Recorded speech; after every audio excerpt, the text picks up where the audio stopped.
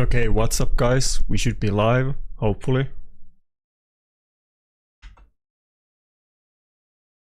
Okay, we're good. There's again some time, so I'm not gonna start pushing instantly. Let's see if we were lucky to get Xenogenesis overnight. No. I still need to get that one split soul for 4-star Xenogenesis. That would still be a pretty huge deal, though. I'm kind of considering if I should just go 6-star Xenogenesis pretty soon and not even stay at the 4-star. I don't know if I want to go with Xenogenesis or Ankara, but looks like we're gonna use them for a long time, so might as well go with it.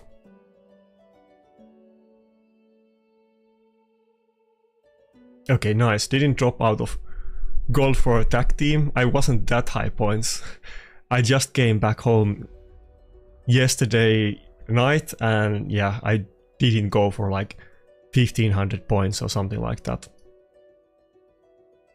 I think I was like 1.1k in attack team, which generally should be plenty enough to stay in gold 4, but it's still in the red border, so it's kind of you never know.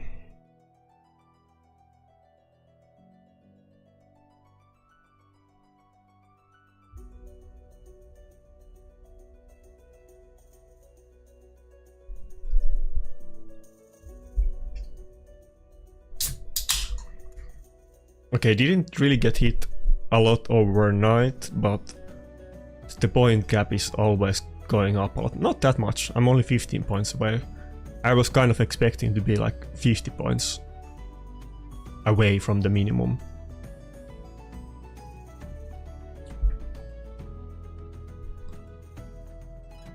But yeah, there's still a little bit time, though I could have, I should have been a bit earlier, like I was last time.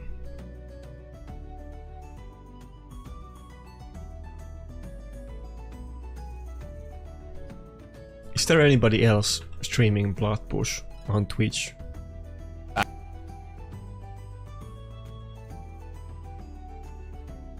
Doesn't seem to be anyone right now, but maybe Authentic or Chashup or somebody will do it soon. I think those people usually stream already at this point, so maybe not.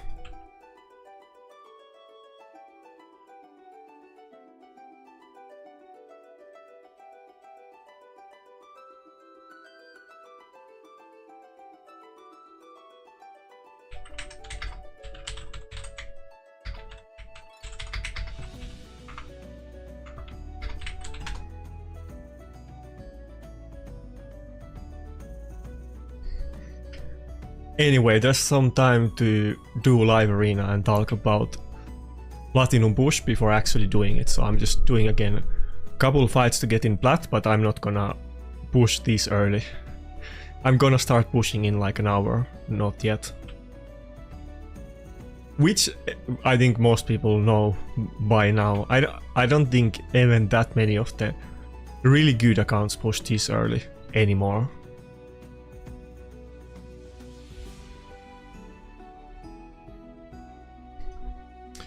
Yeah, morning Boris, I just woke up as well.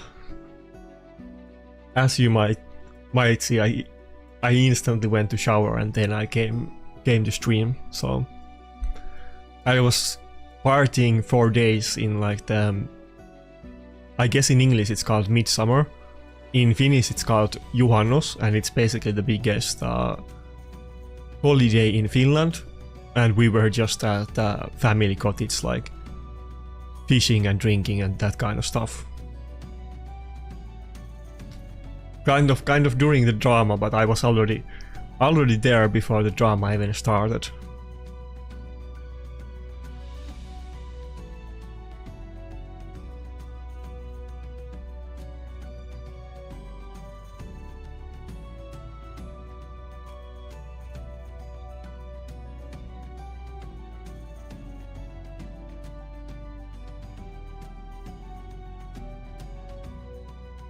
Wait, can you even hear the music? Oh no, you can. Okay, good. Tell me if the music is too loud. I'm super obsessed about it. I don't think other people really care about it as much, but sometimes in my live arena videos the music is too loud, and sometimes it's too quiet, and it kind of pisses me off personally. I don't think other people usually complain about it though. Other than sometimes people want different style of music, but also sometimes when I do that, like on my old Plat push videos, so I used to use like electronic dance music and CS music, and often I had like people commenting that they either want the fantasy music in those videos too, or that they want the EDM music in my other videos as well, but it doesn't seem like there was a big consensus. Okay, good. Yeah, so there's like 1.5 hours, so I'm gonna wait 1 hour, maybe a little bit more. Maybe I'll do like 20-minute push. I feel like maybe, yeah, I did 24 minutes last time, and I think if we got like the last 3 or 4 minutes, I would have been somewhere between rank 30 and 50. Maybe if I do like, I guess I used to be very systematic about that. Yeah, let's do like 20-minute push exactly this time and see, or let's do 21-minute push and see how it goes. Maybe we can min-max it and hit our maximum high before we get attack down. Maybe we can get top 30 this time. Well, who knows? I hope there's not a lot more hacking, but I guess we'll find out. I mean, I guess you kind of hope that not too many people will use it, but like how many people are, I'm kind of interested to see how many more people are actually using it. But I mean, surely there is people using it now, which is kind of, you know, not great, but I'm not exactly sure how big effects will it really have. Okay, top 250 is good enough. Let's go for a live arena now.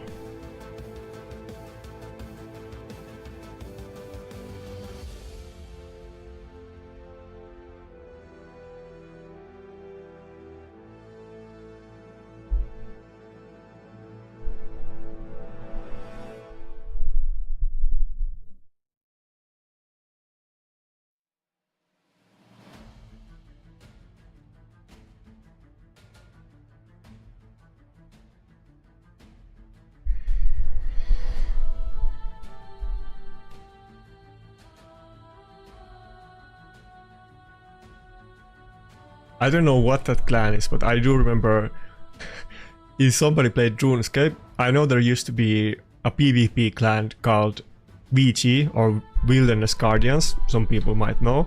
It's like kind of a, not the biggest clan, but one of the bigger clans. It's not one of the top clans, let's say, but it's one of those bigger mass PvP multi-zone clans.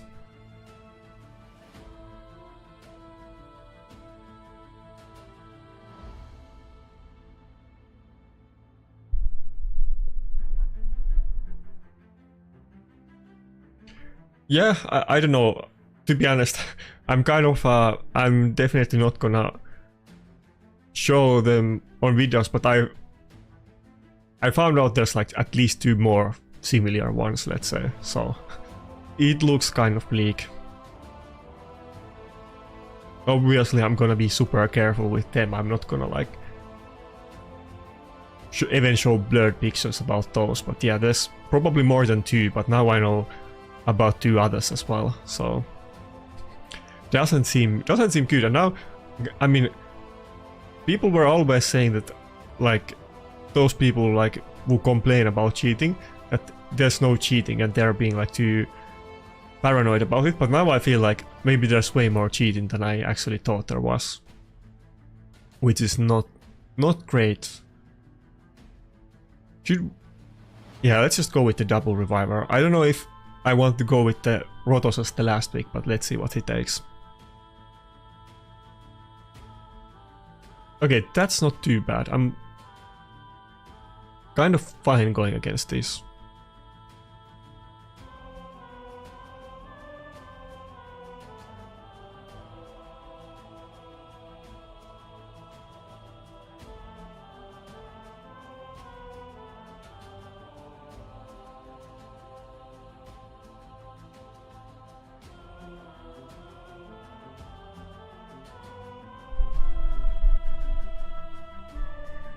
By the way, I really like the polymorph plushie. I still have the sheep for RNG.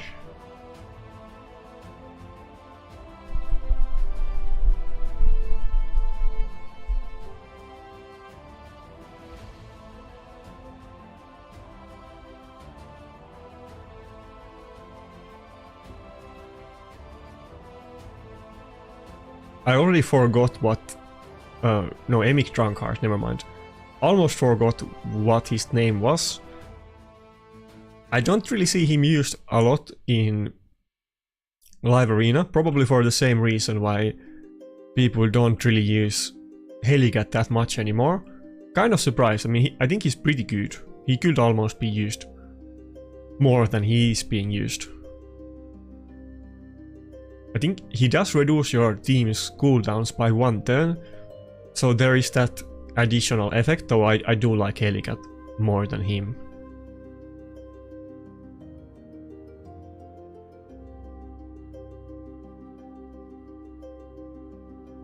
Yeah, so Morten, it's like, you know, obviously people reuse the same pixels all the time. I was supposed to take a lot more videos. Oh damn, that UDK, that Wukong hit hard. I was supposed to take a lot more images for thumbnails after I got the camera. Okay. If I just got the revive up, we would have been good. Yeah, I was supposed to do more of that, but I didn't have time to do it yet, and I just came back yesterday evening, and I woke up a bit too late. I was planning to take some new pixels for today's video, but yeah, I had to reuse the old one, so we got the naked thumbnail again. I don't know why people, I mean, like, I don't think anybody got mad about it, but lots of people pointed out that it's like a naked thumbnail. I don't know, like, is it even that big thing? Like, I mean, there's actual naked people streaming all the time, and it doesn't even show like the titular area, so I don't think it's even that controversial. Like, I could even just have a t-shirt with like what's it called? Like a tank top, which is like behind my hair, so that you can't even see that I'm wearing a tank top, but you can't even completely tell if I'm shirtless on that thumbnail or not.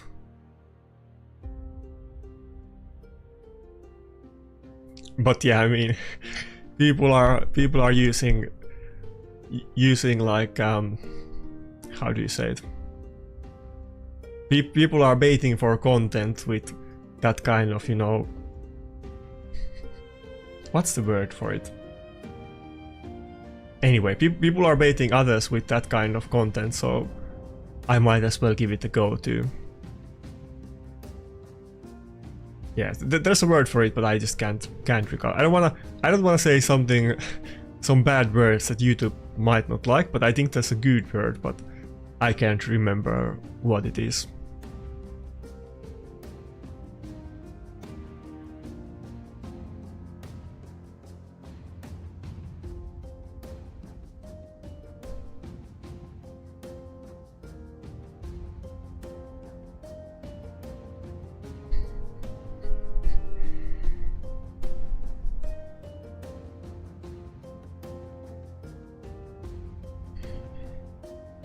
Yeah, what's up? Okay, calm down, Destroy. I don't really want to, like, you know, talk about it all stream and litigate, but, you know, we're definitely gonna talk about it later, I guess. But, I mean, I feel like it's, I mean, I knew it from beforehand. I totally knew it was gonna happen, regardless who is, like, wrong on the issue, but, you know, he knows he shouldn't have done that, so that's what I'm gonna say. He knew it was a horrible idea to do, or I mean, depends on your perspective, but he knew it would have negative consequences on the game, and I felt like I was justified to do what I did because he was doing it for views as well. That's how I feel about it, but feel free to disagree.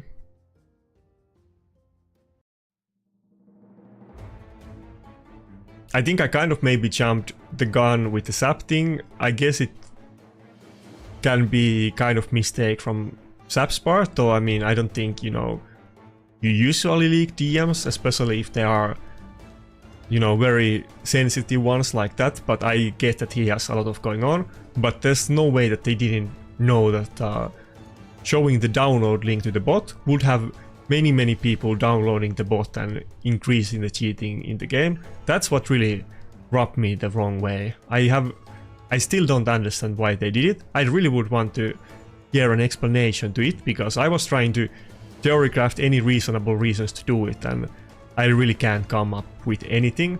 Only very nefarious reasons, and doing it for views is like the least bad reason of all of the ones that could be the reason why they would show it on video. And you know, it's kind of my fault, which, you know, it's not good. I kind of accidentally, I guess, ruined PvP. We'll find out today, I guess, how many people are actually using it more now, but it's not good.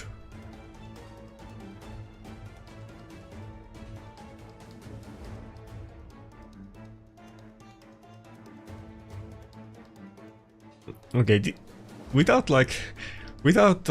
getting locked out, I mean, I guess he was trying to, but without getting locked out or Arima, this looks almost kind of not scary at all. But these same champions can totally destroy me in some situations. I guess he also, yeah, he doesn't have 6-star blessing on Gizmog. That actually makes a huge difference. That blessing is super strong.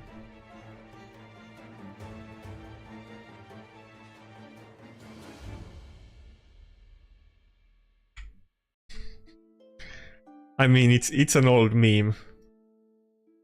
I'm sure you know about it.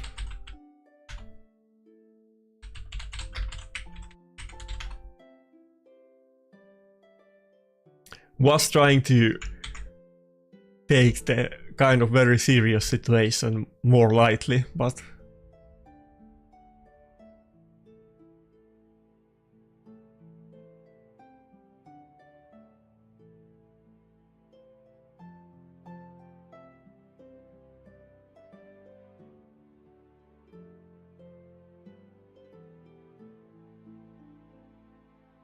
yeah, we're getting, okay, it's a level 95 though, but we're getting the second pick a lot.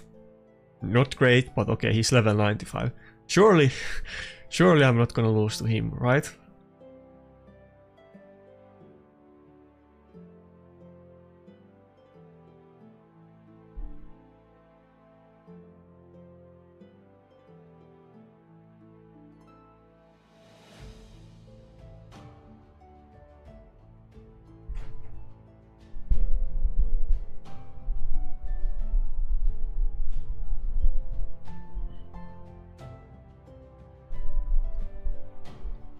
Okay, Galatir and Harima. Maybe I will lose.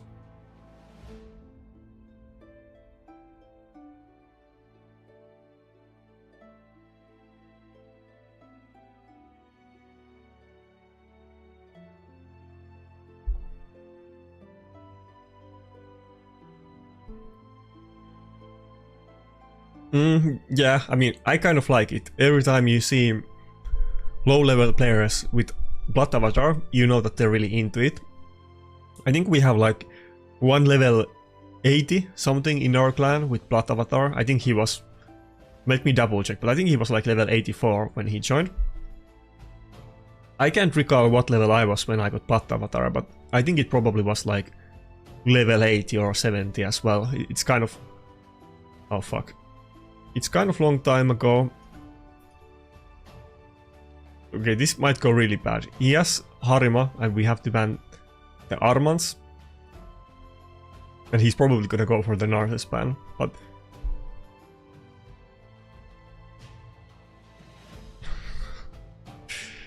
yeah, we're not gonna go into details about the hack anymore. I think it's better for the game if people don't do that. But yeah, I always like when you see low-level people with Plat avatars. There was... it's like 1.5 years ago. I don't remember the details, I made videos about it. But there was, I think, one level Was it 60 or 80? I can't recall. It was either level 60 or 80 that got top 20 because they had Ukraine Duo. But that was like last summer, so long time before Narses release. But yeah, I think it was level 80 some, 84 or 64. Either one of those two that got, I think it was rank 18 or something like that. Something in top 20.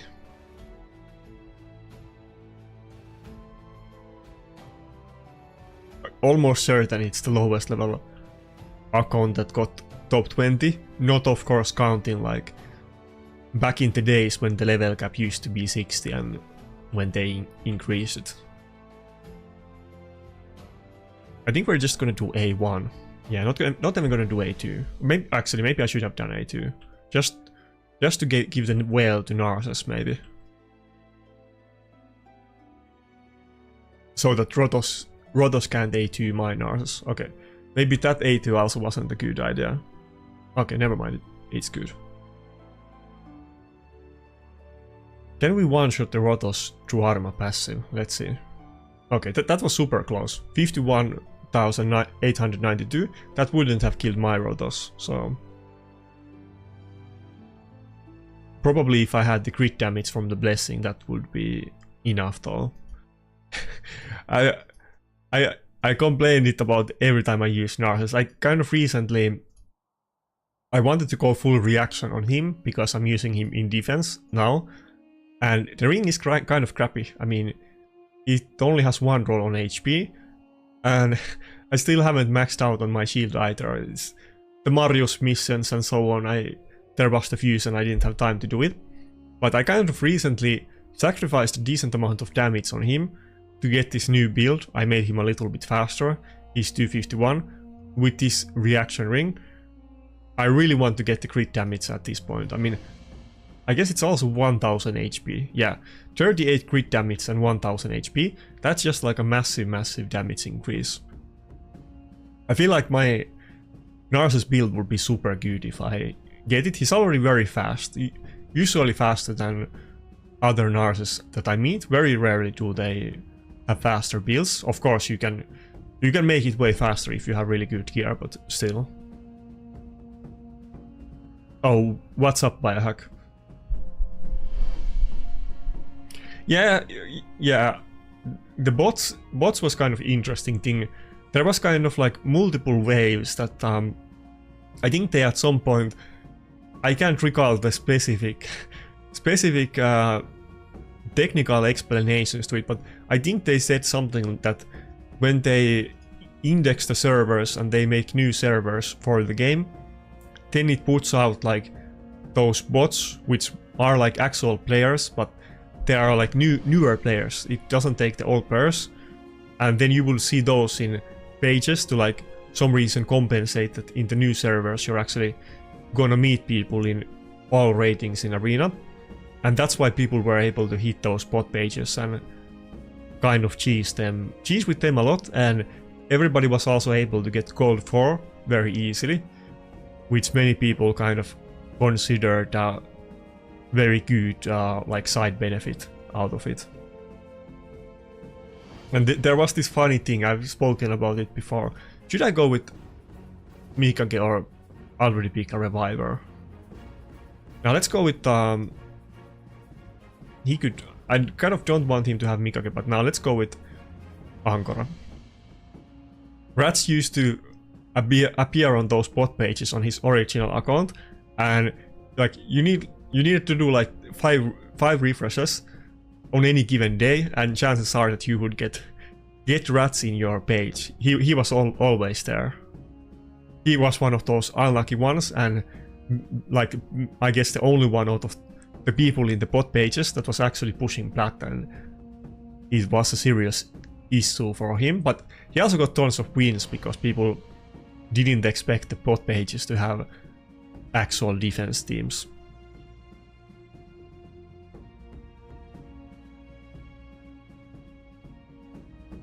Okay, he already took the Duchess, so I guess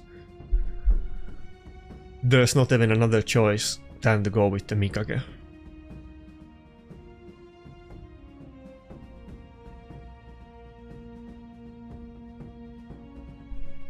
Yeah, I'm pushing. I guess for you it's tonight. For me it's in morning. But yeah, I'm doing it, of course. I wonder. You know, I would want to go for the Harima or Galatri ban, but maybe I should go for Chorchid actually. Now let's still go for Harima because let's say that I don't get locked out on Rotos, and he just gets turns. He could easily pop off on this team on the first turn that he gets. So it's kind of risky, but I think this is probably my best bet against this guy. Yeah, I missed the Rat's Plat pushes as well. I was always watching them. And before he was doing it, we were always recording the Plat pushes because we used to we knew each others long before we joined Mad, and we used to always record the Plat pushes and send it to each others and look at them, like multiple years before I was even making content. That's why I still have some many videos from my old Plat pushes years before I was even making videos.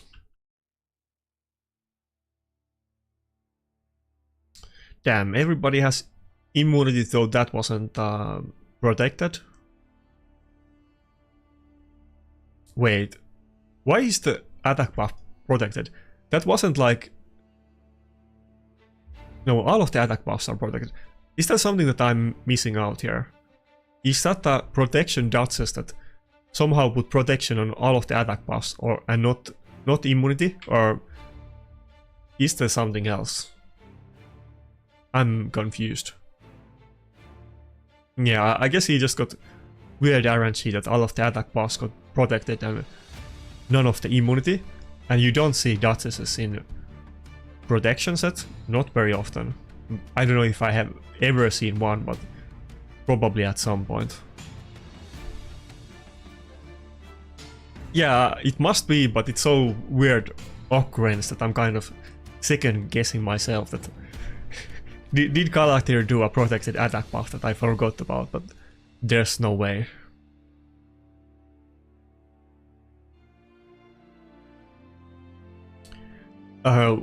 What do you exactly have in mind, Ortiz? But I could do that after the Platinum Arena ends. I could totally do it. I was kind of trying to, not on last Friday because I didn't stream, but on the Friday before it. I think we did one takeover, but yeah, on that stream I was asking if people want to do it. It's something that I didn't do on streams before, but I'm kind of planning to do it a lot more often now. People often ask me that why don't I do more videos about takeovers, and I tried to do a couple once and I'm planning to do them, but should do them on stream as well, since I'm doing it. Okay, we were kind of not even focusing on the fight and it was surprisingly easy. Sometimes if somebody uses this exact same team I get totally destroyed, but I guess the gear and builds matter as well. I'm kind of curious why is he running protection dodges? Is that for like offense? Why wouldn't he have it on Stone Skin?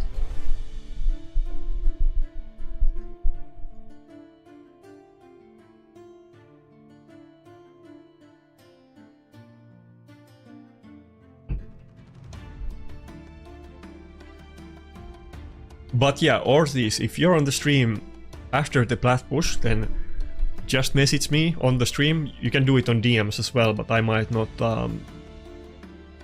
notice those instantly. But do it and then we can take care of it. I'm planning to stay streaming a couple hours after reset, so I'm not like bailing out instantly. But I kind of need to catch up on, you know, being away from home like 4 days, so I need to do some videos too. I probably will try to do try to make an actual video today as well. I have like a bunch of videos that I need to do that I was supposed to.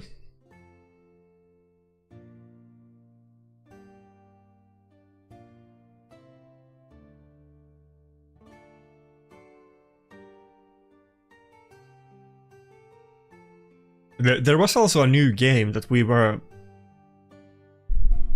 I guess there was some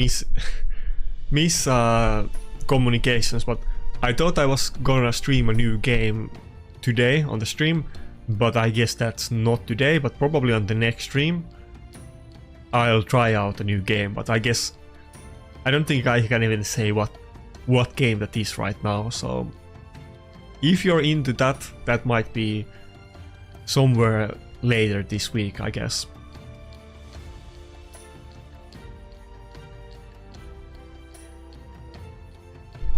It's not even a sponsored stream, but we will do it anyway.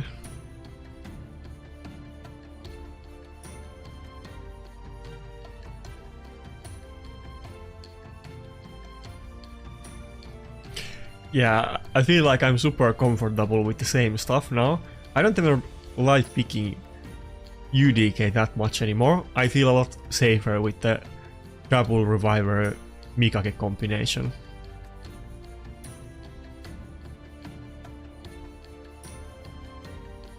Oh, he took the Rotos. Should I just go with Staldos? Maybe I should, but he has triple nuker. I don't know how well Staldos is gonna go, but maybe I should give it a go.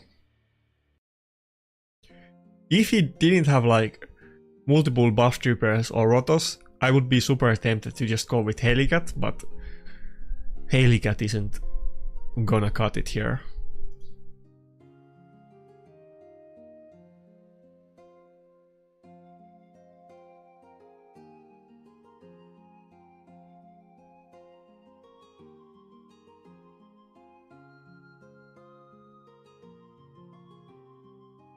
And I'm still super behind on the Mario's missions, especially when I was on holidays just now.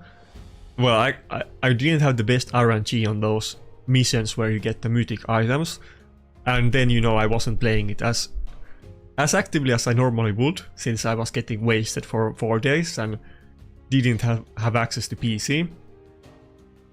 So wasn't doing my best. Okay, not all of the immunity buffs are protected.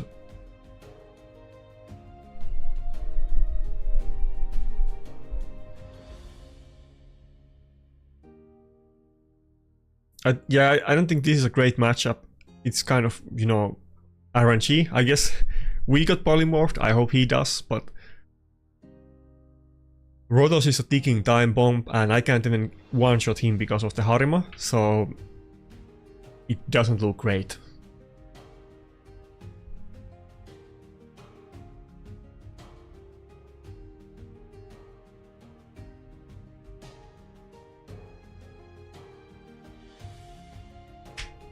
It's kind of how I mentioned in the last video we did with Trog, is that, you know, my account is very one-dimensional. If you really want to counter me, many people have the means to do so, and I don't really have good ways to struggle against this. I mean, he went with my 2 main nukers and my biggest counter, which is Harima, so I'm pretty screwed there.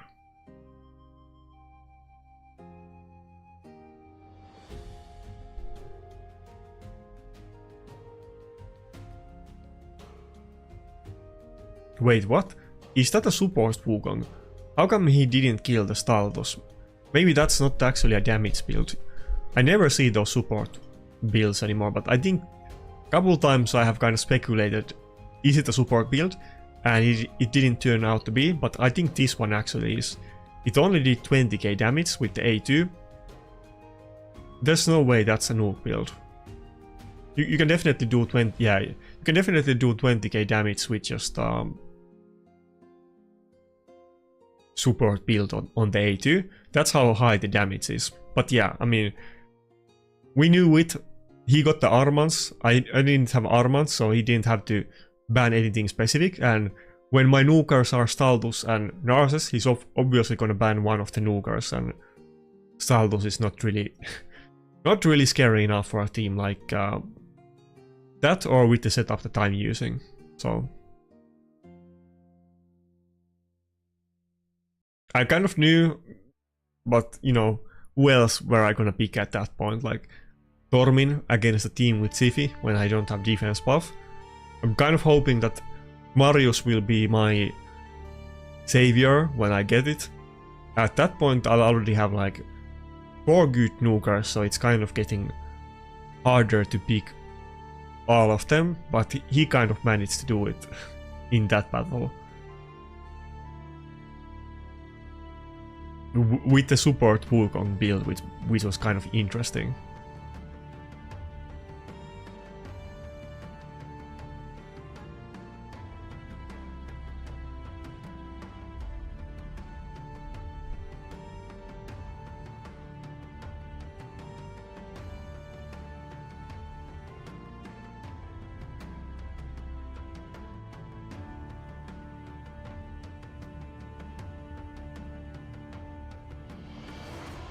Oh, it's a speed team. Maybe we can do a Tormin battle this time.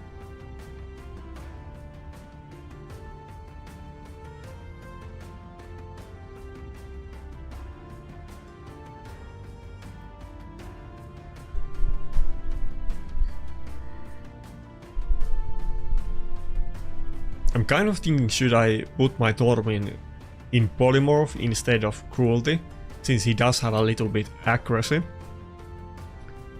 But like, some of the most important or relevant matchups for him, oh, he's going with bombs, would be something like, can we do it? We have everybody in Stone Skin, but maybe we can, well, he has double turn meter boost, yeah. Maybe we can do it, but we still have to go for Armand Span. But, so he does have a little bit accuracy, not that much, but the thing is that the most relevant matchups where you want to polymorph the enemy would be like Galatir and Grixia, and against both of them you actually need 6-star polymorph. Just having accuracy is not good enough, so since it's not even gonna work against those two, I was kind of thinking maybe I'll just stick to Cruelty, but maybe I'll go to polymorph. I'll think about it. Today's plan, Adrian, is to do like 3 or 4 minutes shorter push than last time. I don't know if that does it, but last time I did 24 minutes and we were super high points like 3 or 4 minutes before the end. Maybe we can replicate that and hit our peak before it ends, instead of getting hit like 10 times in the last 3 minutes, or I think I got hit way more than 10 times in the last 3 minutes, but yeah, maybe we can avoid it, we'll see. Probably not, but we'll give it a go. Okay, I think that's already game over for this battle. Ankara was kind of close, he almost could have survived it, but wait, what? I got a turn on Narcissus. Are we gonna kill Gacha? Certainly everybody else is gonna die. Okay. I guess we're good. I thought I lost it, but okay. Narcissus wasn't in Stone Skin, so that was good enough. I feel like he probably didn't have that insane gear on Kinishak, to be honest, because even my Ankara almost survived through the Stone Skin. It was super close. He basically hit just as much HP that Ankara had, and Narcissus was actually able to do it.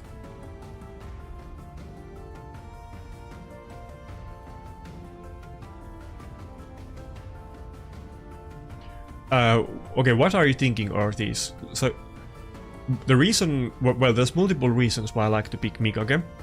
First of all, I feel like if I don't have any speed threat at all, it's super easy to counter me. It's kind of hard to go full on go second anymore. People are using multiple fast CC champions of... How many battles in a row is that we get the second pick? And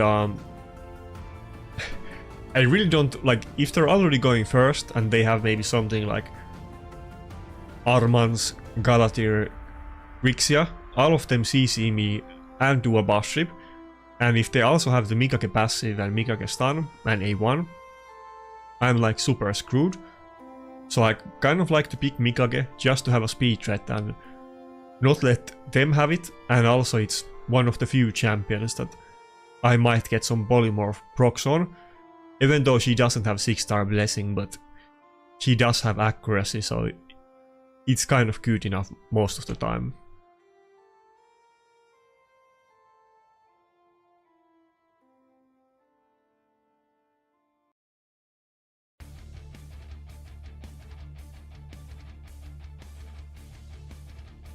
Yeah, I understand what happened, yeah.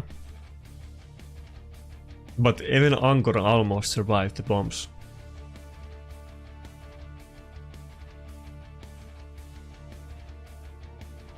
Actually, never mind.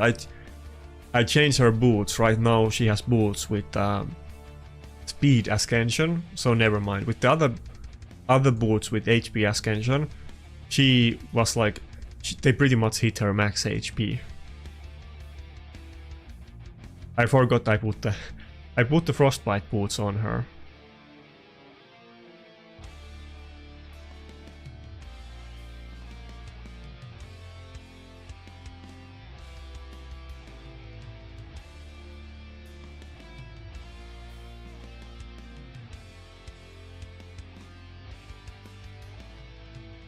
Well, what are your options, Adrian? I mean, it depends what champions you have, of course.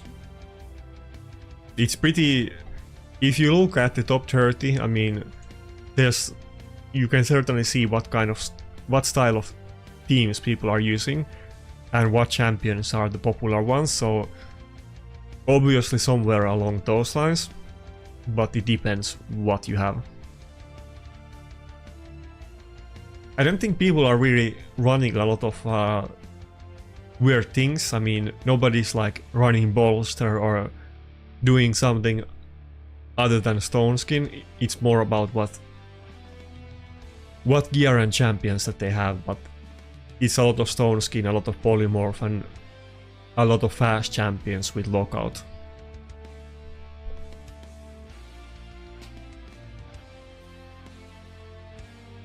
Well, if you have the same champions as me, I probably would just use the same defense. And obviously you want the UDK to be basically as low as you can. Damn, both of the defense buffs on the nukers are protected.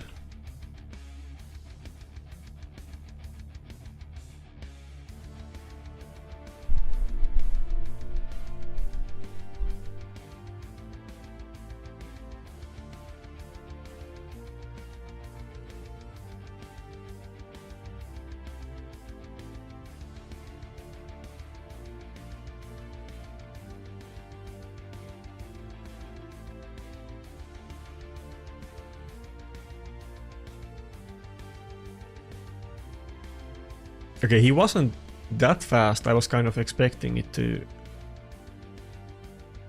be over faster.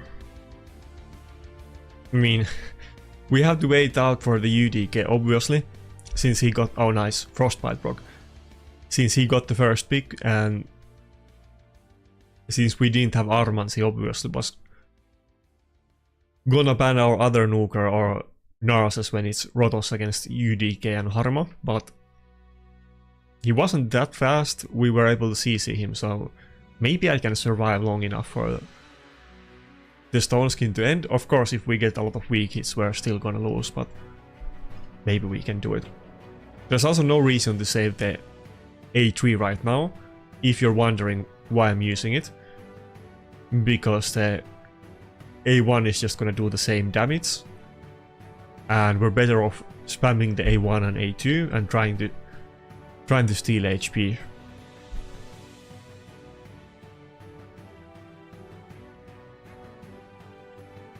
You want UDK to be slow for the stone skin and reaction to last as long as possible. That's as simple as it is. I mean, it's not that big deal if you maybe got like 20 speed or something like that, but generally you don't want to have like 200 speed UDK. That will just make the battles a lot faster for your enemies. But when you're... okay. Now it's not good. If we can get revive off, I think we're good, but can we do it? If UDK is like the only champion, or you have like 2 champions left, and UDK's passive is kicking in, which is giving him speed, HP and defense. Oh nice, okay, we really needed it. Okay. Never mind, run the passive proc. That was close. At that point, I mean, it wouldn't be terrible if he has some speed and he can take turns faster, but yeah, there's really no reason to build speed on him, I would say. I don't think anybody's really building any speed on UDKs. The only difference is that some people go for resistance and some people go for max tankiness. Both are good. I don't think UDK is definitely one of the best champions in the game to use resistance on. Since you don't care about the speed at all, it's kind of easier to get it on him. But still it's not super easy and you definitely want to get the stone skin. Dude, is this like 6 battles in a row where we get the second pick?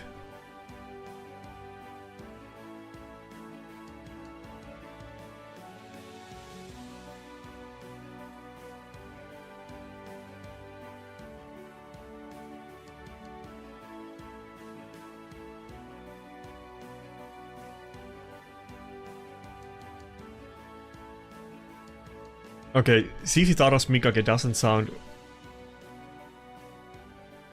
terrible for me, but I'm usually not really like countering the enemies. I'm more like trying to minimize how they counter me, so knowing their champions doesn't really usually give me a lot of new options or advantage. I probably wouldn't do anything different, or there's nothing really to do. Like, the only nuances is that maybe sometimes I can pull off Helicat or Tormin, and that's about it.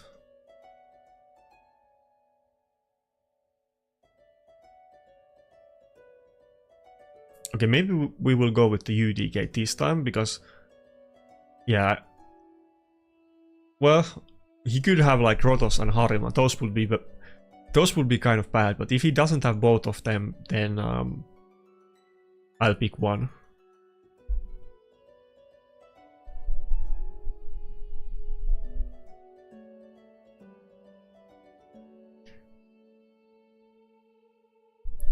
Thanks a lot. Are you also pushing Vigergar? I guess you are. I'm assuming that a lot of people on the stream are gonna push, but you're obviously not pushing for like 2 hours.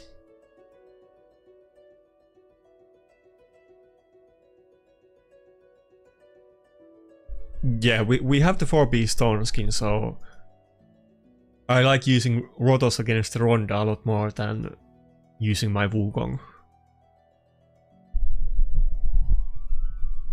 But at this point, stone skin is kind of common, or the accessories, so usually event champions like Rotos and Wukong are in stone skin. Hardly, I mean, some, like, basically everything is in 4P stone skin out of the nukers, if they were just not lucky and they didn't get it, but people are always using it.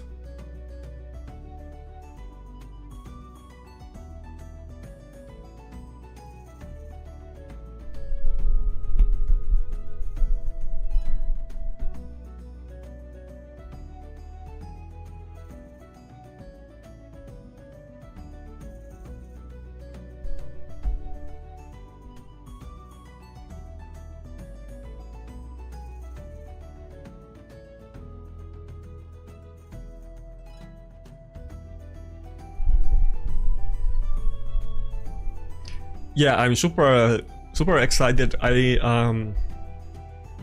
Not gonna talk about it right now. I think you will see. I'm not gonna say anything, but yeah, I'm excited if that's gonna happen. And yeah, obviously, I mean, one of the Yeah, I was thinking if I should do the A2, but let's just switch the form. But one of the biggest things I was considering with the clan, obviously, is gonna be the clan versus clan wars, assuming that we get it. So yeah, I'm super looking forward to it, but of course it depends how they implement it. But I mean, I'm sure even if it's really bad, we're gonna be super into it. So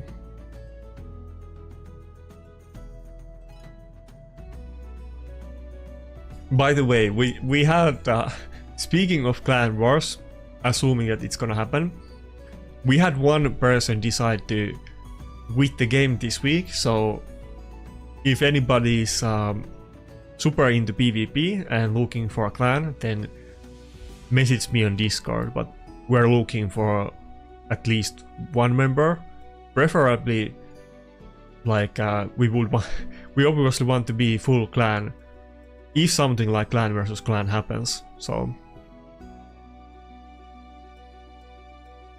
yeah, we kind of sorted things out with Saf. I mean, I don't want to, like, you know, talk about it all stream or litigate it all the time, but I can see from, like, me and Saf, maybe we, like, on both sides we could have been more precise, and maybe we had some bad communications. I don't think you generally, like, you know, show DMs or especially publish them on video without asking, but I understand he has a lot of things going on, and he clearly didn't do it, like, maliciously, but it was just, you know, oversight. I'm not really mad about Saf. I mean, I kind of was, because he was kind of not answering to me for a day, and I thought he was just, you know, taking advantage of me and then all of the other stuff. But I still feel like, okay, here's a question to you guys. What's a good reason for Hail Hades to show the download link to the hack on video? I don't think there's any honest reason to do it. That's like, there was multiple different factors that kind of made me go ballistic and feel that it was all in bad faith. I don't think the Sap thing was actually in bad faith. I just think he kind of forgot about it and didn't think about it. But I asked him for a comment on stream, and even if I should have been more clear that don't publish this on video and don't, like, leak it. I should have done that. I think he should have also at least told me that he forwarded that to other people, and especially if they were gonna show it on video. But I don't think it was his. I don't think he knew about it, that they were gonna show the download link to the hack on video. But that doesn't make any sense. I don't understand. That's the part that really pissed me off. Why did they show it on video? There's really no good reason to do it. There's only bad reasons, and you know, I don't want to, like, litigate. I wasn't, like, going after drama just for the sake of it. I actually had done the video already, and I had done the video without even mentioning the words Raid Shadow Legends hack, because that's what Plarium asked me to do when I messaged them about it. I didn't show any pictures or anything like that. But then I was super frustrated when they were just not even blurring the picture, but just showing the download link to everybody. I felt that was, you know, malicious, and on the best narrative is that they purely did it for the views, and that's why I kind of responded to in kind. But yeah, for the life of me, I can't understand why did they show the download link. That doesn't make any sense. Like, what's gonna happen is that more of their viewers are gonna get banned because more people know about it, and now they know exactly where to get it. It frustrates me so much, but it's already done, so it is what it is.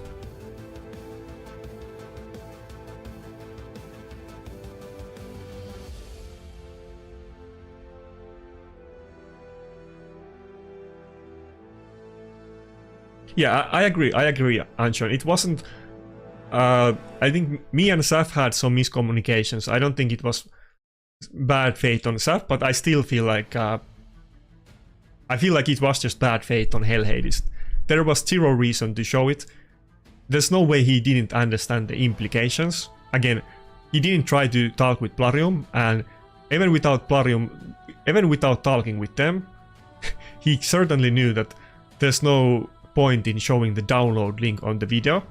So that's what really got me pissed. And I think, you know, I think maybe I should have talked about... Ah, fuck. Let me... Okay, Mikage is good. Maybe I should have like put that first on the video, because I think some people, like, you know, I feel like Scratch was kind of... Scratch did a reaction video, and he didn't even watch the video, and he didn't talk about that part at all. He was kind of, you know, I feel like he was like misstating what happened on the video, and many people that didn't see the video, they don't understand. They think that I said something else on the video that I did. But the main part, which I said on the video multiple times, that the main issue here is that they showed the download link. There's no reason to show it. The fact that they kind of outscored me and didn't talk with Parium, I was pissed off about that, but that was like the secondary aspect. The primary aspect was advertising the hack, and that's really bad for the community. I mean, there's no upsides into doing that, and I think if it was the other way around, like if roles were reversed on this situation, again, I'm not trying to like boycott Hell Hades or anything, though I would really want to hear explanation from him. But if roles were reversed, I'm 100% sure I would have gotten banned, and any small content creator would have gotten banned, and there would have been like no community support for them. Everybody would have hated them, and the only reason that like that's different now is because, you know, it's a popularity contest, and I kind of knew that that was gonna happen. But yeah, that's my unfiltered, honest opinions about it. You might disagree, but I'm pretty I feel like that's just how it is. I'm not really gonna change my mind on it. I was trying to come up with excuses, or not excuses, but like reasons. What would be a logical, good argument to publish the download link to the bot? And this, maybe you can come up with some in the chat, but from my thinking, I was trying to theory craft and try to like give some good faith arguments to Hell Hades before I made my video. And the only reasons, not good reasons, the only 3 reasons that you would show the bot for is 1 for views. That's the least bad reason, but that's not a good reason. Second reason is like actually unironically advertise the bot, and even if you show it for any reason, you're still advertising the bot. And third reason, which would be the most malicious one, would be just to, you know, try to screw with the game or with the like, yeah, like that's all of the reasons I can come up with. I don't think there's any good reason to show hacks, but yeah. But I agree, like, maybe if I was more tactful about it, you know, I was kind of pissed, and Seth kind of didn't reply to me for a day, which I thought was malicious, but I guess it was just bad timing. And I did message to Hell Hades before I made my video, and I wrote a long message about why showing the hack is a bad thing, and asking why he did it, and he didn't like reply to it at all. He said that something like sorry for publishing it before asking from you, but he didn't really seem to think that there was any issue with showing the actual download link. That's what, like, you know, that was like the last straw that triggered me to make a very inflammatory video about it.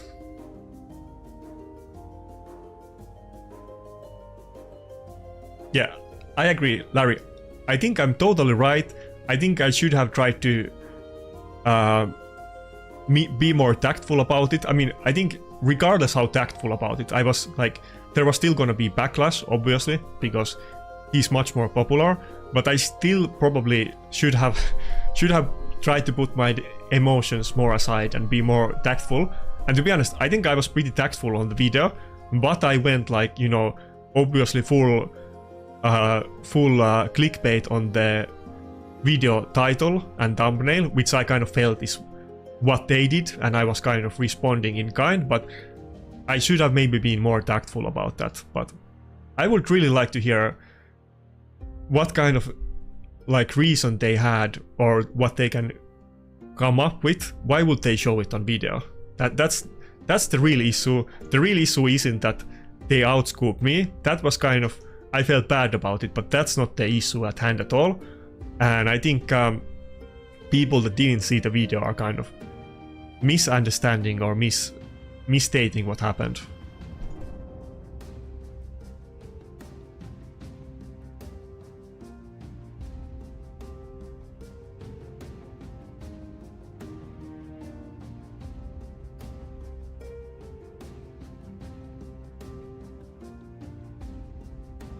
Yeah, and you know, that's a weird argument that many people made, that of course Hades should make a video about saying that it's not bot.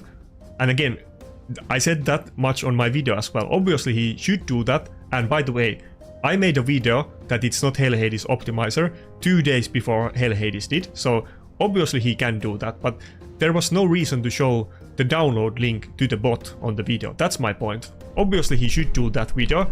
If he did the video without showing the download link, I wouldn't have made a video about it. That's as simple as it is. And yeah, I don't really want to talk about it all stream, but I was kind of expecting to people ask about it, and I'm pretty convinced that I'm right on this one, so I'm not really like, you know, gonna try to hide my opinions or anything like that.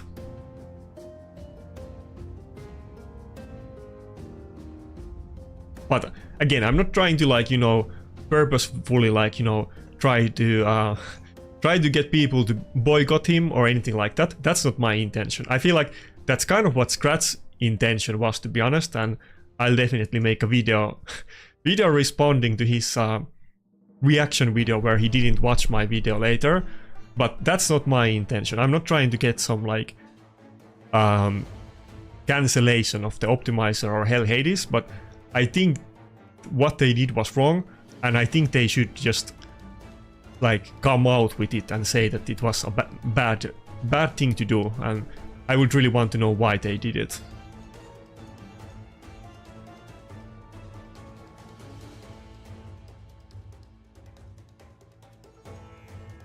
Okay, this is probably the last fight. Should I just okay, we'll see. If we can do this one fast, I'm just gonna quit and go for the Plat push. We're kind of running out of time.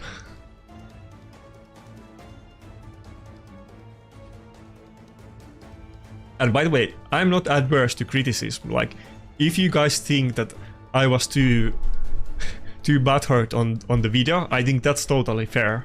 Like, but I don't think it's unfair to like complain about showing the bot download link.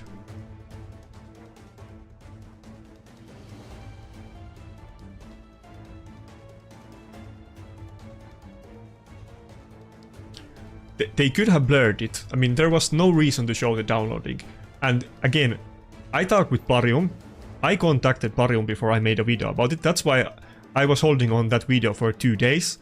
Barium asked me to not even utter the phrase Raid Shadow Legends hack. They didn't want me to show even a blurred version of the picture, and they didn't want me to say Raid Shadow Legends hack. That's why I made a video where I was tap dancing around not using the name of the hack and not showing any pictures, and they, with their like big team, they didn't bother with any of that. And even I wanted to show the blurred picture of the video, but obviously I never would have showed the video like unblurred, even like without Plarium's wishes, but they just went full and showed the entire picture. That doesn't make any sense.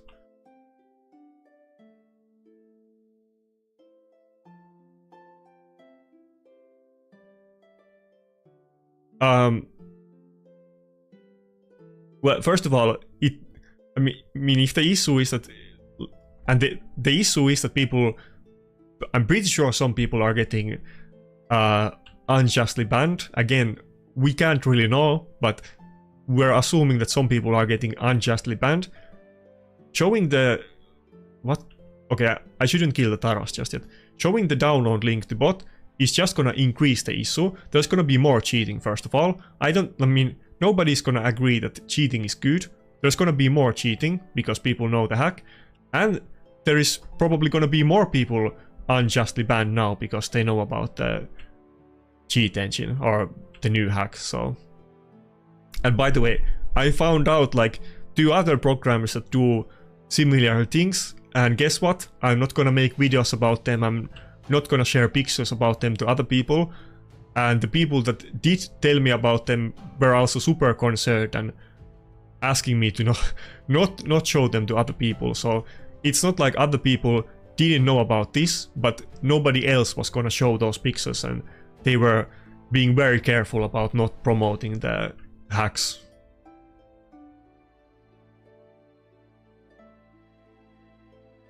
Yeah, I'll get into it. I'm gonna make a reply to video to Scratch. Like, Scratch has some personal animosity with me because, you know, his clanmate did the boosting a while ago, and I was kind of like debating with him on that. We'll get to it. I'm gonna be tactful about it, but I do feel like the Scratch thing was very unfair. He didn't even watch my video on his reaction video, and he said something like, I don't have any opinion about this and I'm gonna be neutral, and he definitely wasn't. He knew what he was gonna say based on the video thumbnail and title. He literally didn't even watch my video during his reaction video, and he said that he hadn't seen it before, but it is what it is. I'm gonna be extra nice and tactful tactful from now on the Scratch video, but I think the Scratch video was certainly in very bad faith, and like I said, it's totally fair to make reaction videos or criticize it. I'm not gonna make a reaction video to everything.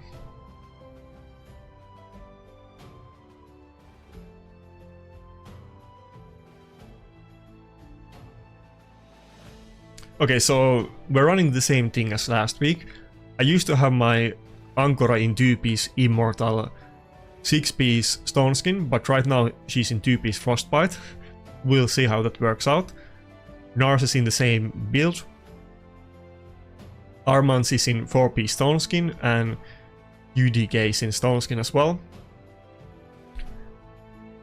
I have disabled the shields on both UDK and Ankora for Narses teams.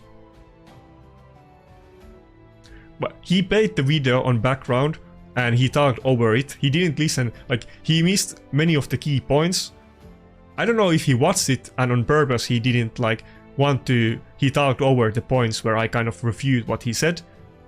But I feel like he probably didn't watch it at all, and he wanted to rant against me, and he was ranting when I was saying the opposite of what he was saying. But I'll make a detailed video. I'll show everything what he said, and I'll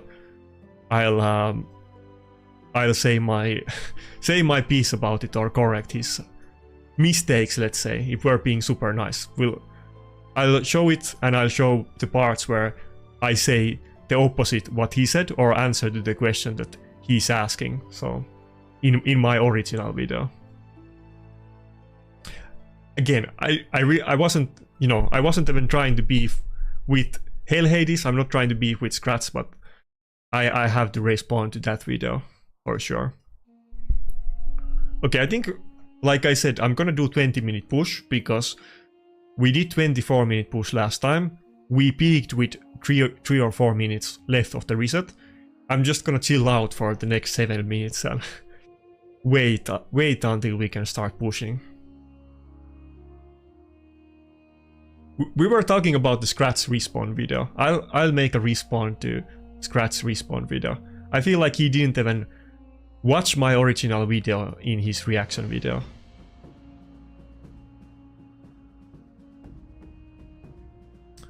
Anyway, what's up? What's up, Grim Reaper? He does. Let me find it. Grim Reaper does content as well.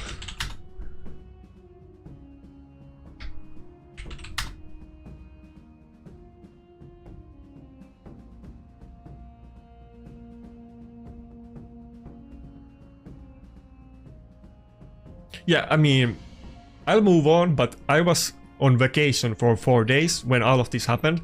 Otherwise I probably would have made a response video to Scratch instantly, but I have to make a response video because I do feel like it was in bad faith and he didn't even watch my video and he was misstating what I said on my video, so... I mean, I'm not trying to make a drama channel. If you have seen my other content, I'm not very like confrontational guy, but I do not like cheating. I have made many videos about cheating before, and I'm not gonna pull my punches on like this topic. So yeah.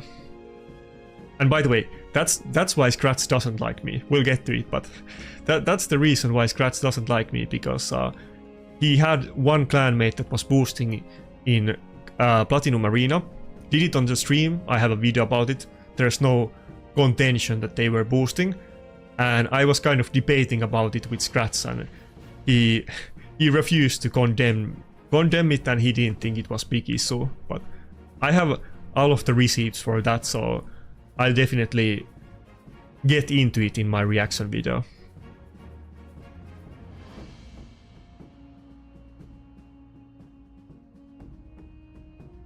But yeah, and you know, I was away for like 5 days. I knew that on the first stream people were gonna ask about this a lot, so I knew I was prepared to talk about this.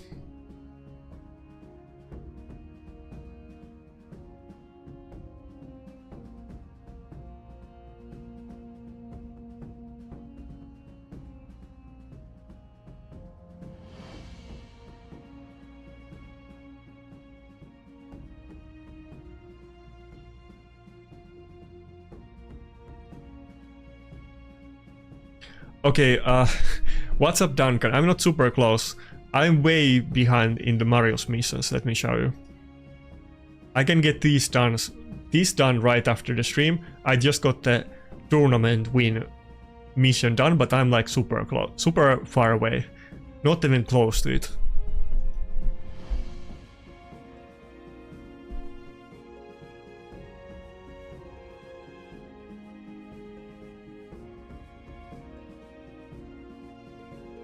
Oh yeah, let's see what's the top 20 leaderboards looking right now.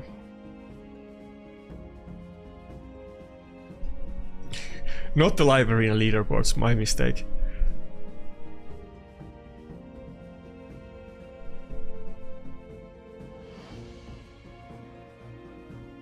Wait, what's up with the clan tag?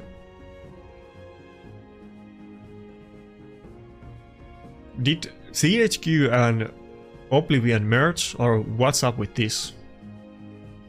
I guess they have an alliance, maybe?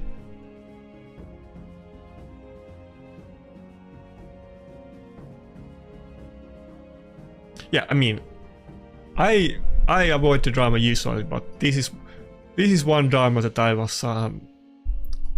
was prepared to take, and like I said, I feel like I'm not wrong on this one, and the only reason I think some people are mad at me is because they didn't hear what actually happened, or it's just a popularity contest. But on the facts itself, I don't think there's like any way to argue otherwise. I think the only argument you can make is that I should have been more tactful in my video, but in terms of should they have shown the hack download link on the video, there's like no argument in doing so.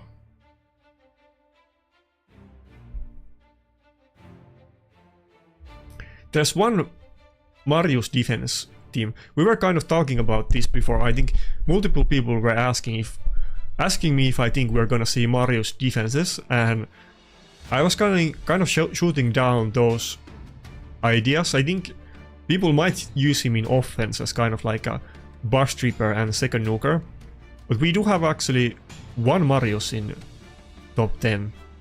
I think Fuchs has a really fast lockout, and he used to run, I think, Leorius defense back in the day, so he's kind of, you know,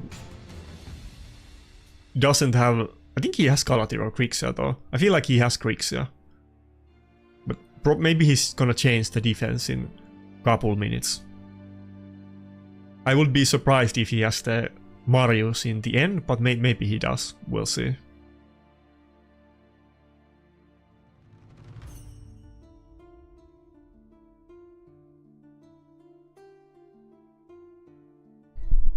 Anyway, it doesn't look like there's a lot of difference to what we saw in the last couple weeks. Not that I was expecting to see anything different. Other than the one Marius, of course. And there's 2 teams with Necret defense. That's kind of weird. I mean, another Armand's team is, another Narcissus team is totally gonna destroy this one.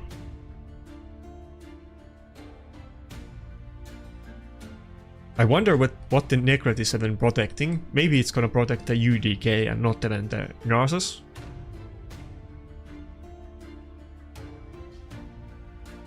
If it's like resistance UDK, that could be kind of annoying, but probably it's protecting the Narcissus. Anyway, okay, here we go. I think we're gonna start doing the actual push now. Okay, we're like a couple points below Plat at this point. But we're obviously gonna get fast battles as long as we don't make any mistakes, or as little as possible at least. Yeah, what's up Fluffy? Fluffy? I was gonna say Fluffy. What's up Fluffy? Thanks for coming. Streaming was one of those things that I was supposed to do it like a year ago. Like instantly when I started out and we got live arena, I thought about streaming, but I was kind of scared to do it and I didn't have the stuff to do it. I didn't know how to do it and I didn't have the stuff, and then I was kind of not I was just letting it off for some reason forever, but now we're always gonna stream. It's always gonna be a thing. And I'm planning to stream other games than Raid as well, not just for sponsored videos, but I think when we get some new MMOs, I'm super looking forward in streaming those. Maybe some other games as well.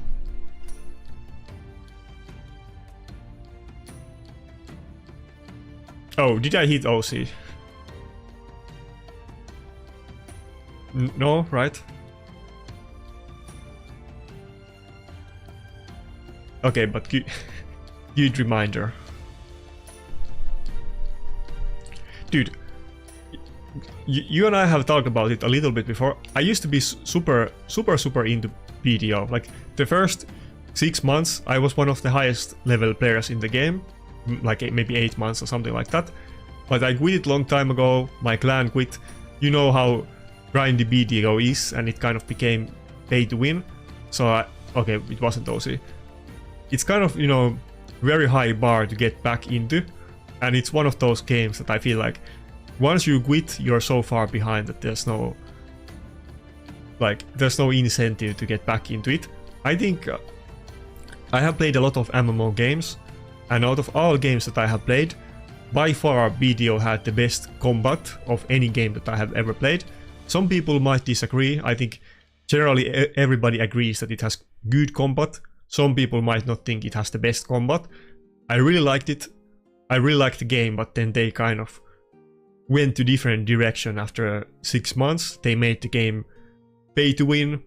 They made the game less hardcore. They removed the experience loss on PvP deaths and so on. And basically my entire clan quit the game, and I have never really considered going back, but the first 6 months of BDO was the most fun that I have ever had playing any game. And it's not even close. So I hope that Ashes of Creation will be that again, but I have been waiting for that for like 7 years. Ever since our clan quit the BDO, basically.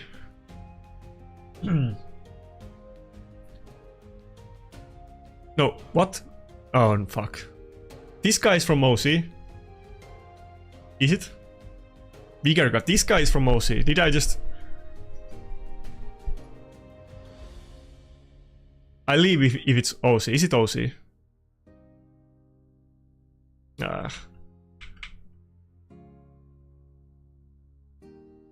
Okay, I'm just gonna leave it. Ah, fuck. Yeah. Okay, to be fair, he didn't have the OC tax, so I feel like I kind of got screwed a little bit there, but okay, fair enough. I did quit it, so there you go. We would have won that battle. I left it because he was OC, even though it wasn't the... He wasn't even using the tag, but yeah. Okay, now it's 15 minutes left. Now we need to just full out and do it really fast.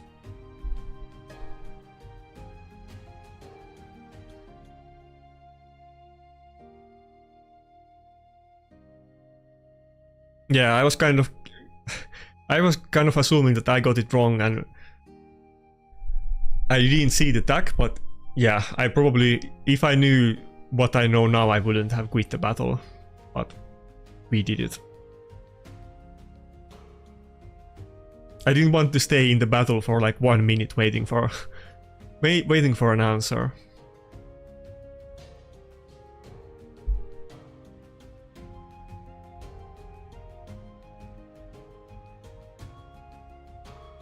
Again, I would totally be open for a blind arena. I think it's the best. We talked about it in detail on 2 different videos with Jog. I think they should do it, but as long as they don't do it, I mean, people often complain that, you know, Mad is bad because they do well and don't attack each other, but nobody's doing that. Maybe some people are. I don't really think any arena clans are attacking their members on purpose, but obviously if you attack your clan members, it's not a good thing for the clan. It's gonna cause like internal strife and drama, so you can't really blame people for not hitting their clan members. I don't even understand why that's a thing that people use as an argument that like why Mad or some other arena clans are bad, that they are not hitting their clan members. It would be super weird if they were hitting their clan members.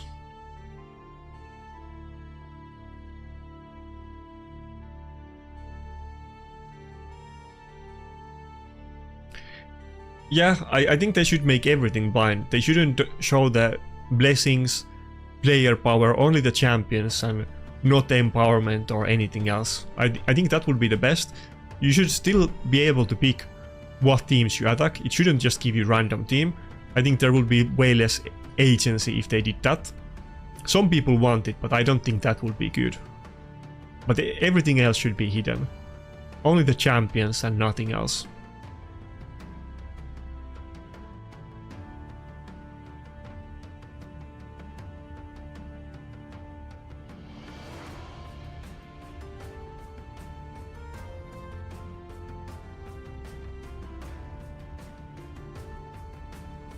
Man, there's no non-lockout teams. I guess it was the same last time, so, or it's the same every time, so it is what it is. But it still baffles me that a while ago you wouldn't see that many defense teams with lockout.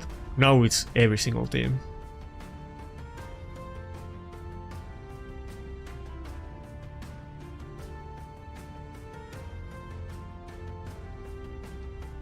Damn, I can't find like anything. This is why I want to get Grixia, even though everybody keeps telling me that why do I say that Gautier is way better, which I agree, but I think some of those lockout teams, not all of them, but against some of them I probably could attack with Grixia. Okay, this one we can hit.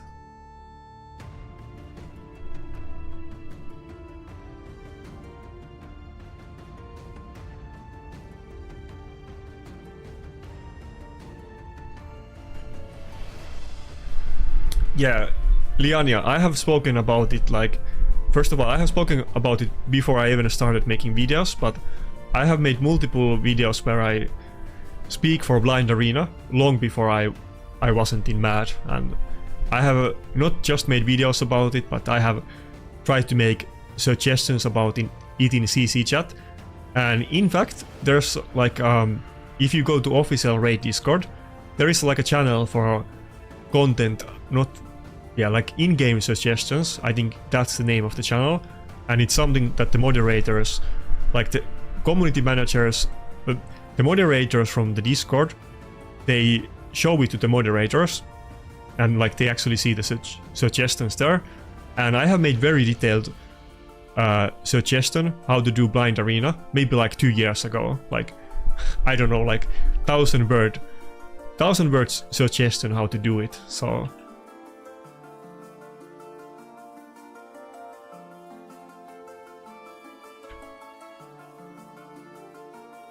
I have tried all of the avenues, and obviously, you know, it's kind of like trying to influence the game the way that I want. It's not like Plarium is gonna listen to any specific player, nor should they, but I mean, I have been very public about it.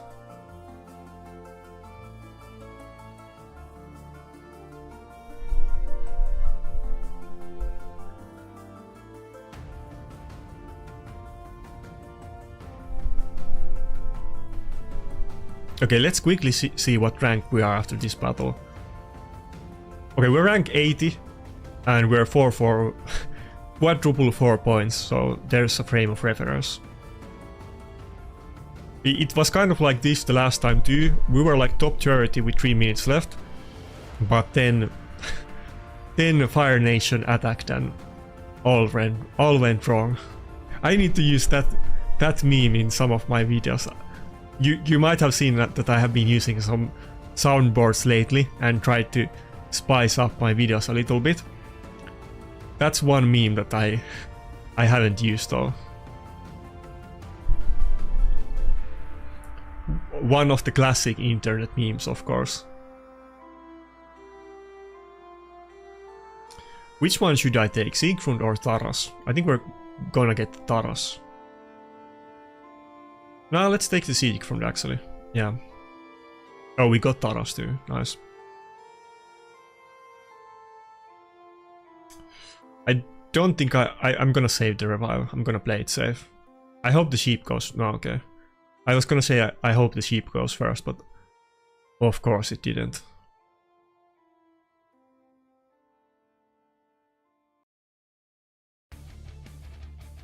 But yeah, good luck for you guys. I hope you get super high. I'm kind of curious to see if the same thing happens to me as last week, or can we actually do way better.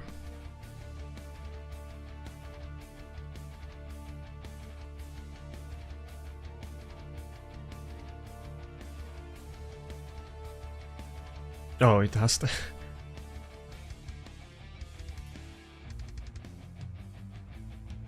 Swiftberry Maritzka, you don't usually see those. They're usually in Stone Skin, but I kind of like having it though.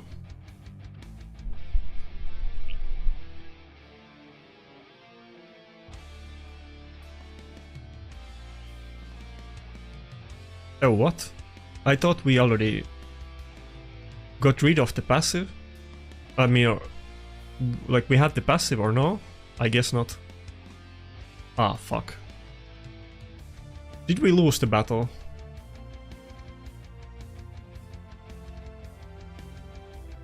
I don't know if I can survive long enough to get another revive off.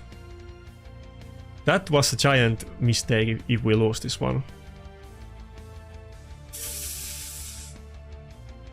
So close, so close.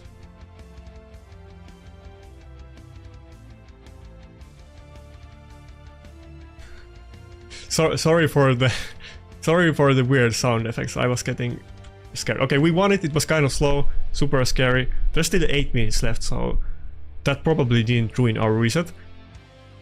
Yeah, okay, we got lost like some points in that during that time, but it wasn't that big deal. Yeah, I was scared that it was gonna ruin that reset, but nah, we're good. To be honest, I mean, it's mainly gonna come down to defense. Even if we lose one battle in offense, it's not that big deal. The main gripe is definitely the defense.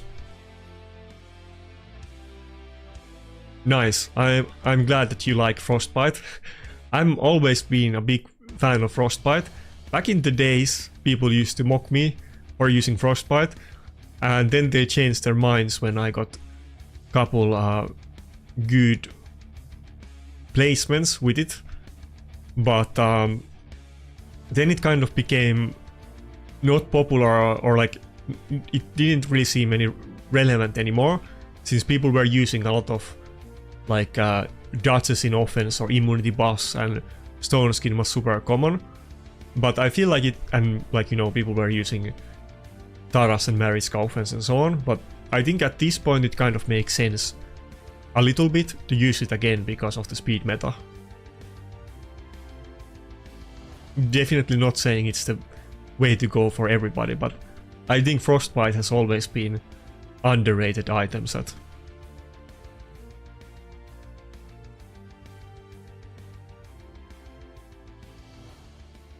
Okay, so far so good, but I'm kind of scared to see if we got big point drops after the battles. Like last time, I think we lost like, it was like 3 minutes left when our, like, I think second or third last battle ended, and then we lost like, was it like 76 points during that one battle?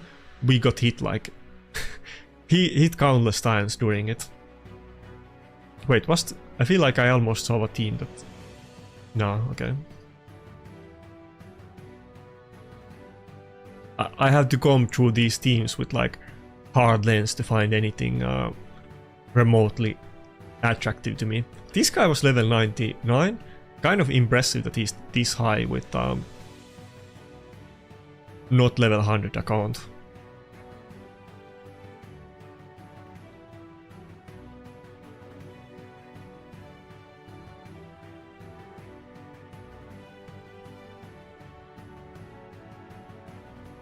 I think we can go for the strengthen. Usually I would not do it against the enemy Narses, but we're gonna go first, so I think we're good. I just want to get the speed buff from it. Oh fuck. Okay. Now it went horribly wrong. I didn't think Taras was gonna kill it. Okay, thank God for the Lydia lockout. Oh no. He has life harvest. Oh no. I think we're gonna lose this one. Against the level 99, so there you go. That's...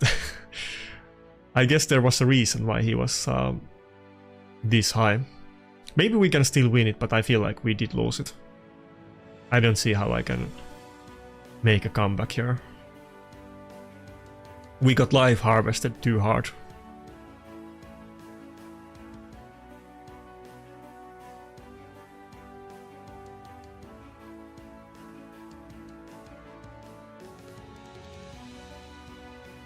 Should I just surrender? I feel like I should just surrender at this point. Let's do 1A2 and then give it up.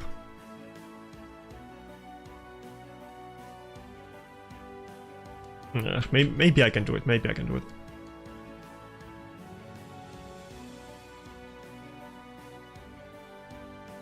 Okay, let's surrender. Fuck me. I hope we did. Okay, no, we lost like 30 points or like 20 points from defense and 10 from offense, so that was horrible. Now are we not even in Plat anymore? Oh my god, we drop out of Plat. There you go, we were like high points. We were rank 81 second and now we're not even in Plat. This is exactly what happened the last time, by the way. We didn't lose a battle in offense, but other than that it was the same. This is what was, you know, I was like... So some other people were saying the exact same thing, that they were super high points and then they were out of Plat, and I hope this is not because of the hacking. I really hope it's not, but who knows. I mean, if people were gonna use them, they would use it like mostly at the end, because if they don't have good defense team and they get super high early on, they're still gonna get attacked a lot. So at the end is the time to put those speed multipliers if you're gonna cheat, so...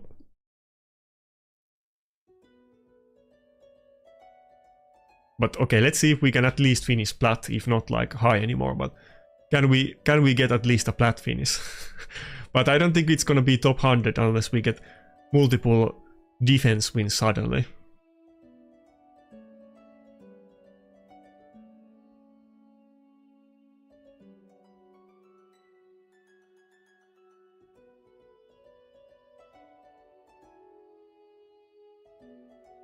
Let's not hit those 7 points accounts.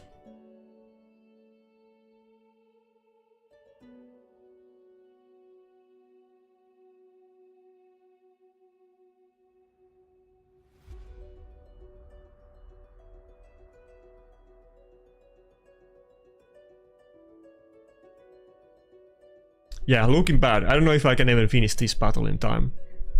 I think we are Plat if we win this battle, but we're not gonna be like super high.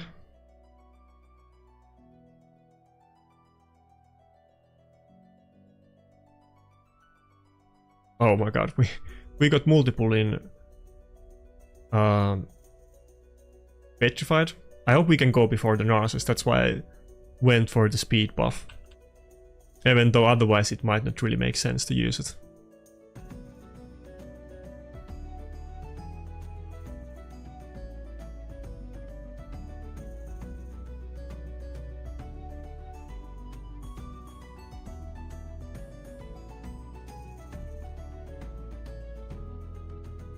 Come on, Narcissus, you can do it. Okay, that counts. I don't think we can get one more, but let's give it a try. What rank is it? Okay, it's over. I think we finished Plat, but very narrowly. I don't think we got super high. I did get that one loss kind of at a bad moment there, and then I also lost like 20. I lost 30 points, I think, after that one battle, 10 from my offense battle and then like 20 in defense. Doesn't look like our defense did horribly though, but obviously we're mostly getting losses. Kind of unfortunate timing that the one, or I guess we technically had 2 losses, but the other one that we just gave up. But the one loss that we had was right at the end, so that kind of muddled the results a lot. You definitely don't want to get any losses at the end.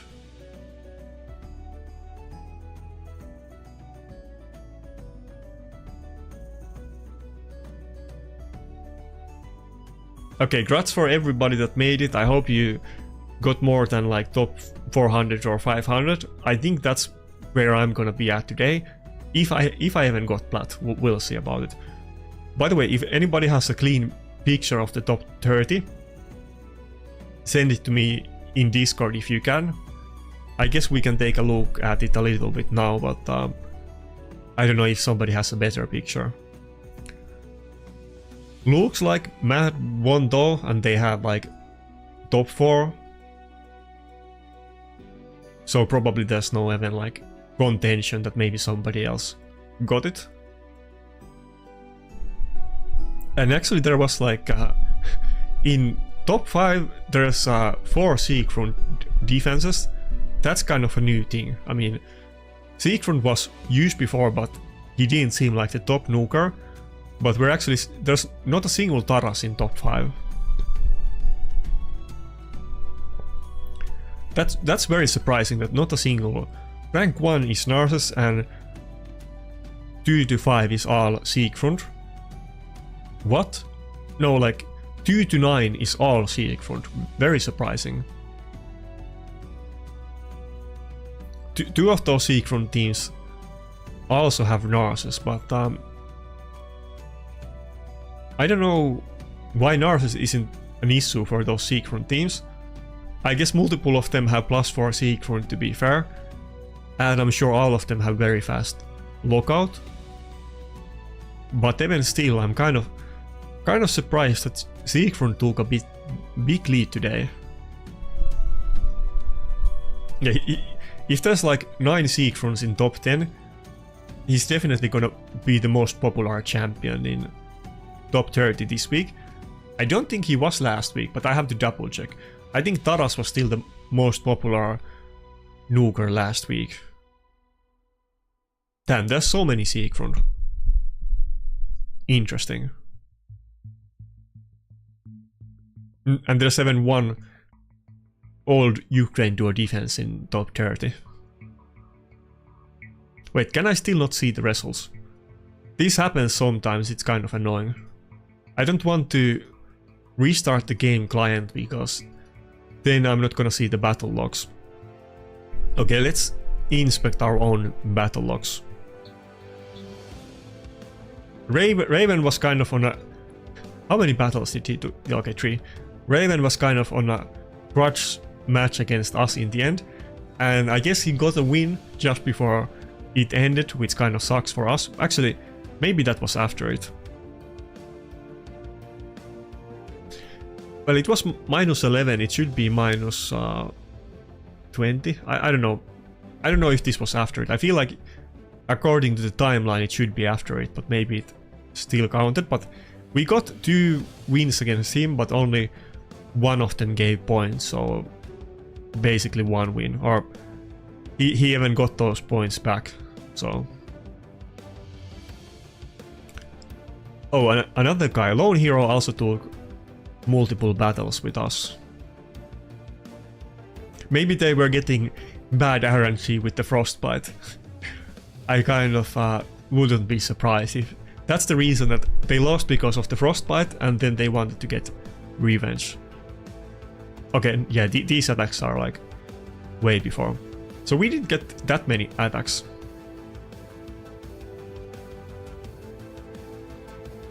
So like, yeah, 13 attacks in 20-minute push. I mean, it's a good amount. Some people would not get attacked in a 20-minute push at all, but it's less than I was getting attacked a while ago when I was using the Wukong defense.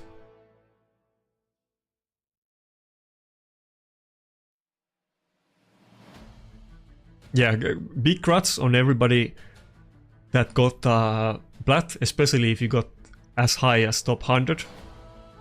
I don't know if I got Platinum, I can't say your name. It still isn't showing it to me. I'm pretty sure I did, but not like a high rank. Yeah, we had that one bad loss in the end, which kind of tainted the results. I don't think... Like... Probably it wouldn't have been that much better even if we won it, but it definitely would have been better though. I mean, it's like 20-point difference, so it's not a small deal.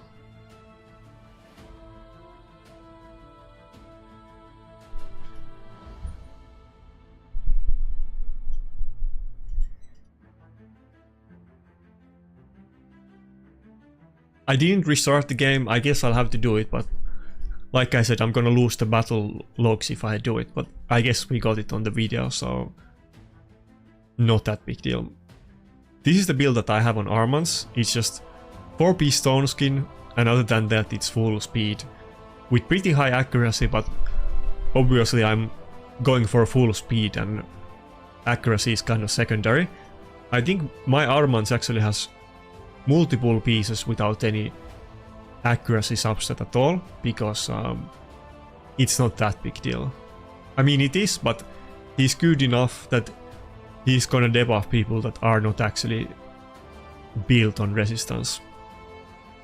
I could get the chest clipped and get 29 more here, and I also do have triple accuracy speed boots that I also need to Ascend or Chaos Dust, both of these. So I could get a good amount from there. Just haven't gotten to it yet. Apart from that, okay, I guess the amulet is 5-star, so it could be a better with 6-star one. I don't think I have more... Ah, fuck. I don't think I have more amulets on Stone Skin. Damn.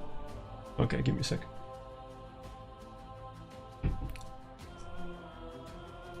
Voice is failing me at the... God damn. I'm not like a professional announcer like Drock. I'm definitely losing my voice. Anyway.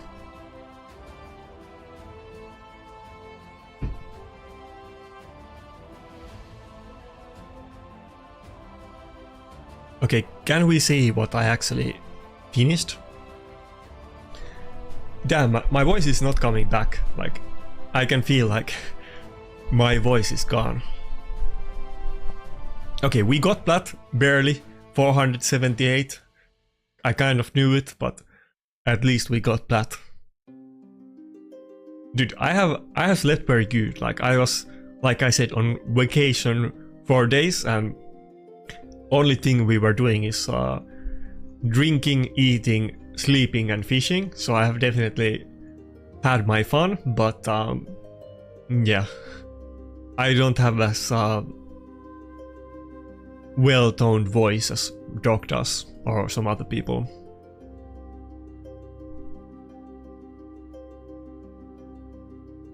By the way, Mike K, there was actually somebody that got top 30 with Hegemon defense last week. I can't recall the exact rank, but maybe we can find the picture. When everybody's using speed teams, I think Hegemon isn't that terrible idea in defense anymore, but it's not like he's popular. Okay, let's post that picture in the Discord. By the way, a little bit chilling, but there's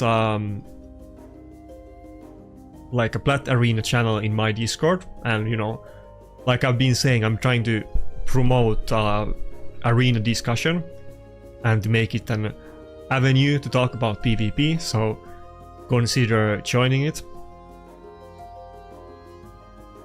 Quite many people actually already posted their Plat finish. These are all people from today, so it's quite many. Okay, let's see who got the highest finish. By the way, congrats on everybody if you got it. Sucks if you didn't, but okay.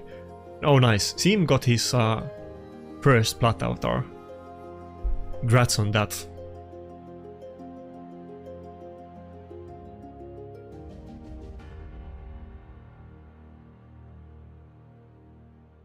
Yeah, I think Hegemon isn't that bad at all.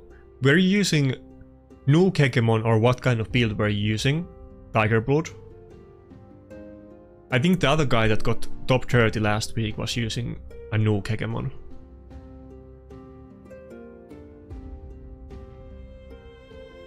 But yeah, I probably got like the lowest finish out of everybody that posted in the Plat channel. I think it was pretty much like that last week as well.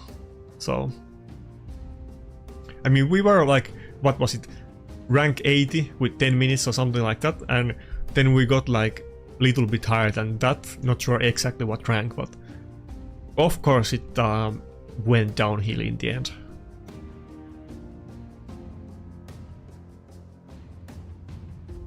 Oh, you were running a CC build, interesting. Okay, I think the last week's top 30 should be in this channel if I can find it. By the way, if somebody has the top 30, post it in the Plat Push channel. Okay, here's the last week one.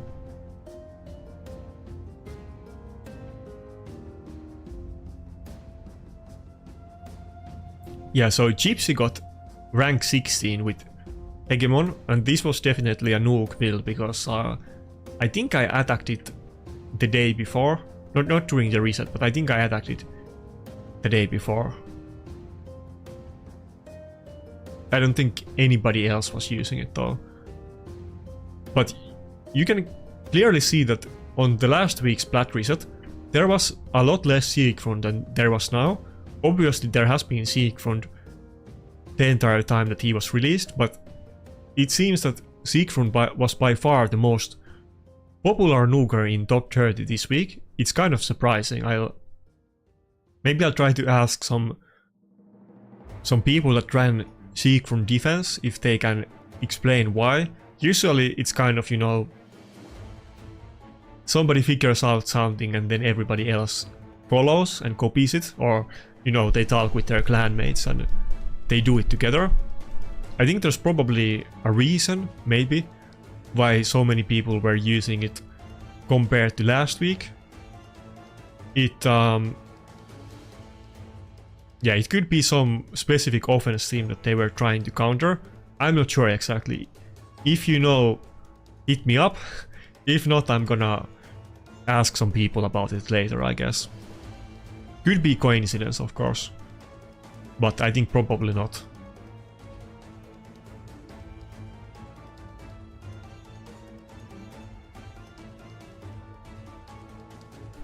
Yeah, there was a lot of people finishing. I feel like quite good chunk of Plat was showed their finish in the Discord, and I think literally everybody else got higher rank than me, so I feel like maybe the 20, maybe I would have been like top 200 or something if I didn't get a loss Even though we'll drop out of Plat again. But I think I won't do longer push than I did this time. The next week I'm probably gonna do 20 minutes again. Maybe even a little bit shorter. We'll see.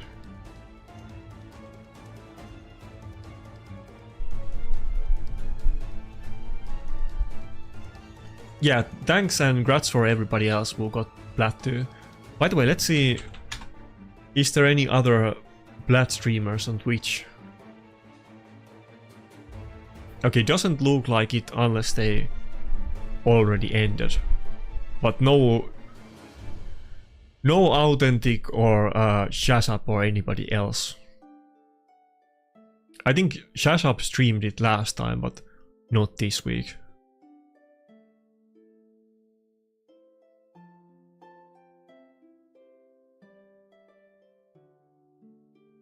Yeah, maybe I'll try even slower, not slower, even a smaller push next week. Maybe I'll do 15 minutes too. I should probably try it a little bit, but then again there's like that massive, seems to be like a massive increase of the Plat border in the last couple minutes, so probably I don't want to do too small push either, but maybe I'll experiment it and do even shorter next week.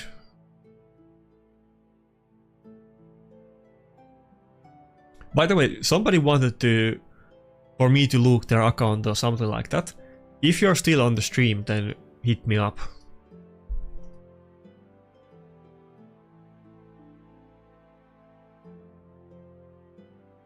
Yeah, I think the loss was kind of, you know, RNG, but it was the worst time to get a loss in offense. I think I didn't lose offense battle in maybe, I think this is maybe like the first time in the last month or so, maybe even more. But yeah, we did get a loss. Technically two, but the other one we gave up because we attacked a cluster mate that wasn't using the cluster tag, but yeah.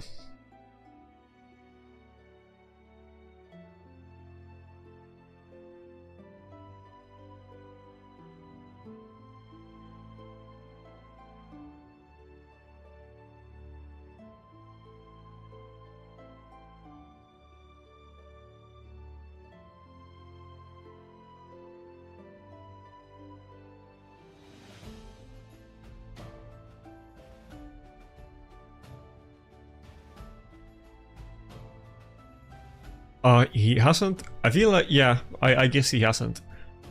Probably I saw his maybe last stream that he did, because I did see him streaming not that long ago, but I don't recall, is it like 3 weeks ago or when was it? Why? Does he have some reason that he's not doing it?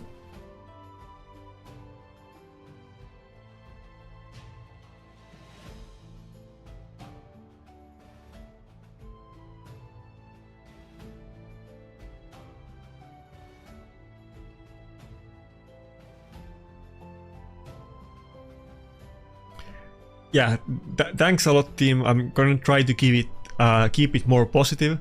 There was maybe a little bit drama and negative vibes in the last week.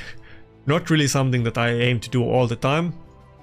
So there's, like I said, there's gonna be probably one more drama video. I'll try to keep it as clean and professional as I can, but I need to make a response video to the Scratches one. I don't think it was fair, but I'm definitely not. I'm trying to focus on the PvP stuff and not the drama. It's not going to be a drama channel in the future. So, I mean, I have made videos about cheating and hacking before. Always when those things happens, it's going to create drama, and I'm always going to make a video about those things. To be fair, but not too often. Yeah, honestly, I'm not a big drama guy. I'm like super, I like to get along. I'm not very confrontational person at all. I like to debate, but I don't like to confront people. But I'm not wired for drama at all. And sometimes when you debate people, they kind of get mad and it like turns out like more than a debate. But when I'm on debate mode, it's not like drama for me. But this wasn't a debate. This was just basically pure drama this time. Wait, didn't I have the mission where I need to do mythical artifacts? Might as well do it right now. I already crafted everything on lethal. I'm not gonna buy this forge pass, so I guess I'll just craft some perception.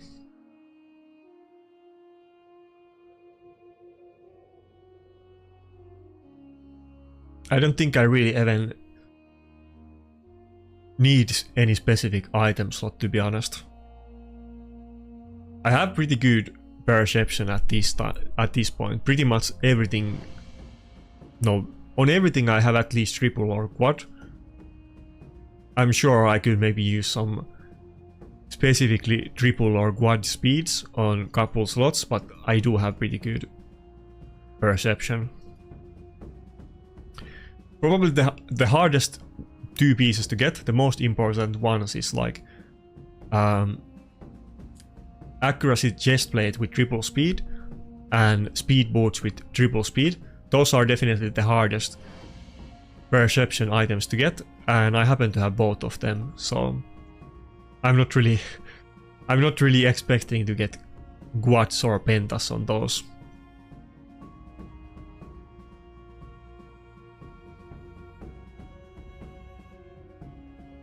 Oh, we got 2 mythicals in one crafting. Hunter, so I ran kind of common defense that a lot of people are running. It's like Ankara Narses Arman's UDK. Pretty basic stuff. Basically the same as the Wukong video that I did, just with Narses instead of Wukong. And one question that often people ask about this defense: why am I not using the Arman's lead and I'm using Ankara? We're doing this so that Ankara is always gonna revive Narses if both Narses and Armans are dead. It's definitely worth doing this, so you should use Ankara lead and have Narses as the second one. Other than that, everybody is in very typical builds. I got Stone Skin Armans, but you could run him in full speed as well. You could use a lockout like Galatir or Grixia if you have it, and UDK is in a very standard slow Stone Skin build. Okay, let's see if we got any good perception.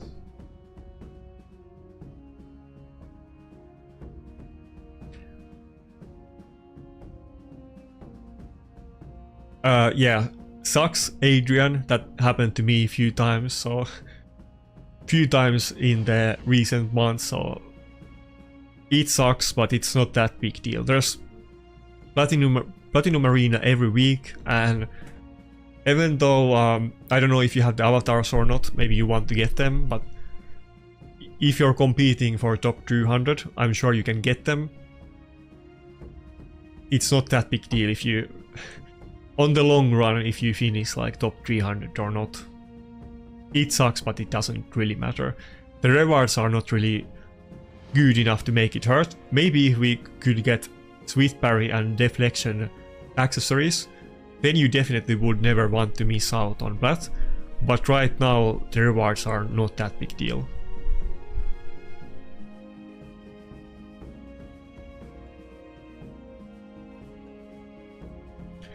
Yeah, I know, Biohack. I think we talked about it in Mad a couple times, that some people have it and some people don't. And getting triple speed on perception chest or triple accuracy on boots is just RNG. Some people might have multiple of those, and some people, no matter how godly account and how big spender they are, you might never get it.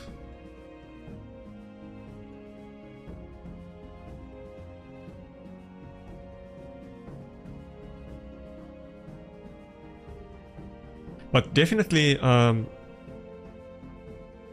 with the Curse City and everything, you can always use perception pieces, even if you already have really good ones, and it's not likely that you can improve, but it's still worth to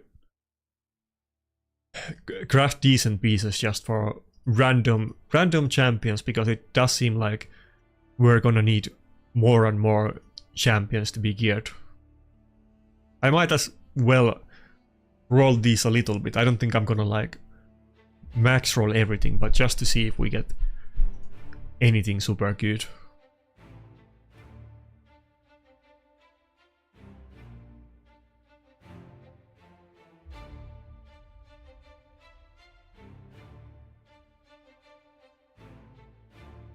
Oh, okay. Speed boots with triple accuracy, my bad.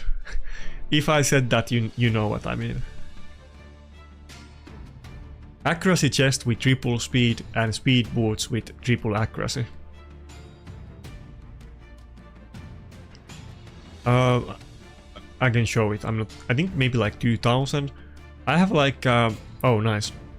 I haven't really like done a deep gear cleanse lately, but historically I've been pretty strict with my gear, so I haven't really kept a lot of mediocre gear. Right now I have some on like that I need to filter, but my champions don't really generally have a lot of bad gear on them. Some people might have a lot more gear because they have like 500 champions with some kind of gear set on, but I don't, so... Okay, like 2.2k normal artifacts and 2k accessories. I should do a cleanse on both of them, but like I said, I have been pretty strict about the pieces that I have done, but this year I haven't done a gear cleanse on my account. I hate to do those, but you need to do them every now and then.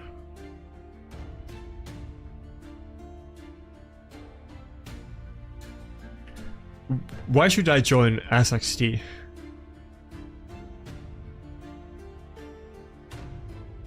I mean, I really wanted to make my own clan, to be honest, but I'm definitely not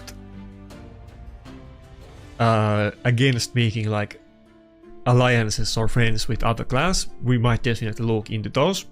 I just, you know, didn't want to hit up the big boy clans as soon as I made my clan and asked them for alliances and so on. But I definitely have thought about that and have thought about potentially making more than one clan in future.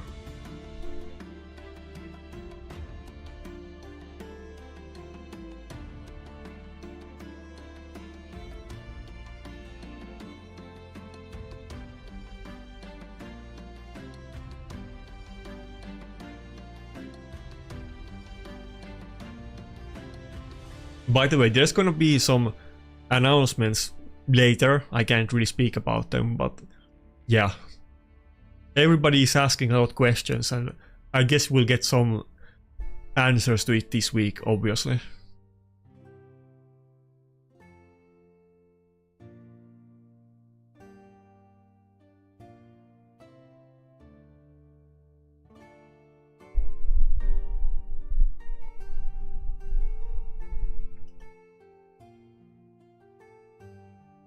What do you mean? It's not like I need it, but I mean, I would like to finish top 30. I mean, I would like to finish rank 1. That's my ultimate goal. You know, I can't compete for it, but I definitely try to, and I intend to. If there's an opportunity where it's plausible, I will do my best to aim for it. I'm always going for it, but yeah, I mean, I'm competing for rank 470, as you can see right now, so... email or Discord message? Oh, okay, nice, thanks. Oh, you meant the top 30. Yeah, we kind of looked it during the normal leaderboard, but I'm curious if other people's pixels are better. Let's count how many Seek fronts we got.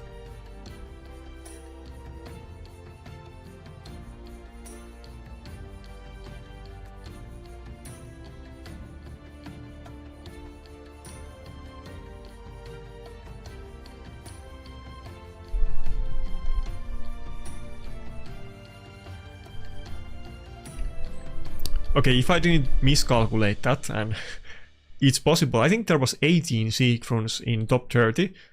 So most teams had a Siegfried. It was by far the most popular nuker.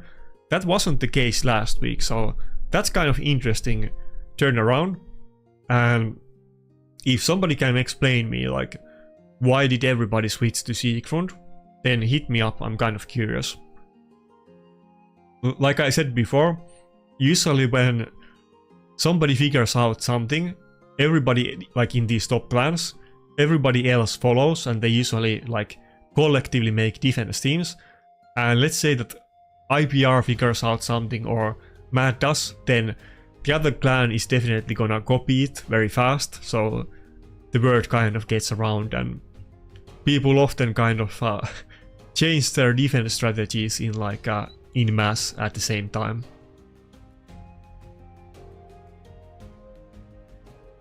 I have no idea who's the first one, to be honest. People change their names a lot, and these accounts get traded left and right. I can't really identify which account is which account and who plays it. Some people can. I don't really pay attention to it, so I don't really know. I can see that here's Husky and here's Telkaron, though probably somebody else played on his account, but a lot of these other people are changing names and owners all the time, so I don't even know.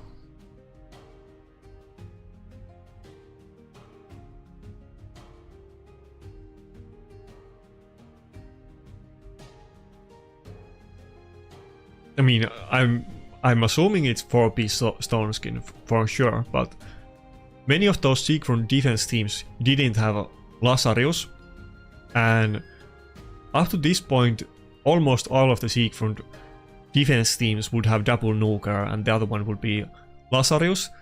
And Taras was always the most popular nuker in defense, pretty sure, up to this point. But now Siegfried was like way more popular than Taras, and we actually didn't see that many Taras teams in top 30.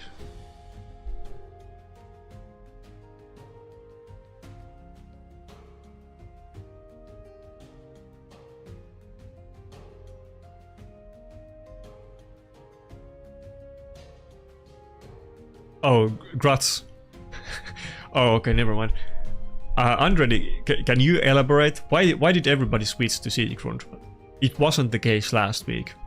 I don't recall the exact numbers, but I am like almost certain there was more Taras teams than Siegfried last week.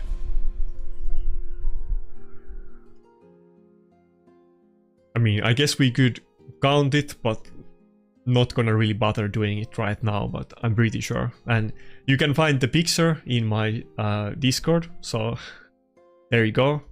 I'm gonna try to keep track of the top 30 leaderboards and always post them in my Discord. There's a separate channel for it. Sometimes I forget to put it there, but they pretty much always are in the Platinum Arena channel, but they might be on weekly leaderboard or also Platinum Arena.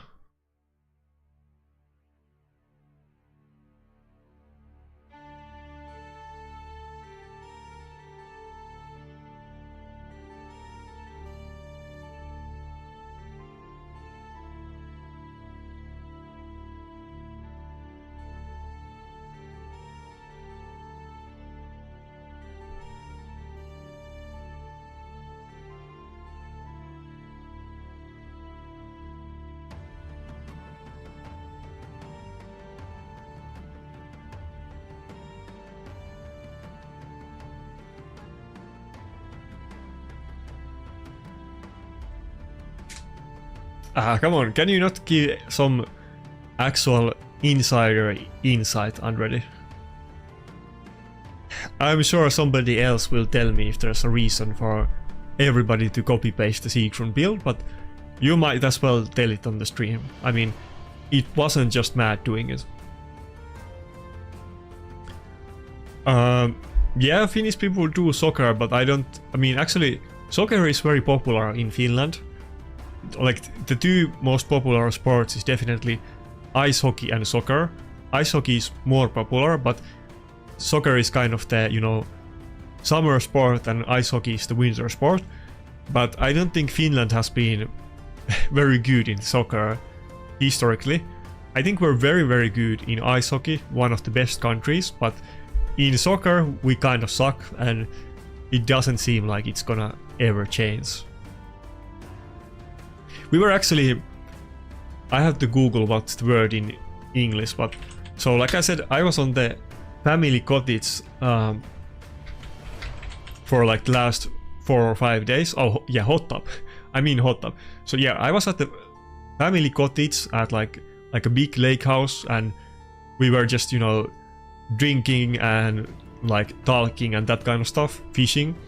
And one of the things that we did do is that we had like a massive screen outside that we put on the wall of the like house, and then we had a hot tub, and we were watching ice hockey matches and some other sports from the hot tub.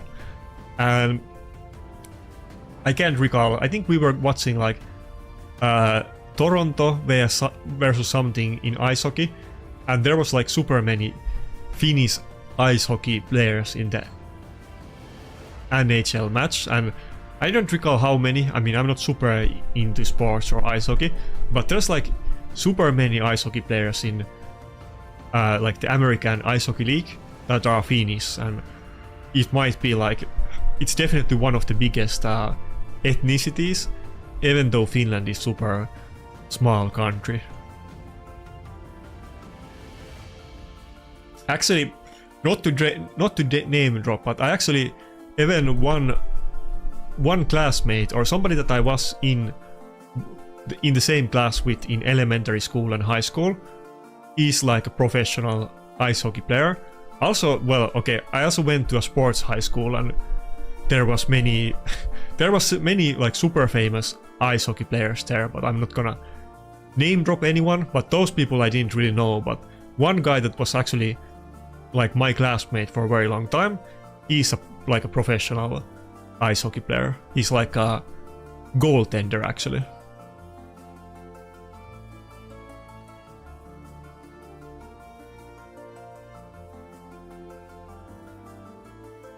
But I guess there was some much more famous ice hockey players in my like college or high school, like from like 12th to 15th grade.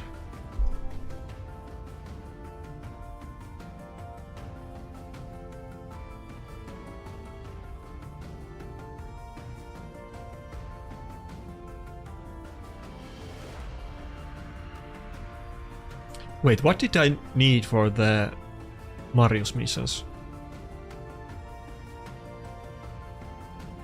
Oh fuck. I thought we got this mission done, but I guess both of the mythical pieces that we did was 5-star. I kind of overlooked it. I'm not gonna name anybody. I can tell you that I went to like the best like sports high school or college in Finland, however you want to call it. And you know, like everybody was there, so like all of the big names pretty much from my age group were there, but I didn't know any of those ice hockey players, but I do know or knew the guy that was in my class in like elementary and high school. But yeah, it's super cringe. I'm not gonna like name drop, of course. Especially it's not like people I know super well anymore, so nah. But it's kind of cool in a sense. Not speed, accuracy clip. There's like one big sports college or high school in the capital city of Finland, and basically everybody that competes in sports goes to it, and they have like you can substitute some of the classes to like just do like your normal training, and they have like courses for different sports in the school that are like, you know, doing like morning training every day, and that's why like basically everybody goes to it.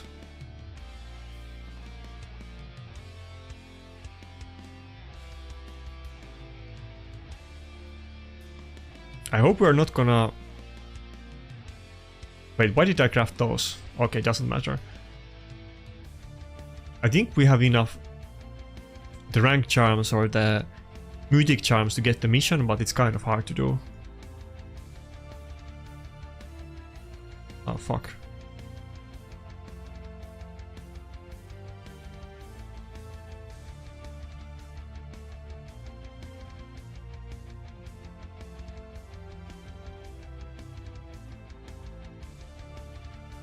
Okay, is it a 6-star? No, it's again 5-star. Okay, I'm kind of doing this in a messed up way, but okay. We did so many crafting, we didn't get a single 6-star mythic. I think we got multiple 5-star ones at this point. Did anybody get stuck on this mission? I kind of feel like you might even run out of the charms if you're unlucky. I haven't really been using my charms a lot, so luckily I have a lot of them, but let's see if we can even do the mission. I guess we might not be able to if we're unlucky.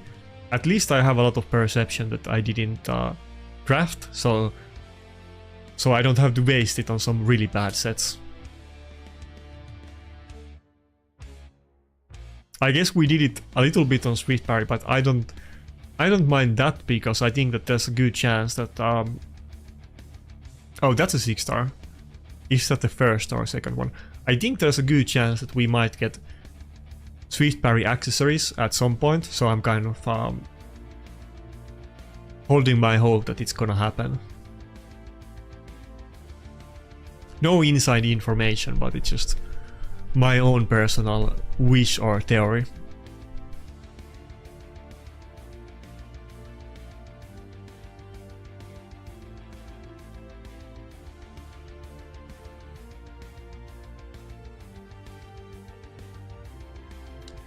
Oh, Pori and Hamina. I think I might have been in competitions there, but I don't think I have really visited them.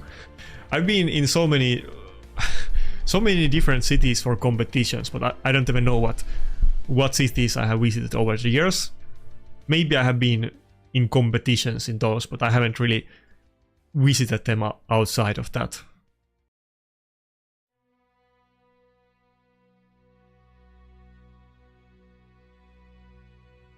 Okay, we got it done, finally. Okay, let's see if we got anything interesting. There's a lot of items to go through.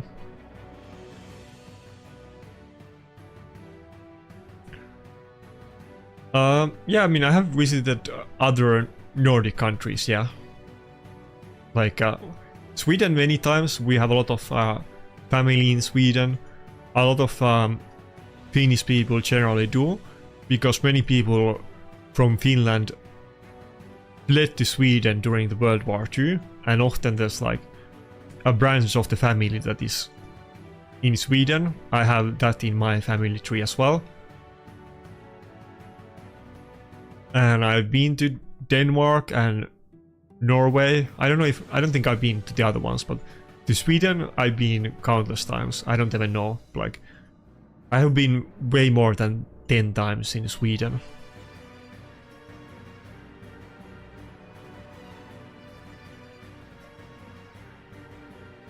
Okay, there's a lot of items that have potential, I guess.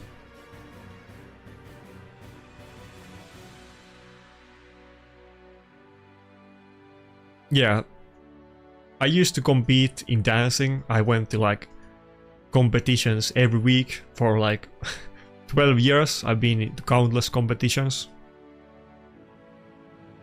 And training camps and everything else as well.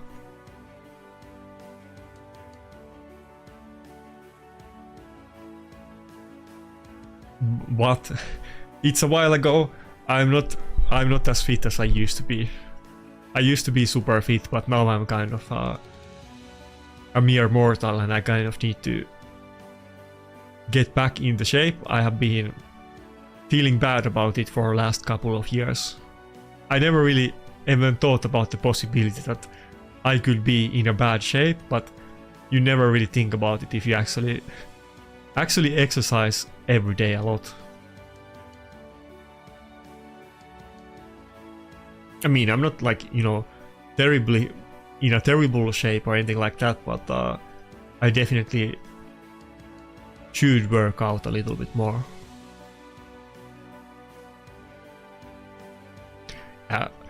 Yeah, I was super I was super competitive. I wasn't like, you know, like world-class material, but I did take it super seriously, and I did went to like, I don't know, maybe 100 competitions or something like that. I have dozens and dozens of trophies, so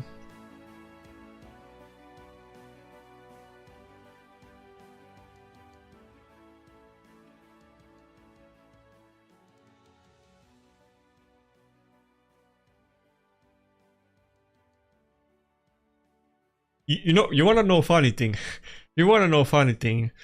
So there's like a gym, literally like, I wanna say like 15 meters away from my place, maybe even less than that. It's literally like other side, like on the other side of the like the apartment complex that I'm in, like the flat, is like in a middle floor.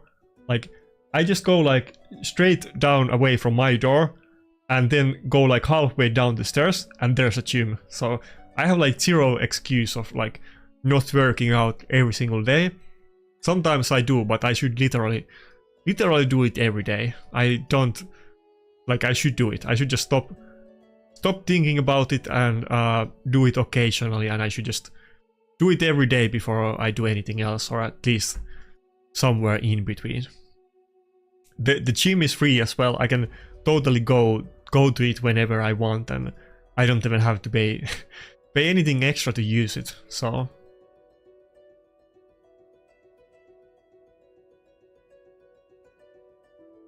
I was doing like, you know, like if you have seen Dancing with the Stars, like Latin and I don't know what you call it in English. Vakiotanssi? I don't know what it in English. Like standard dances and Latin dances. Again, I kind of got brought into it when I was like 6 years old. I think somebody in my class asked me if I want to do it, and like their sister did it super competitively or something like that. It wasn't really the sport that I chose, really, at my own like you know, agency. But then I kind of got hooked into it when I was super young, and I was super competitive, and I kind of went all the way with it for a very long time. I quit when I was like 20 or something like that, because I was kind of at the turning point that, first of all, I had I tore like a muscle in my right foot or my right thigh, and it was very bad. And then I was kind of at the level that either I'm actually gonna aim to like try to work on the industry and like try to be a teacher. I actually took like a course for like a dance teacher's license and everything, but I wasn't like, you know, quite good enough to be like a top player. I mean, I did it a lot, but I wasn't like national level champion or anything like that. I think I was like rank 10 or something like that when I quit, and that was mostly because I was very active and I went into a lot of competitions. So it kind of I had to decide if I'm gonna do it for real and try to do it as a profession, and then I decided that I'm not good enough and I should just move on, and I don't want to do like dance training for like 50 hours a week for the rest of my life and not do anything else. So I did it for super seriously for a super long time though. It was basically all of my life for my like early age, and outside of that, you know, I was playing games, of course, but also a lot of time was consumed just by traveling.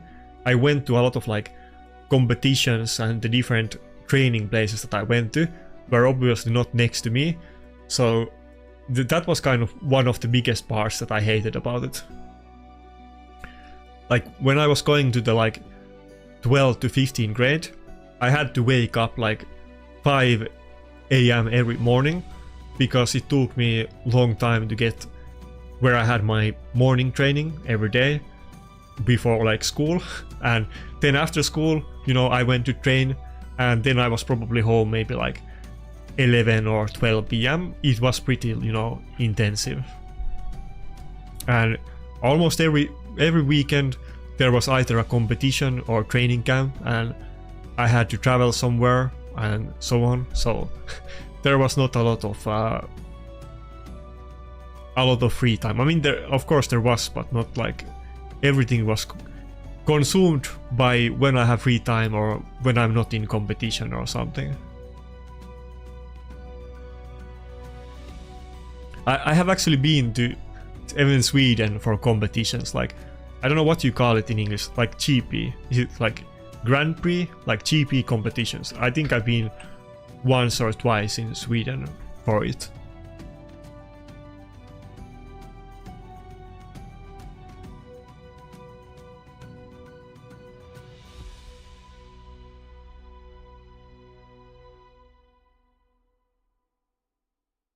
Okay, didn't get anything super good from the perception though. That's too bad. Yeah, thanks a lot for coming, and see you next time. I didn't stream last Friday, but Friday is gonna be a long stream again. Last 3 Fridays except the last one, I think we did 8-hour stream. I might even do one stream before Friday. We'll see about that. Not like I'm gonna do it every day though.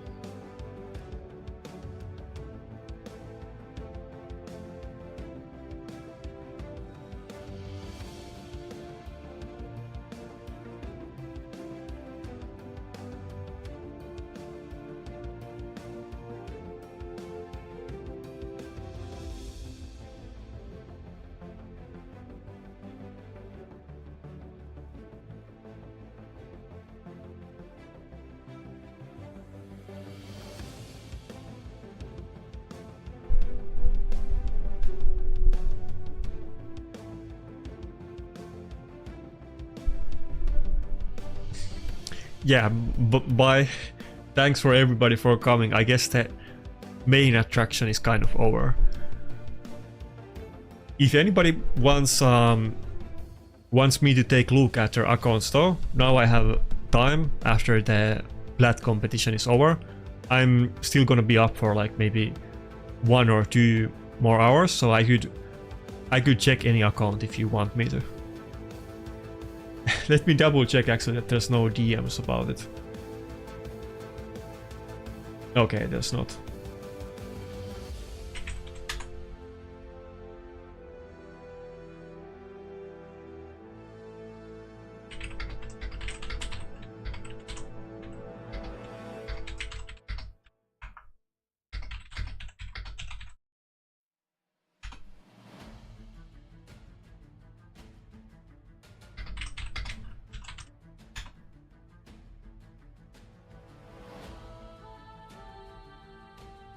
Wait, you actually sent me email? Oh fuck, it's gonna open it on the middle of screen. Okay. Which email? I have like so many emails. Did you say to my commercial email? If you say, okay, let me double check.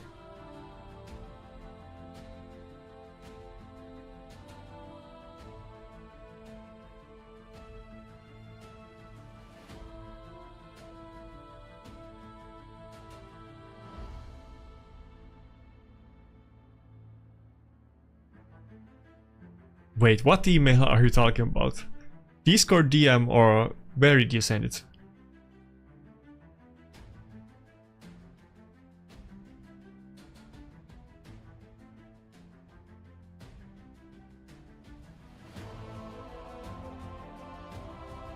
Oh, okay, No?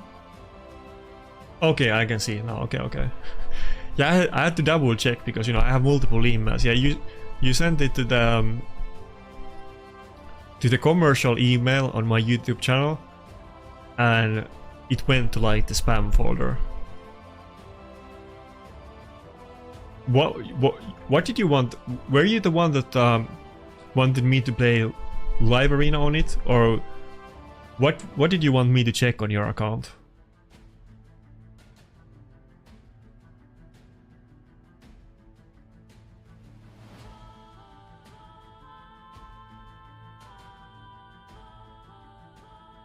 By the way, just saying, it's better. It's better to send.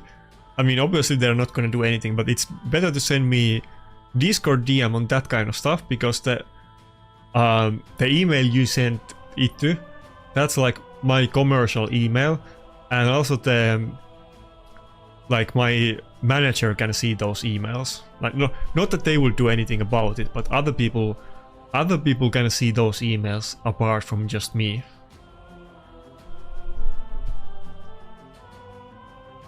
Okay, let's log on your account then. Let's see. Might as well.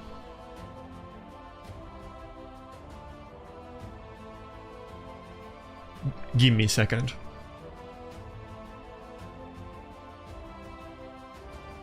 I should probably add another email on the description just if people want to contact me. I used to have one of my own emails there, but obviously nowadays I have the advertising agency email. But that's I mean it doesn't matter, but I should have another one for like personal emails.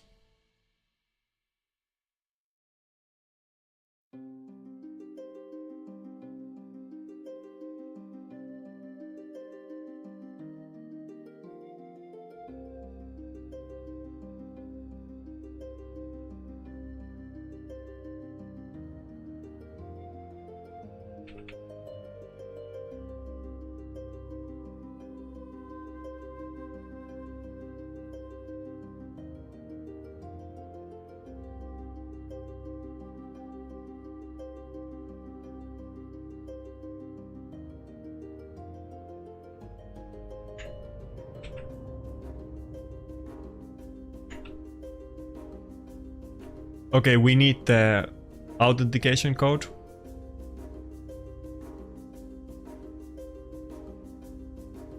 Yeah, I'll put like, but like, you know, so the email that he sent to me is like the commercial email on the YouTube channel, and obviously I'm working with like advertising agency, and they handle like all of the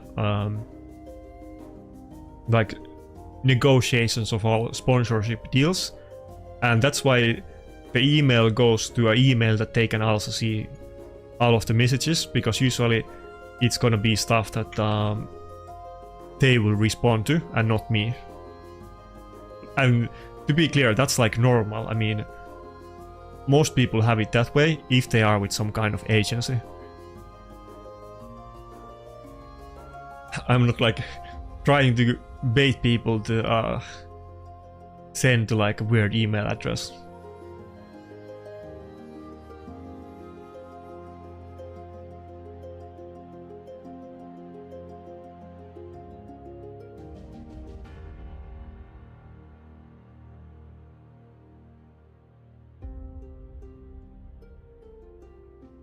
Anyway, okay, we're logging in. Let's see. So you wanted to look at your defense teams, or what exactly?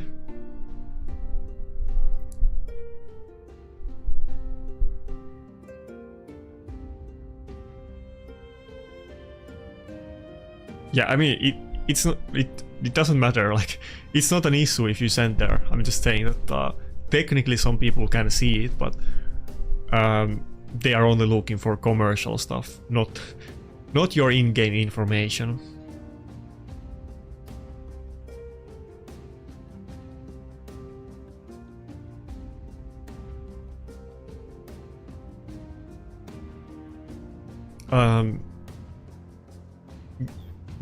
You pushed for Plat? What rank did you get?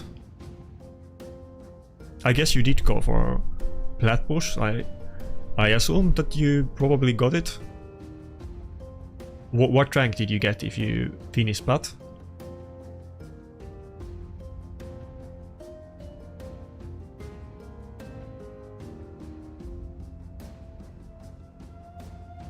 Galatir and Krixia is super nice though that you have both of them.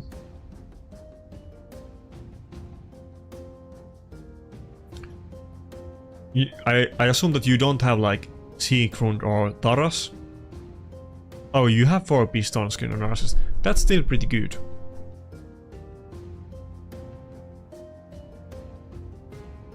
Wait, so what rank did you get? Or, like, did you finish Plat? Yeah, you didn't get attacked at all? Oh, nice, nice.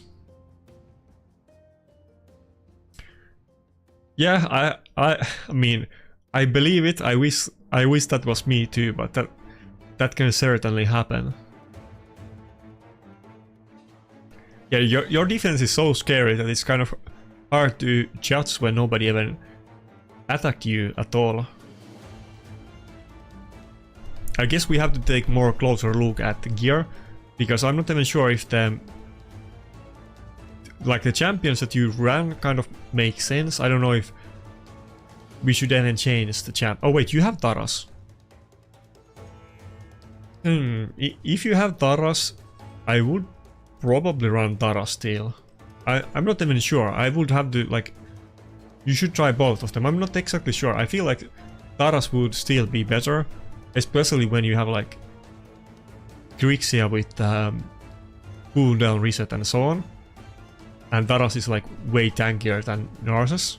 And I'm assuming that you're not insanely fast.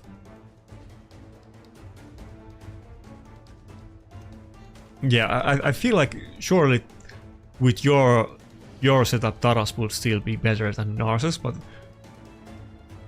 maybe I could be wrong about that.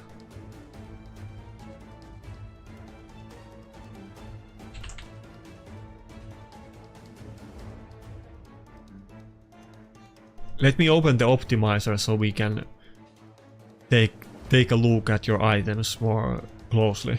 I mean,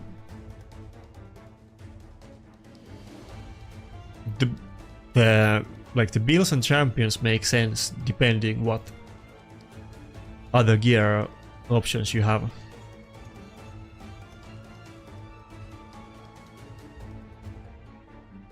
Have you been using Taras defense usually, or you have been using Narses ever since you got him? I guess you do have 6-star blessing on Narses, so it kind of makes it very attractive to use him, but I mean, I don't even know what is better, to be honest.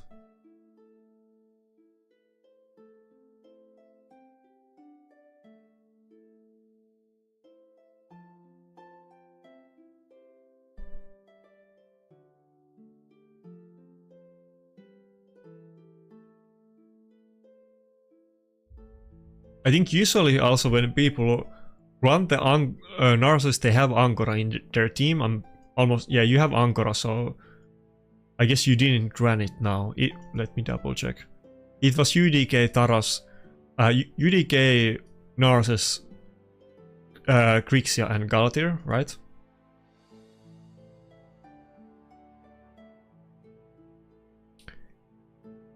You have so many options.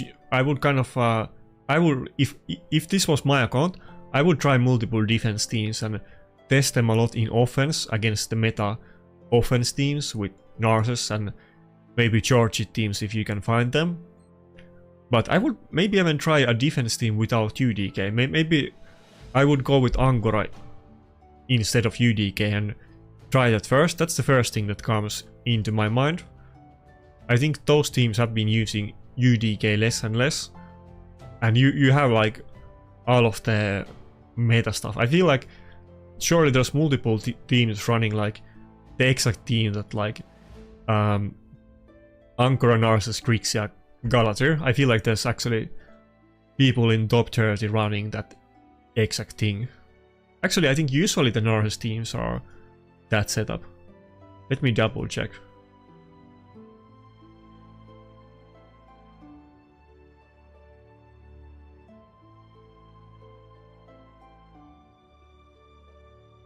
Okay, let's see. This week's Narses teams.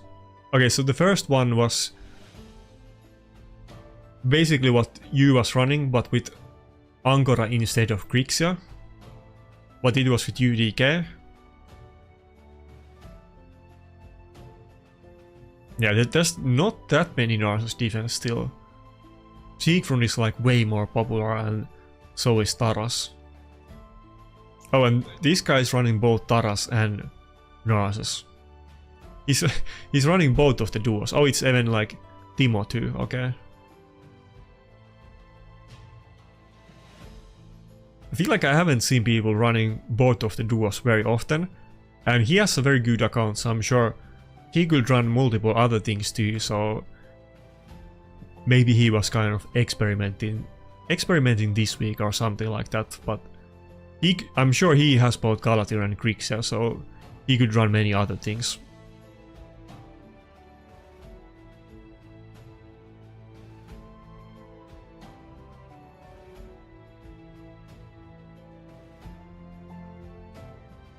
Yeah, my first impression is still that people are mostly running Taras instead of Narses, so I would definitely try both of the variations and consider all of that, but the rank 1 this week was with actually Narses and not Taras. With, let's count how many Narses was there in top 30. Not many.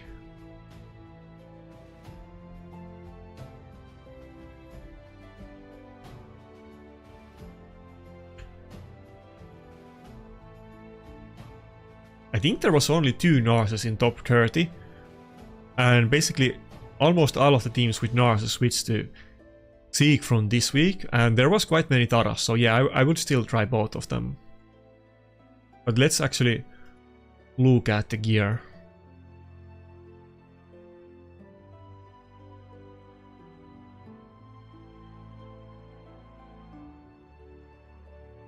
Yeah, I think he had 3-star, 3-star blessing on Taras. He does have both. He does have stone skin for both of them, so that's very good. Oh, okay. Maybe not that great. You have accuracy banner on Taras. That's kind of funny, but that actually may make sense. I kind of like the bravery. I don't think most people would do it, but I don't think it's actually terrible idea. I think some people will think that way, but I don't think so. You probably Chaos Sword it, I guess. Yeah, you have fully Chaos Sword your stone skin banners.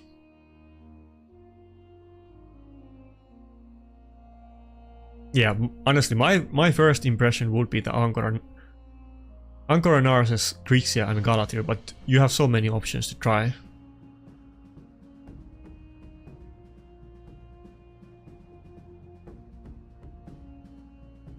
Let's see what kind of builds you could run with Narses.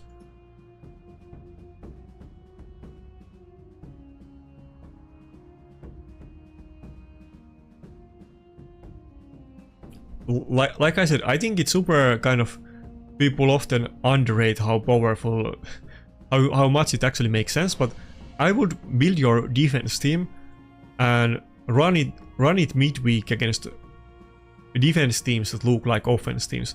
I would just test it in practice. I would both put it in defense and also just do auto battles in offense with the defense teams that you're considering.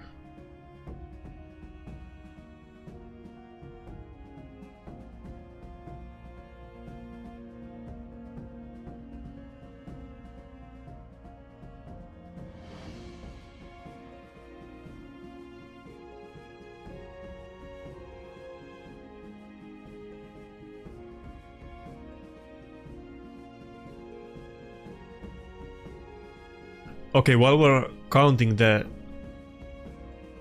Narses build, let's actually take a look at them more closely. So you have like very high resistance Star Sage Galatir, which is also kind of fast. Very squishy though. I don't like that squishy build. The resistance and speed is very impressive, but I'm sure there's like some balance that we could make it hopefully more tanky. I mean, 50k HP is just too low. It's so easy to one-shot that. Even through stone skin. I feel like surely somebody is just gonna kill your Galatir through stone skin on, like, I don't know, maybe Taras.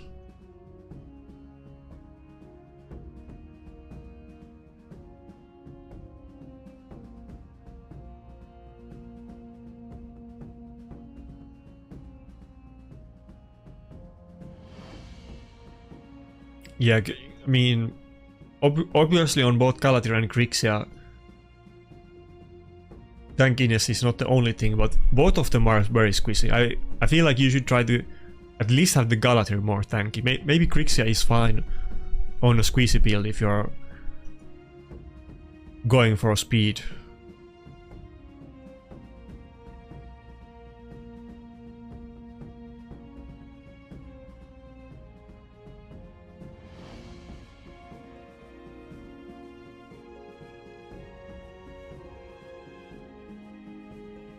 Okay, so you definitely have like your nuke sets kind of split between Narses and Taras. It does look like, again, you kind of need to decide who's your main nuker.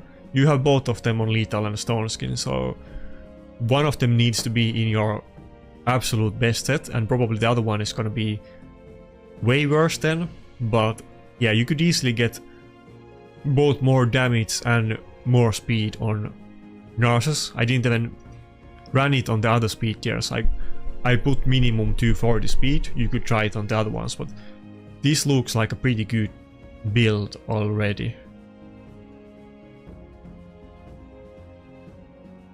I don't know how much worse the build would be on Taras if you do this on Narses, but I probably would go with this, assuming that you're not gonna use Taras defense.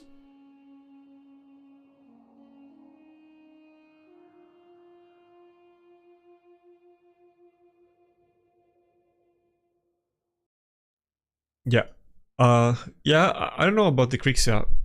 I'm not like as well versed in using her. I think usually people run her in just 4P Stone Skin, but I guess you could do what you're doing.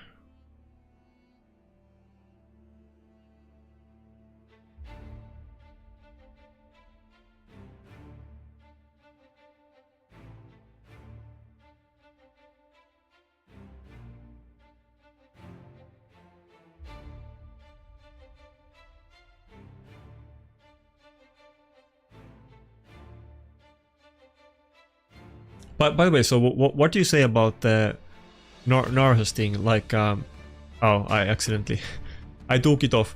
Why did you have them like split between the gear? Did you just not look at it recently, or you were trying to have both of them in like semi-balanced good gear for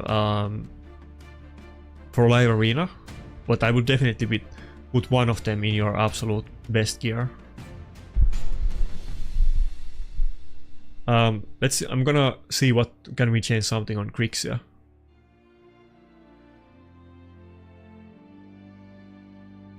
Just out of curiosity, if you can get a lot faster if we go with 4P Stone Skin.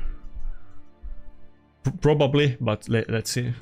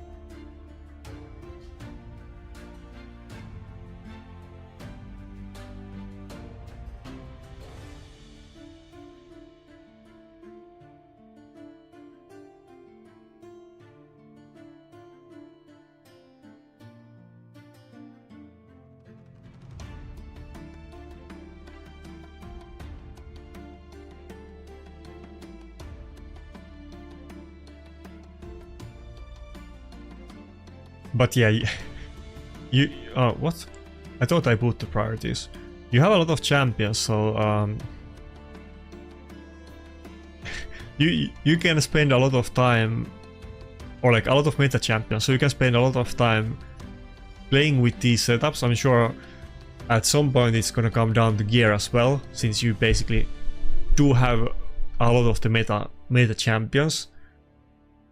Probably you're not gonna get that much different results, I think, if you run Narses or Taras, but I could be wrong. I would try everything.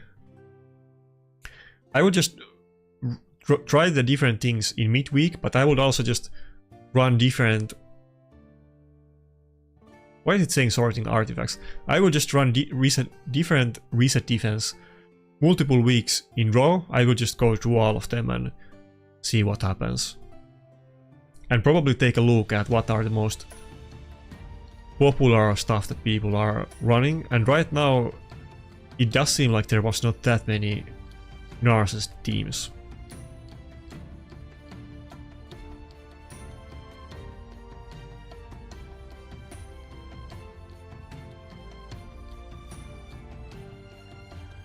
Yeah, okay, so yeah, I mean, you're using your best champions in live arena, I guess. Nothing too weird in there. I think for you it mostly comes down to how many champions you can gear and what gear you have on them. I think the main champions are kind of obvious and you're already using them.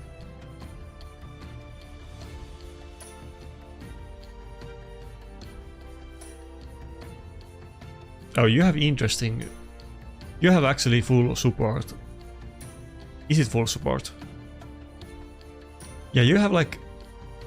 basically full support Wukong. With a little bit damage, I guess.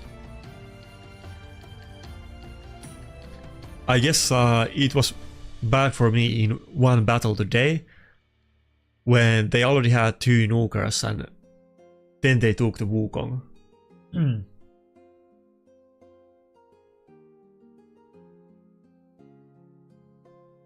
By the way, how fast can you actually go?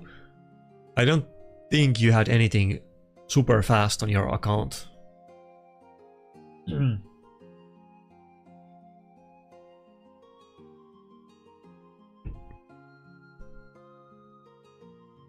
Damn, I should have drank something like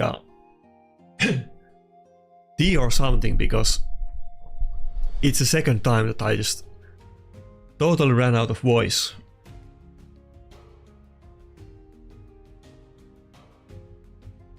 Ah, give me a sec.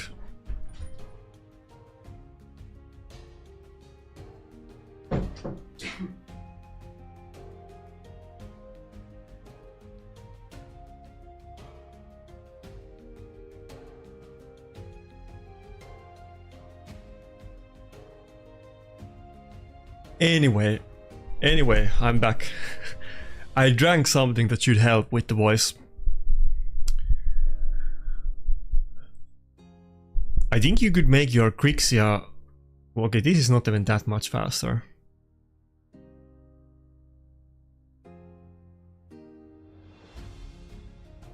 I want to see how fast you could make your Crixia, but one thing I see that you don't have super fast builds on anything. Like you have both Crixia and Galatir and they're both at like 300 speed. I would try to make one of them really fast, probably Crixia, and try to make the Galatir more tanky. I think the 55k, 57k HP build is too low. You have a lot of accuracy and resistance. You could even have less of that. That's the first build I would change, and then I would make your Narses, like we saw that you can do a lot better build on him. You can get more damage and faster because you're kind of splitting the gear between Taras and Narses right now. I would pick one of them as your main nuker and you could try both of them, but one of them should have your absolute best set. And I would go for more speed too, since you can do like 248 speed build. That was very good. I would just go with something like that, or maybe even see if you can do like good 260 or 270 speed build, but since you can go for a lot more speed, I would just do it. I will not... I mean, this is not like super slow build, but it isn't super fast either, so you could do it, so why not?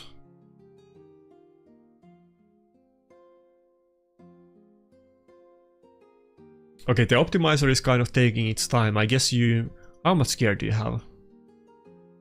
Yeah, you do have good amount of gear.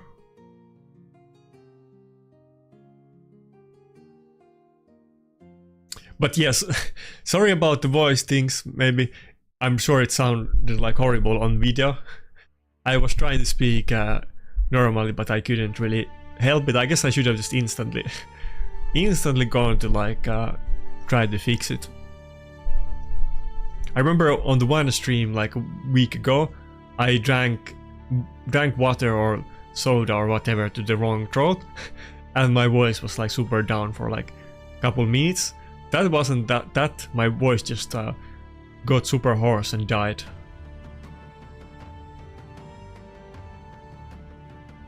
I can't recall what...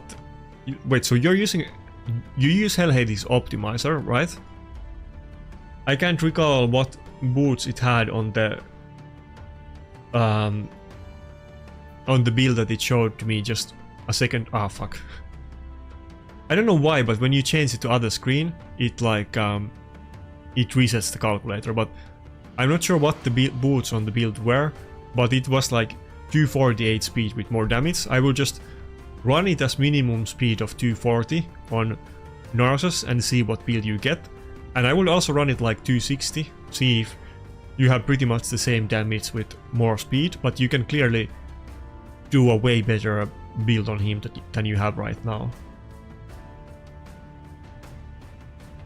But I want to see how fast build you can make on the Grixia. That's what I'm trying to run on her. Maybe I would assume that you have some pieces to do it. I would certainly go for like probably 4-piece stone skin and try to get her like a lot faster. I mean, 290 is very slow for Grixia. Often they're gonna be like 100 speed faster and even like 150 speed faster, or even more than that. So I will try to go a lot more speed on this build, like way more. But I mean, again, it kind of, we'll have to see what gear you have. Obviously the top accounts are gonna have insane gear, and maybe you can't do that, but okay, let's see what it's okay.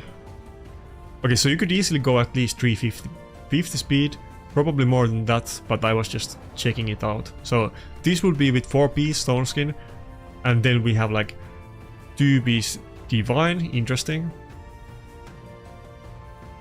and then like one soul perception piece. I guess you don't have like double... Wait, what? You have double stone skin, but it used a protection. Oh, I guess it has like more accuracy and resistance. Okay, I will just change that, I mean, manually. Even if that one might have more accuracy and resistance. I mean, this build, for instance, maybe you just go with this one and change the amulet, then you can get 2-piece perception. I would run like multiple variations of the optimizer, because I would go for different speed thresholds and see how much resistance and accuracy you have on them. But even on this build, you lose like 22 resistance and you gain 6 accuracy. You don't lose a lot of those on those, and you get 64 speed. And if we switch the amulet, maybe you would lose a little bit more resistance or accuracy, but you would also get a lot more speed, I would assume. Yeah, I think this build is good, though I would just, even though it's showing us the protection amulet, but you have stone skin amulet, so just use that. And I guess these stone skin pieces are super good. That's why surely you have like one really good perception piece on either boots, chest, or shield. But so Stanislav, you have like Hellhades optimizer, right? You're using it?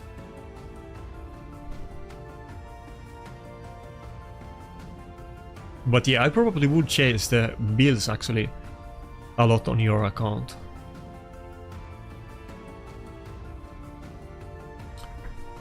Did you get this picture? I don't know, can you like copy paste this picture? Maybe I would put this down in the notes.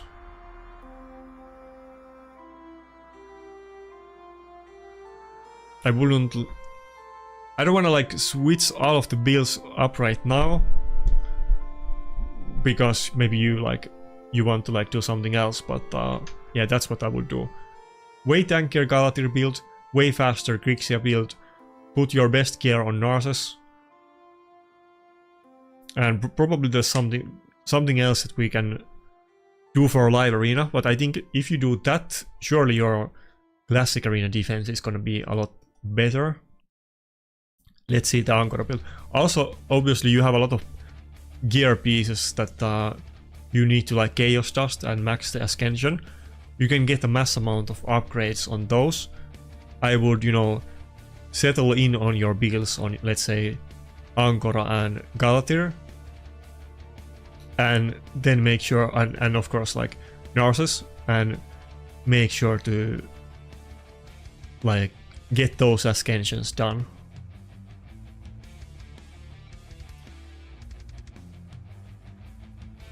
I think the Ankara build is fine, assuming that you ran the optimizer and this is actually the best pieces of gear that you can do. But as far as the like stats that you're going for, or like how the items are, they seem good.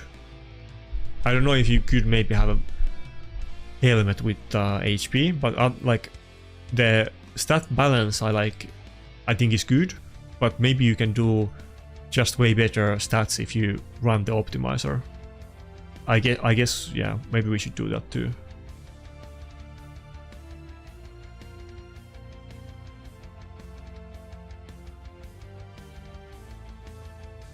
I don't think attack loss is that big issue on Grixia. They are like triple speed in Divine Speed set, and he has a weapon with triple speed, and both of them even have accuracy. I guess the gloves don't have resistance, but I think they are so good. I would run these on Grixia. Yeah, I mean, unless you have like better pieces, but I would actually do it. I wouldn't do this on Galatir. Like I said, I think the Galatir should be way tankier. Right now you actually have Grixia more tanky than Galatir. It definitely should be the other way around. You should definitely try to have at least like 100k HP on Galatir, but really like 100 to 160k. I think the HP, you want to be fast on both of them, but I would go super fast on Grixia, and I would go fast and tanky on Galatir.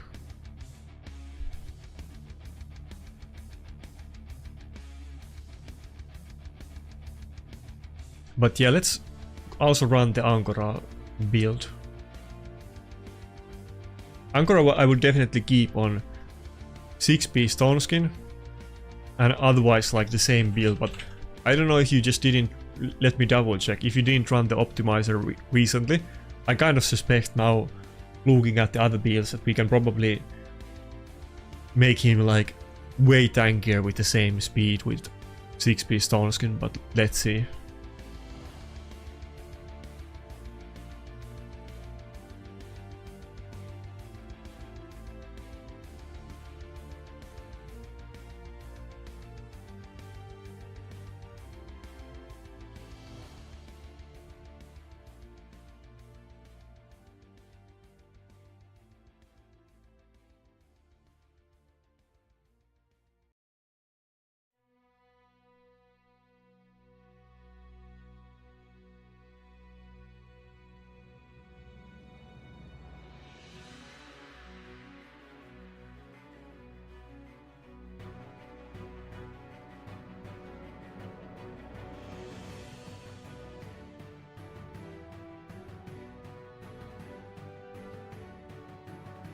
But yeah, I think you have pretty good core there, like the champions that you were using in live arena.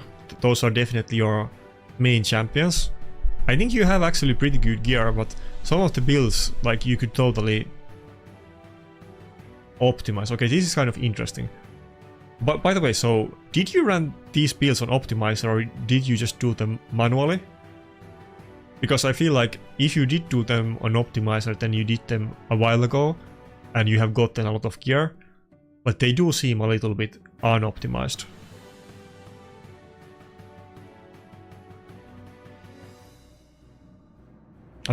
I would be shocked if 2-piece Righteous would be the best 2-piece on your rotos, but I guess they are kind of good pieces, so maybe it actually is.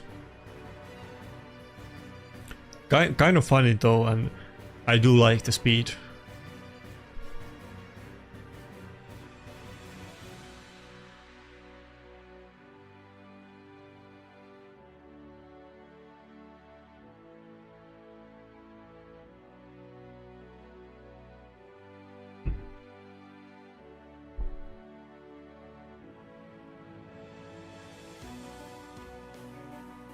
And yeah, you probably, it's gonna take a bit organizing to decide how you split the gear between Ankara and Galatir, especially if you put both of them in 6-piece stone skin and make both of them tanky and fast. It's kind of, you know,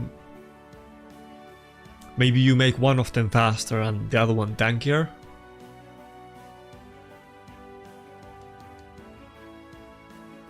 Or you maybe focus on those pieces with more resistance on Galatir and the ones without resistance and tanky on Ankara. But yeah, it's gonna be a bit tedious to do that build. But clearly you can get the Ankara like way tankier. You're getting like 20k more HP with this build, and we're using defense boots. This is not even with HP boots, and also like 800 defense. What's the brand of energy drink? Okay, can you see it on the video? Wait, where do I have it?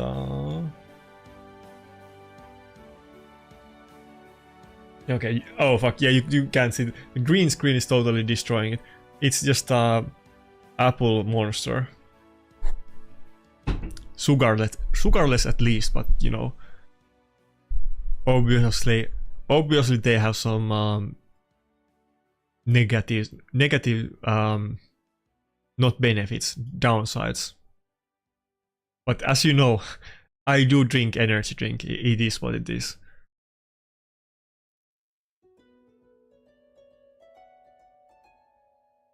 But yeah, I mean, I think you can do a lot better builds. I like the champions that you're using, and I think probably the team should be the Galatir, Narses, Grixia and Ankara, but I would try the Taras team too. I would try different teams. There's so many things to do on your account that I can't really do any like say any definitive things that do this or do that, other than like what I said, how I would change the builds, like fast Ankara, much more tankier Galatir, put the best gear on Narses and Ankara. I feel like a lot of them have unoptimized gear, but other than that, I think you need to do a lot of like rig gearing on these champions. I would definitely, there's gonna be so much rig gearing that I would run all of them on optimizer, decide the builds, and like somebody said in the chat, do the free gear swap, because there's gonna be so many items that you want to switch around, and even some items that you need to rank up to 16, and many items that you need to chaos dust and askend and so on. Okay, I'm gonna log back to my own account.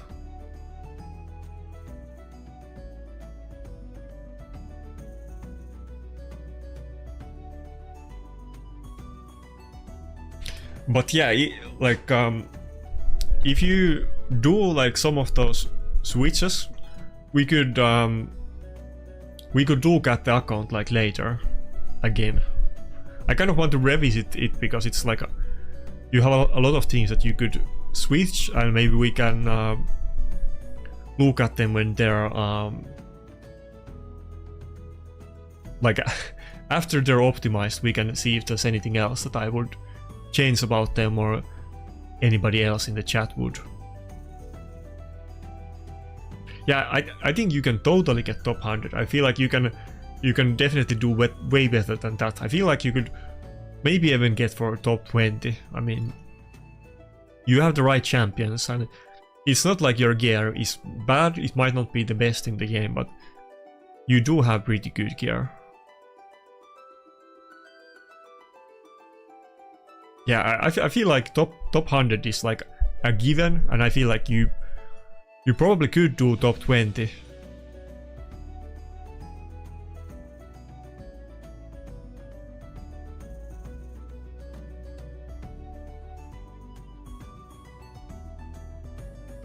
I have so many of those extra clan boss keys that I haven't used, so I might as well like start killing the low level bosses.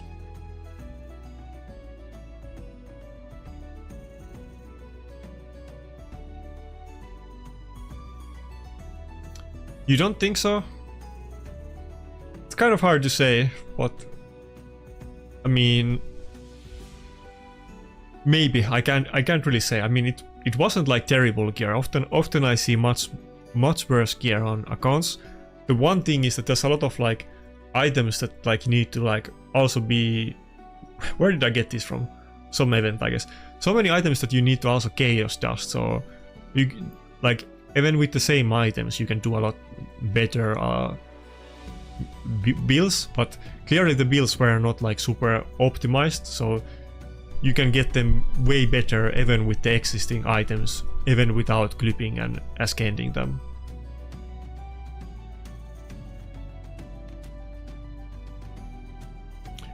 I see people with those types of defense and they finish like top 30 and they get hit like less than 5 times.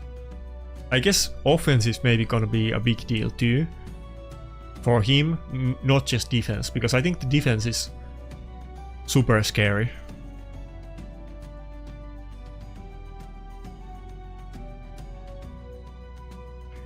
Yeah, I like if you're not like super guard account, like the proper way, like I think if you can make top 50, you certainly can make top 20, but it's kind of about the timing, that if you time it right, you might be top 100 or top 20 if you're like aiming for top 20, and if you play it safe, you might like get top 50 each time.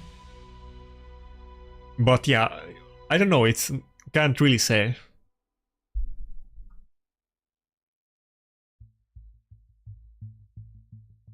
Yeah, I feel like I've seen worse accounts get top 20 than that, but it's more about the gear than champions in your case.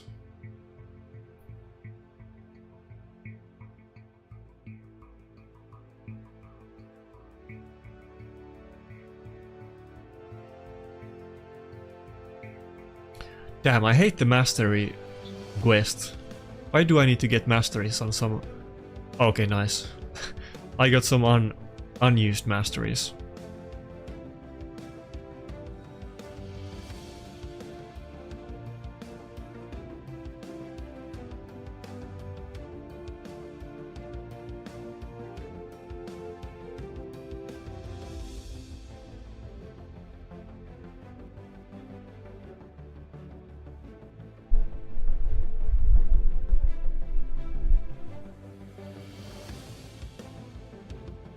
Yeah, not to get too specific, but I have seen some people like recently like around that same gear level that are like finishing like top 30 or top 40. So I think top 50 is certainly like a thing. Top 20, who knows? I think with good timing and RNG, it's doable.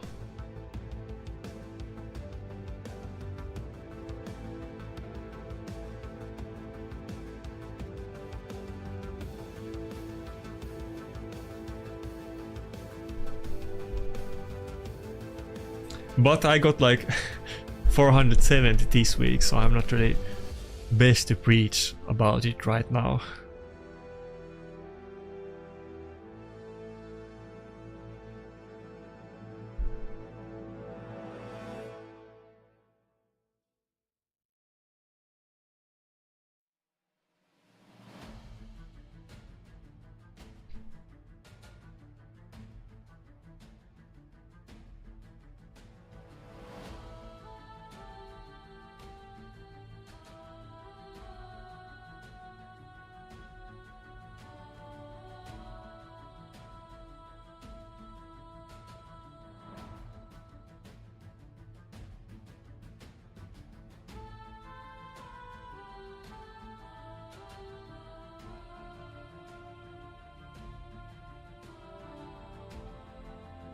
Why did I finish so low?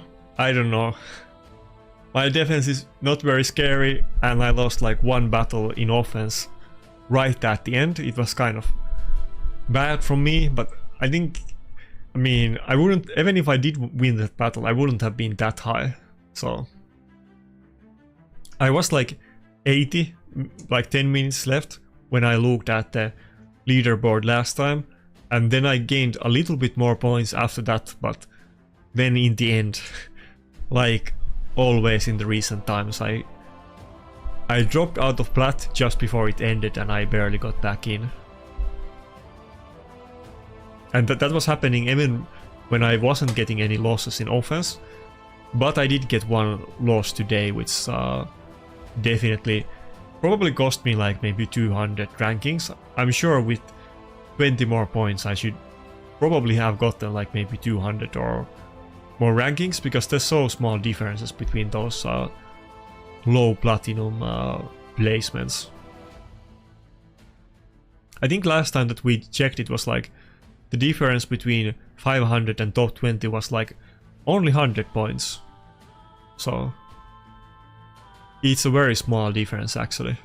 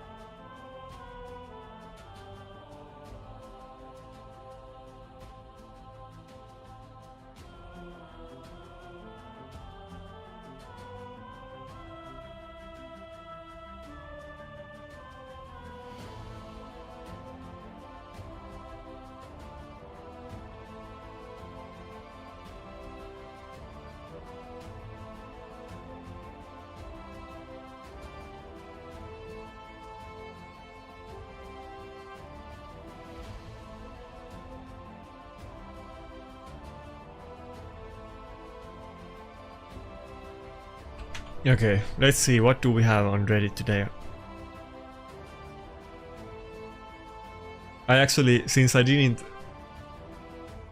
wasn't home for 4 days, I'm sure they probably talked about the drama on Reddit and I missed out on that one.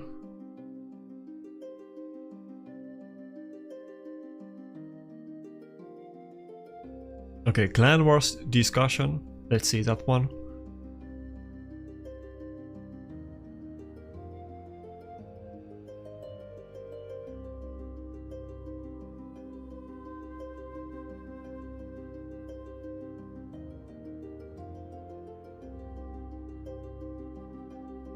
A little worried about Clan Wars. I don't mean to be a Debbie Downer, and I realize this should be a great content drop. That being said, with the current power creep gap growing larger, PvP content has become extremely frustrating for average and late game players. Live Arena, Hydra, Class and CVC are some of the most frustrating content in the game. I really do hope I'm wrong and the matchup balance is implemented in a way that makes it fun and competitive. This would make it a great content drop. Yeah, we don't know any details. I guess we don't technically even know if it's gonna be Clan Wars. I'm kind of also very curious to see how the matchmaking system is gonna be implemented on it, because we do know that on Hydra and normal CVC the matchmaking system is very different, and in Hydra, I mean in normal CVC, you just literally get the enemy that was the closest to your point last time, assuming that you didn't just recently have a battle with that same clan. And then they made it different for Hydra, I think mainly because people were being very calculative in normal CVC and fixing the matchups and so on. I don't know how it would work on Clan Wars, but I feel like it probably would be again some kind of new matchmaking system. Who knows? Surely it has to be some way in relation to your previous matchups and performance, but they might try something new again to make it harder to fix. If they would just make it like based on clan levels or anything like that, it would be super easy to cheese. So it definitely has to be based on your actual win-loss record. And I mean, probably that's the best, but that's gonna mean that actually some clans are gonna have like unlike in the other stuff like normal CVC and Hydra CVC, it's pretty impossible to get like 100% win rate or very high, and everybody's gonna have kind of similar win rate of the better clans. But in the clan wars, it might just be that the strongest PvP clans usually get the wins, which would obviously mean that, like, you know, Mad is gonna win every time, or at least maybe not the main Mad clan at least is gonna win every time for sure. I don't know if that's gonna mean again that other clans and maybe them as well, and I guess they did the clan shift in preparation to this, but probably it would mean that a lot of clans would shuffled and like disband or merge with other clans and do this kind of shuffling to make their best teams for the class or the clan CVC. That's probably what's gonna happen. That especially happened when we got the normal CVC, so I would kind of expect it.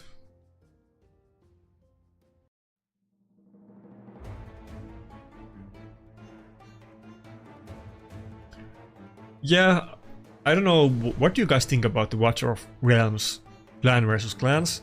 I think it's kind of okay. I'm not the biggest fan of it. I think it's kind of boring, to be honest.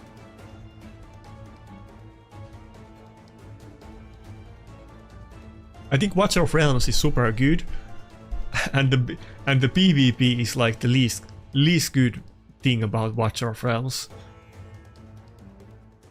I guess there's some nuance and strategies in Watcher of Realms defense that you can kind of there's some G strategies that you can choose specific maps and different layouts on the map that the enemy attacks, and you can do specific defense that works well in those ones. That's kind of interesting, but I don't see, I mean, obviously Raid can't do it like that. You're just gonna put your defense and they're gonna put your defense. The environment is not gonna be a factor here. So if it's the exact same style, I feel like it would be even worse than in Watcher of Realms, maybe. I don't know if I can find a picture about it. Give me a sec. But basically in the Watcher of Realms, I mean, you put like a defense team up and they attack your defense team with whatever team that they choose. But there's like also the environment, and there's different... Dude, I can't find a picture of it. There's like different environment options. That's how the UI looks, but there's like actual different environments that you choose. And then you can place your champions however you want and choose the map layout that you choose to defend. And that actually affects the battles a lot. It's still very, like, you know, stale meta, that there's like the meta maps with specific champions and strategies. So people don't do a lot of like original stuff. But it's kind of interesting that there's some nuance and strategy to it, but Raid doesn't have those environmental mechanics.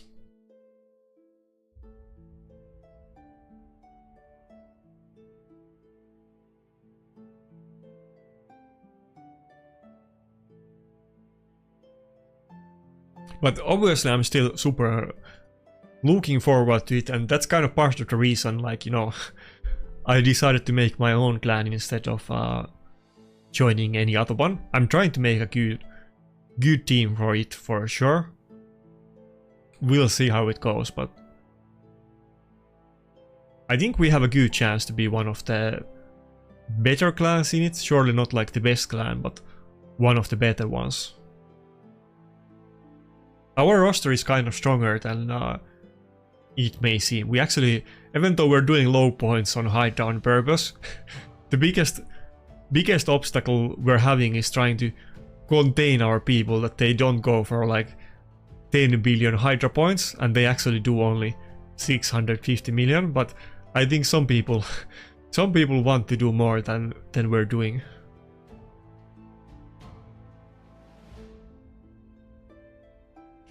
But yeah, if it's something like this guy is talking about, that there are multiple guilds, I think that would be interesting. Like if it's something else than just one clan versus another and you attack their defense teams, I hope they do add some other complexity to it. Would be interesting if you could like make alliances with other clans, or maybe multiple clans can choose to defend the same city or something like that. And it would like, that would maybe add some more relevancy to the clans and like negotiations and alliances. But if I don't think they would do something like that, even though it would be cool. But if they were to do it, we would really need to have in-game messaging and that kind of stuff. Friend list and like to be able to DM people.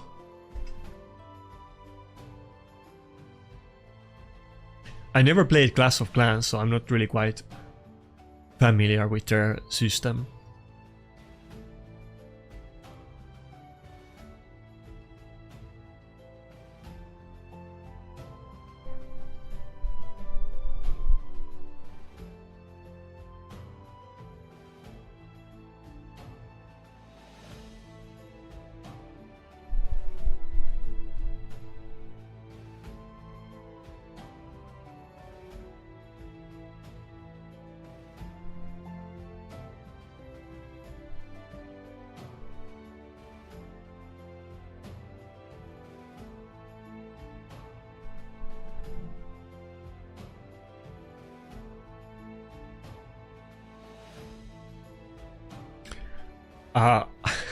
I hate this boss battle, even though it's not really hard, but it's always super slow.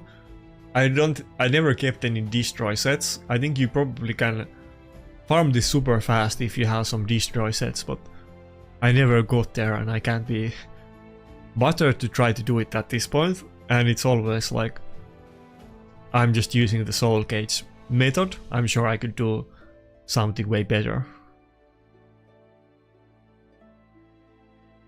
I think I used to have a speed team for this like years ago, but not anymore.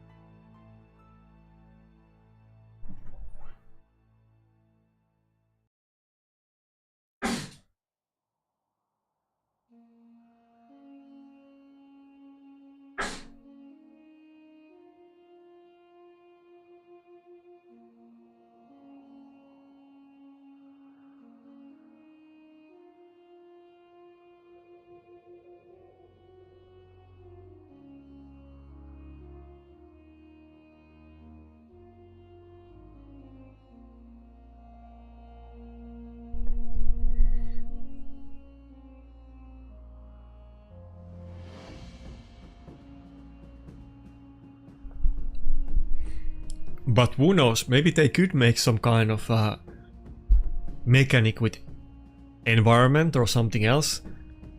Maybe we could have different champions be meta in clan versus clan. It could totally be possible if they come up with some new mechanics. I hope they do it, and it's not just like a new tag team arena. Like, why?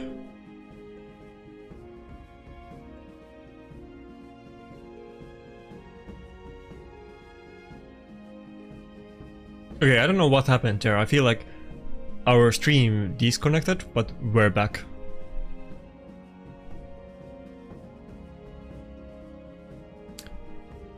Anyway, just any questions, hit me up. I can look or rate another account. Just doing the dailies and the boring stuff at this point. There's not any spectacle anymore, and there's like 5 hours until the next live arena slot or something like that.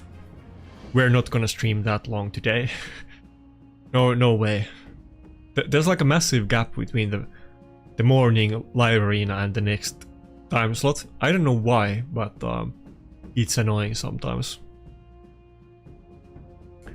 And there's probably gonna be some news today. I'll definitely make a video, but you know, that's gonna be in few hours, I guess, or several hours as well.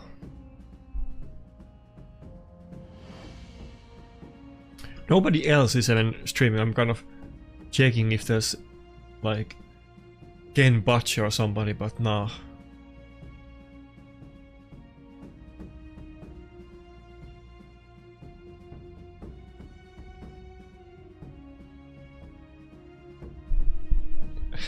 Here's everybody that's streaming. Not too many people. I feel like there used to be way more people streaming Raid back in the day.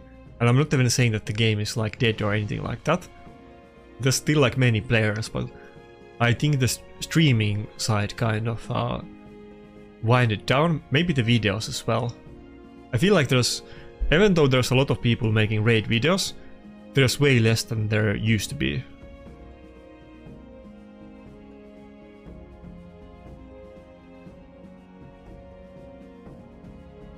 Yeah, it's morning for me, and it's like, okay, yeah, it's daytime for me, and it's like very early morning for Americans, if that's what you mean. I usually try to put up my actual defense team in TAC on Friday. It's enough for me to climb or stay as long as I actually use my battles.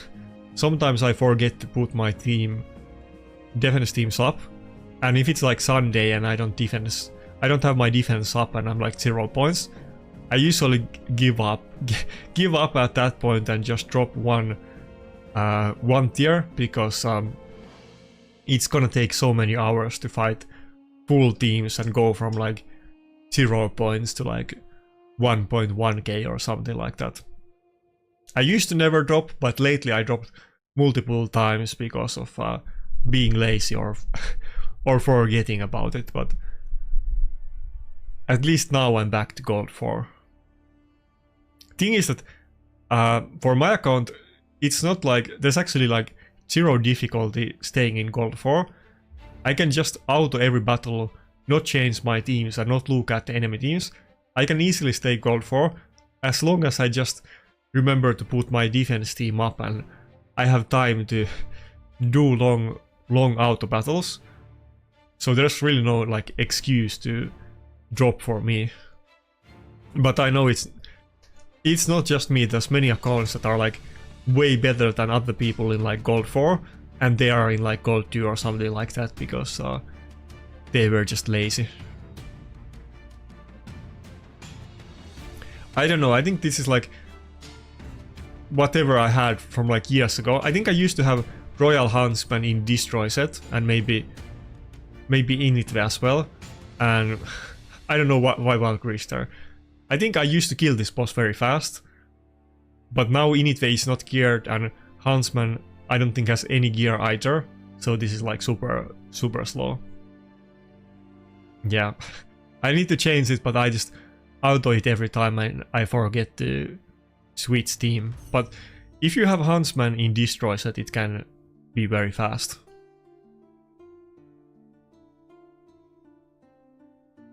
But yeah, I guess Valkyrie is just making the battle slower.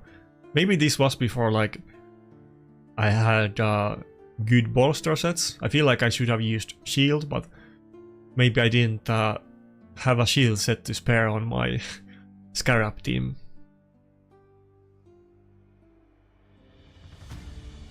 I agree, this looks incredibly dumb team, but we're all almost done with it, so might as well stick it to the end.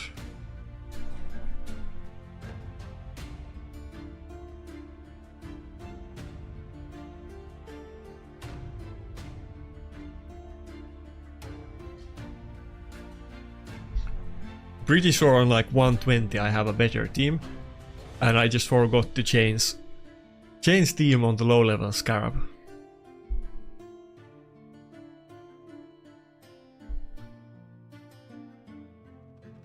Dude, when Blood Shield accessories were released, Roto's passive was actually nerfed shortly afterwards, and it used to be insanely OP with Rotos. If you had like low base HP and any type of like tiny shield, you basically couldn't take any damage on Rotos, and he was like unkillable, and it was one of the many nerfs that they did to him eventually.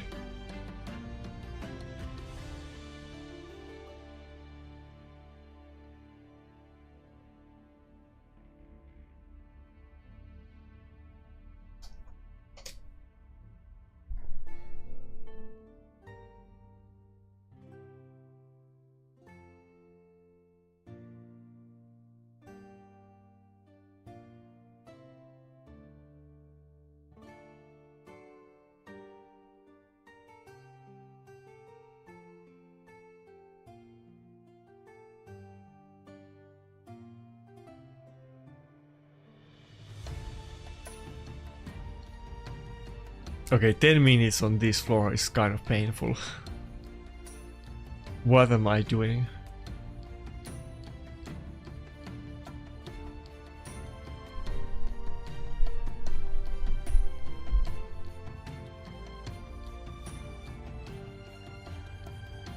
Yeah, I know what you mean. I made those same complaints many times. I tried to, you know, push out my political opinions on the great community managers and try to get them change the game like many other content creators, and eventually they give up, and it's not like it's the CM's fault, but it's kind of too much to expect Raid to change the game just because we asked them to like do something. So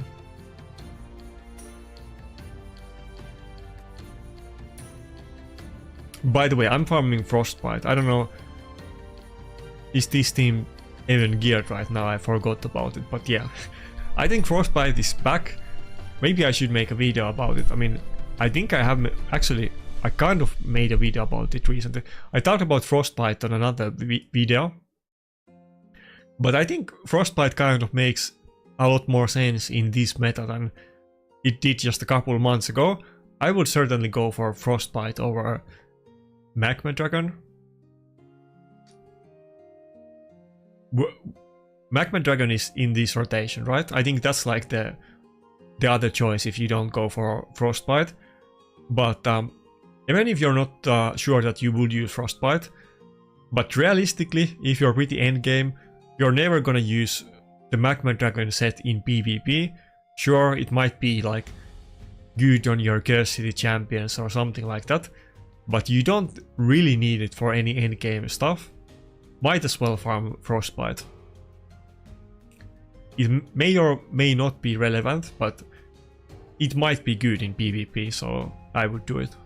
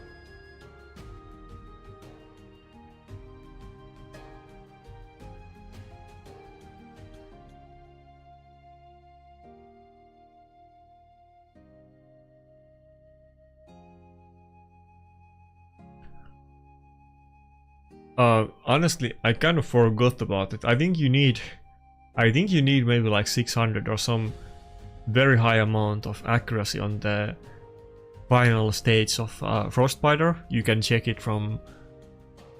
Well, I can check it from Hellhades' website, I guess. Let me see. Luckily, Dregstar does have accuracy aura, so that's good. But I kind of keep stealing his pieces to other champions. I don't even know if the 486 is enough accuracy on the final version. At some point I had this team built to speedrun the boss very fast, but I think I have stolen their gear pieces like many times afterwards, so I don't think this is even optimally set up right now, but generally I think this is pretty good team comp to farm Frostbiter. It's kind of hard boss to speed farm, but if you have like double Calvalax or Zero, something like that, you can kill the waves fast and just have basically Dregstar solo the boss. Wait, do I have resistance on my Dregstar? Like I said, I think I have stolen his gear pieces so many times that he's probably not built properly. I have had him in resistance, I guess, but I kind of forgot about it. Yeah, he doesn't have anything right now. That's the issue with like Curse City and so on. Like you have to constantly regear to it and then do other stuff too. I guess when we get to 120, I'll regear my Dregstar for the millionth time. This team works, it's just I have stolen the item pieces. I think I have them maybe on like my what's his name? Artak for Ice Golem. I think he has my Dregstar set, maybe. Probably something like that.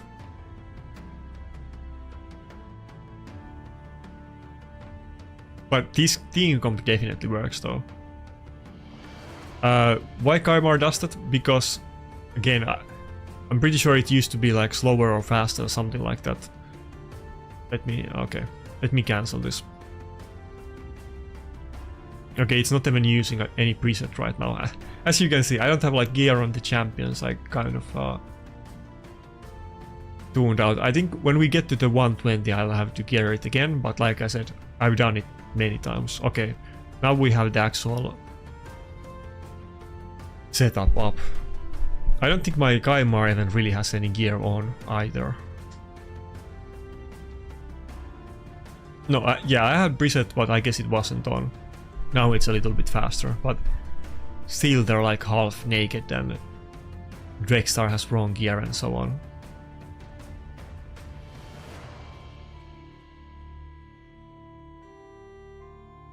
Let me check after this battle. I'm curious if anybody's doing any other interesting speedruns on it. Though like 120 is really where it matters, but I haven't really looked up if there's any better teams for Frostbiter in like, I don't know, probably years at this point.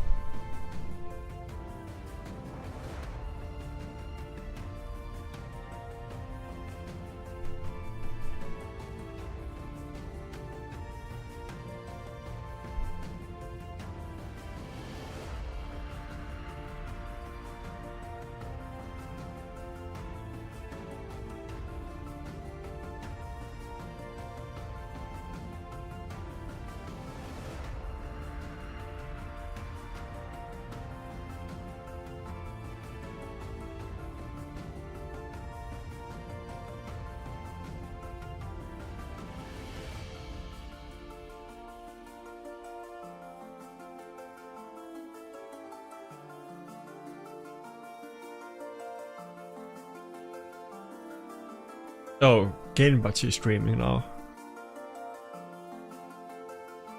I guess he probably didn't push for a Plat.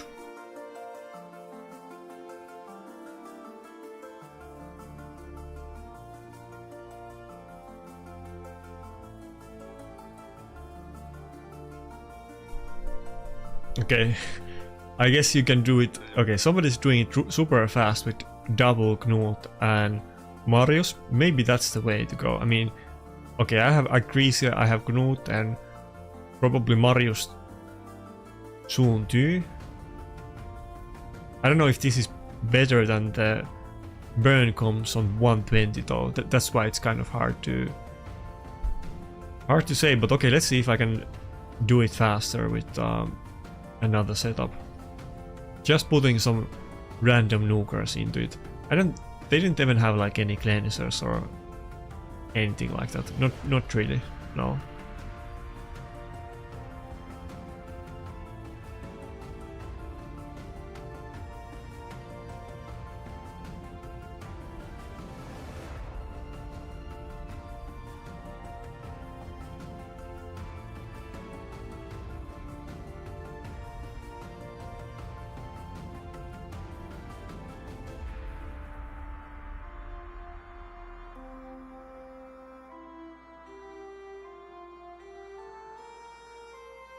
Surely at least the low level one we should just be able to steamroll with nukers, I guess.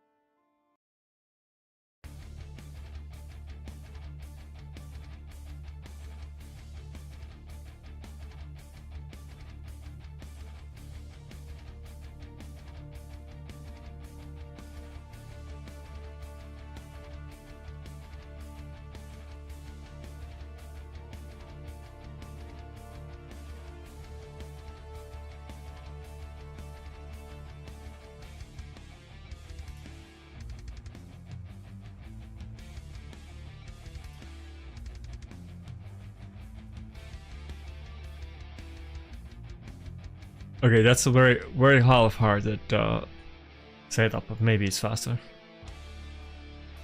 Oh, yeah, maybe I should have put Lydia. I mean, I do have burns, but it's maybe not the most consistent one. I was just seeing if I can kill it really fast.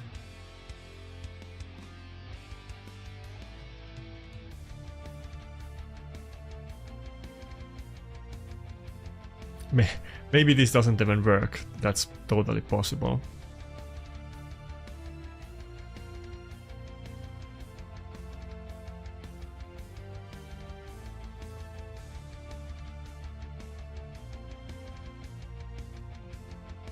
Okay, we don't have like super consistent burn uptime, so probably would be better with Lydia, I guess.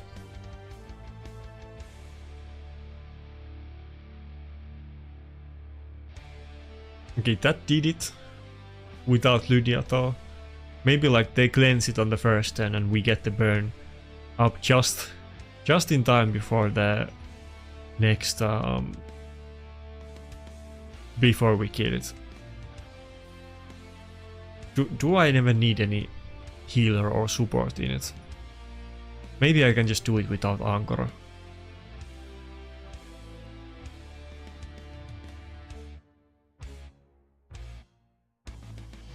Let's see.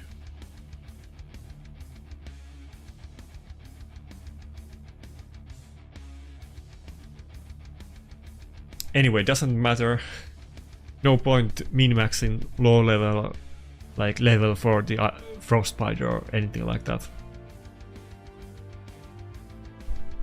I think most people just auto these and kind of forget about it, and then when you switch spells, they're not gonna be they're not gonna be optimized like months after. Not like Doom Tower bosses is the peak of this game's like end game or competitive part.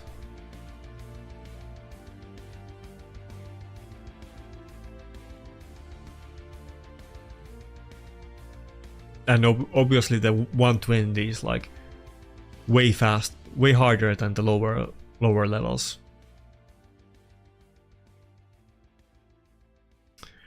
Uh, not really, but kind of. I mean, it's, you know, I started doing it more seriously this year, and it could technically be my full-time job. It kind of is, but not really. I mean, I'm studying also, but yeah, we'll see about it. I mean, I plan to do this a lot more actively. I mean, it's my full-time job on summer, let's say. I mean, I could have gotten another job as well, but I didn't. And not like I'm making like insane amount of money, and it's kind of RNG.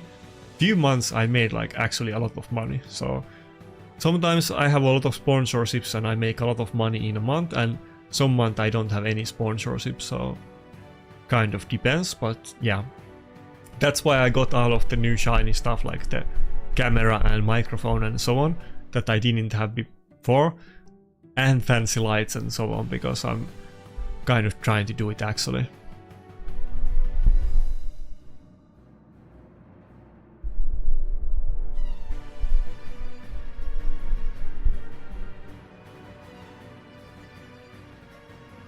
But you know, I have been streaming for like 3 weeks, so if you mean streaming instead of YouTube, so if that's the case, this is like, have I even done 10 streams? This is maybe like my, let me double check. Okay, this is actually my 10th stream exactly. So streaming, been doing that for like a month, kind of new to it, but videos, done that for like a year at this point. Kind of on and off, because there were times where I was active and times where I wasn't. But for like, let's say since February, I have been very active in making content again. Kind of because, you know, I got the like advertising deal, or the like a manager to get sponsored videos, and it suddenly became a lot more what's the word? Consistent to get sponsorships, so now I'm kind of trying to do it, yeah.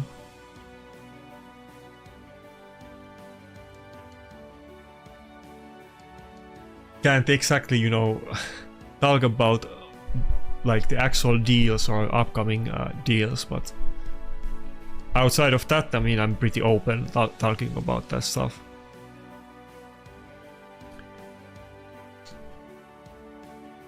Yeah, it's kind of, I mean, like, I'm a student in university, but I don't have any other job than this, no.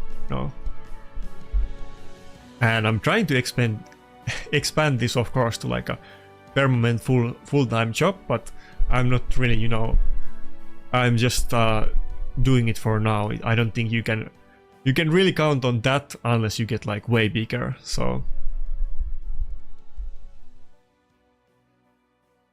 And to be honest, raid is not really my end game goal.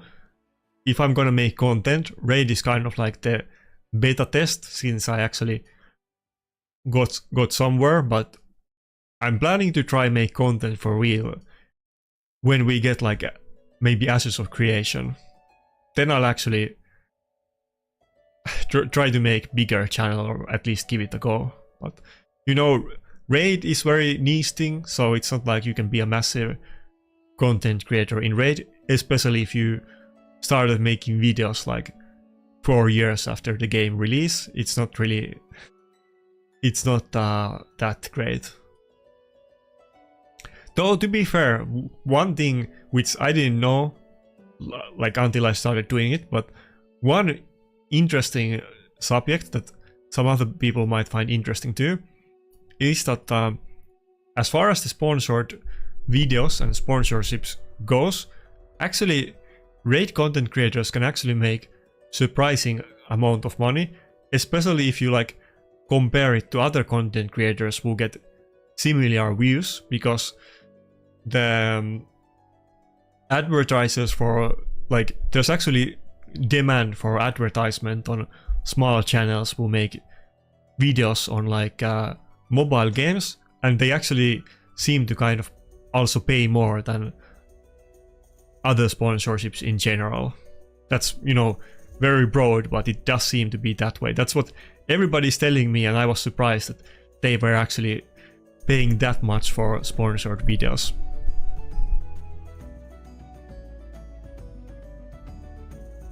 Wait, what summoning pool we have? I'm not even up to the... as I said before, I have never bought Prism shards, and I was planning to buy them next time when we get Harima. Outside of that, I'm not really planning to buy shards, but what do we have?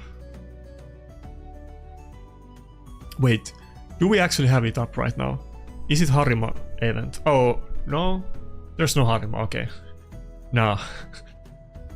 What do I care about any of these champions? No way.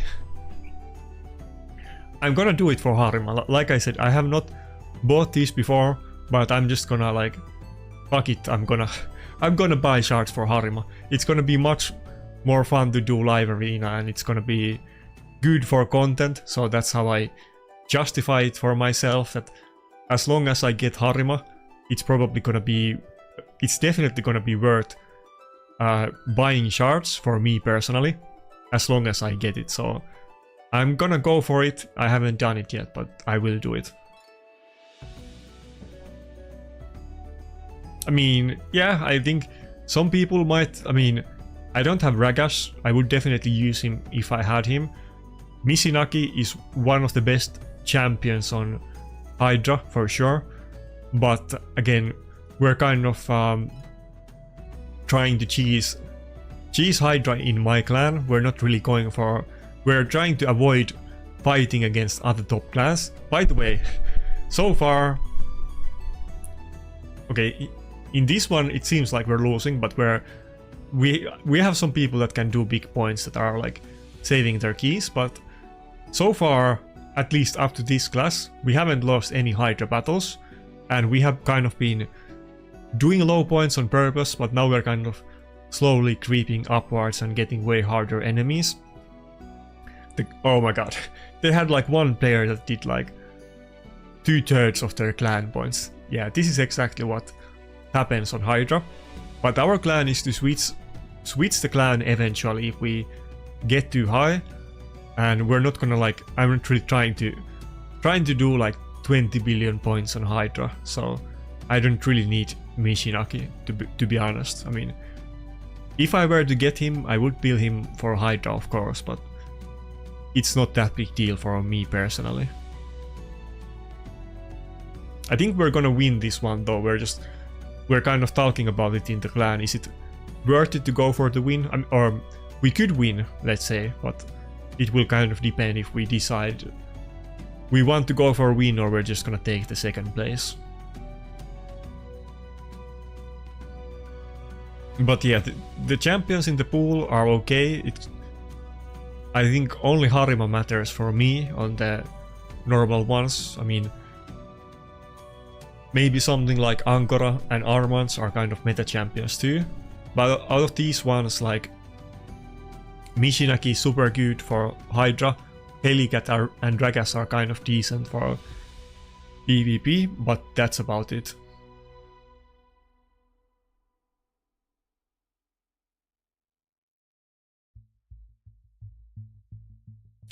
Yeah, we have been winning a lot and we're kind of slowly doing more points. I'm kind of trying to tell people to not do a lot of points, but every time we do more points than we did last time. And it's okay, because we're just planning to switch the clan every now and then. Hopefully as little as possible, but I think that's what we're gonna do. We already have some plans where like we have thought about how to do it. There's apparently a lot of like inactive clans, and you can just join them and you can get the leadership of the clan fairly easily. And we're probably gonna try to pull it that way. The biggest issue is that how is the possibly upcoming clan versus clan PvP gonna work out? Does it disincentivize switching clans? Maybe it would make it even harder than it is right now. We'll see about that. That's the only issue. But Yeah, exactly, Adrian. That's our plan. On normal CVC we're not that worried, but we kind of want to switch clans for the Hydra. Because if you switch to a new clan, you can like easily get like many wins in row without any worry while doing super low points. And then we could always just move on to the next one. It's kind of tricky because in order to be eligible for Hydra, you need to have the clan with like 10 players in it and 50-star activity.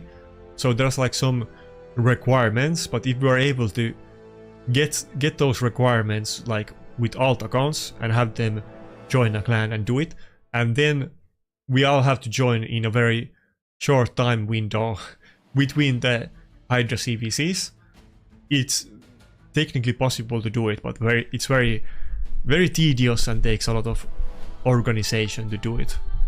That's why nobody's really doing it, but we are planning to at least give it a go. I mean, I have talked about this many times, so probably most people have heard me make the same speech before, so sorry about that.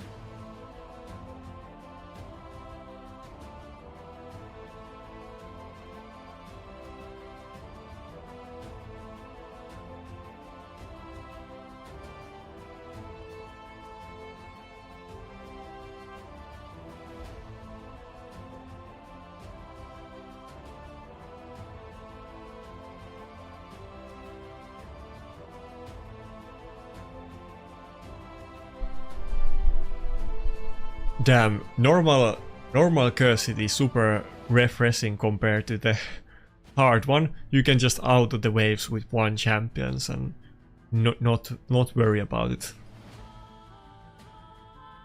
I wish the entire Cursity was like this.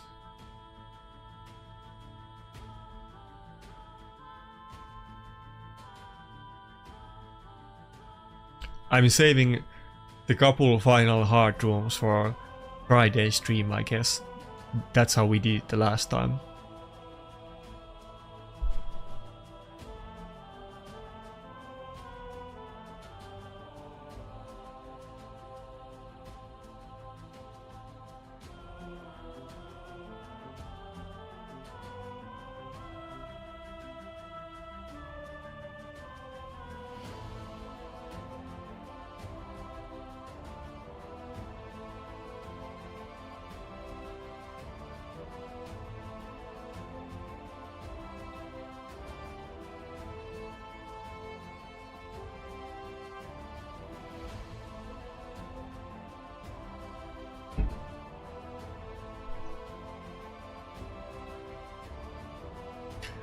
I feel like I'm finally waking up after the stream is about to end. Like when I start streaming like a couple minutes after I wake up, I'm just trying to wake up most of the stream.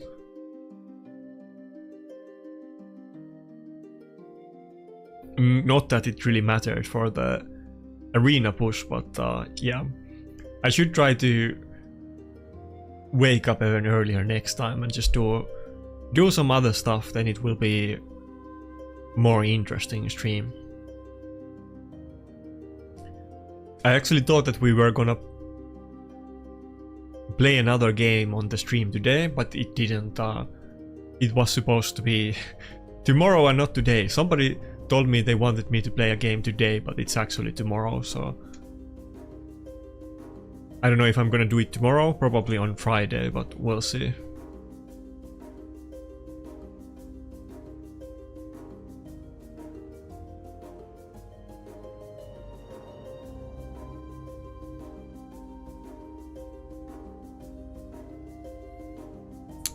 Oh, come on, I thought... I didn't change the things, but I guess my old champions are naked again. One good thing at least, that when you go to change your items on Curse City, luckily at least it uses the presets that you know only shows the specific factions and champions on that floor, so it's at least easier to regear the champions. But you know, I have geared and ungeared Aox for Curse City like countless times already.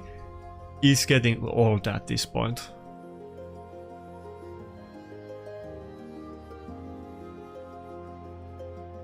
But I think he's pretty good champion on many Curse City floors, even the bosses, so I would gear him if you haven't. Or at least level him up, even if you don't, if you can't afford to keep him geared all the time. Pretty sure I didn't have him at 6 star until the Curse City, and I leveled it up just for this, I think. Maybe. At least I never really used him for anything. I think when he was released, I think it's already multiple years ago, he was kind of good for clan boss, and some people cared about that, but he's a random epic that hasn't really been that relevant until Curse City.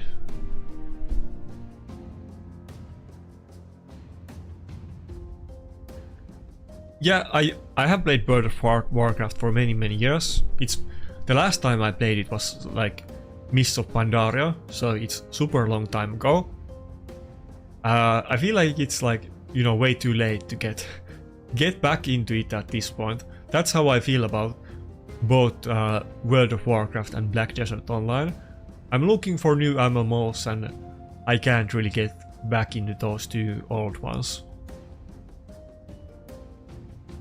One MMO that never really got big, but I think, again, I have played like most of the modern MMOs, pretty much all of them, and many ones that went down, but I think Elder Scrolls Online is kind of underrated MMO. I feel like it's actually better than people think, and they should have like advertised it way more. I think with like bigger budget it could have been much bigger deal. I think honestly, if you compare like World of Warcraft to Elder Scrolls Online, I don't even know if World of Warcraft is really better. I guess they're very different MMOs, and the Elder Scrolls Online mechanics is not maybe for everybody. Like in that game, your weapon is kind of half of your class, and it's kind of very different RPG like system, but I think it's more RPG like than World of Warcraft, let's say.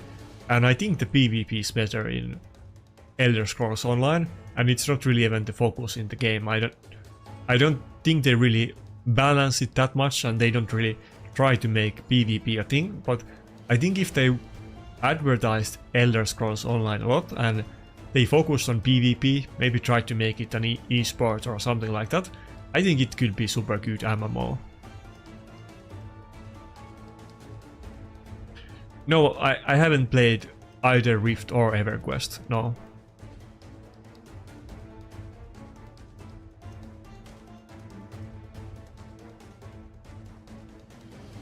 But I have played, again, I'm gonna like forget so many MMOs because I have played like a lot of them, but out of the current ones, BDO, World of Warcraft, Elder Scrolls Online, Neverwinter, Elion 2, no, Elion, what's it called? Bless 2, or Bless Online, Bless 2, there's multiple other ones. Albion Online, I can't recall everything out of top of my head. Many of the MMOs, like, you know, go down in like the first 6 months of the release, and I kind of forgot about them. There's one Chinese MMO that I can't even, I know the game, I remember when it was launched, but I can't even recall the name, and I have many times tried to remember it, but I can't. I actually have not played Guild Wars 2, no.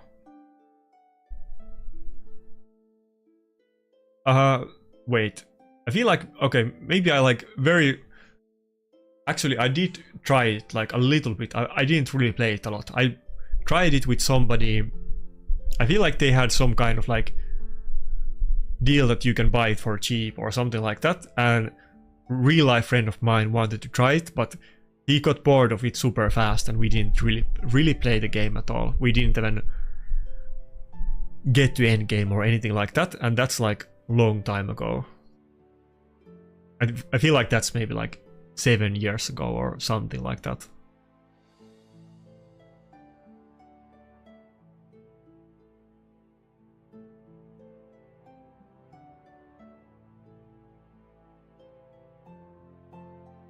No, I don't. No. Okay, now you guys are coming up with a lot of games that I didn't play. No, I didn't play any of those. No. Wait, Aeon. That almost sounds kind of. Nah, I didn't play that one. No.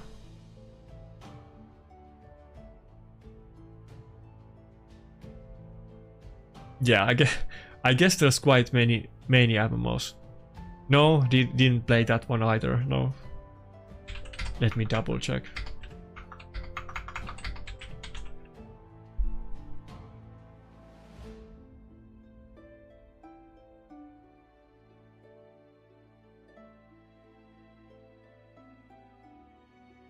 Yeah, I did play Silk Road, yeah, but super long time ago. That's like more than 10 years ago. I don't recall exactly. It's super long time ago.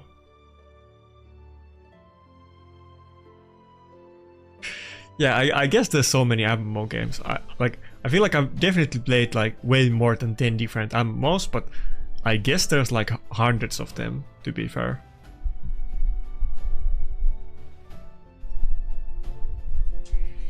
But yeah, I mean, I guess like every MMO player, I was looking forward to the League of Legends MMO, which I don't know if it is happening or not, but if it does, then it's from years from now. And of course, Ashes of Creation, but that thing has been in the works for like 7 years, and yeah, I mean, we'll see when we get it how it actually looks. They're talking very good game. Everybody has high expectations for it, and I kind of do as well, but I'm gonna think about it when I see it.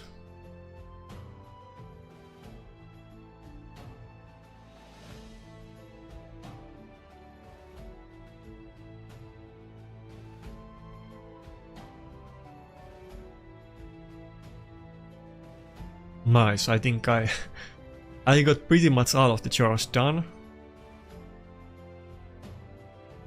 Wait, I forgot to do Dark Elves.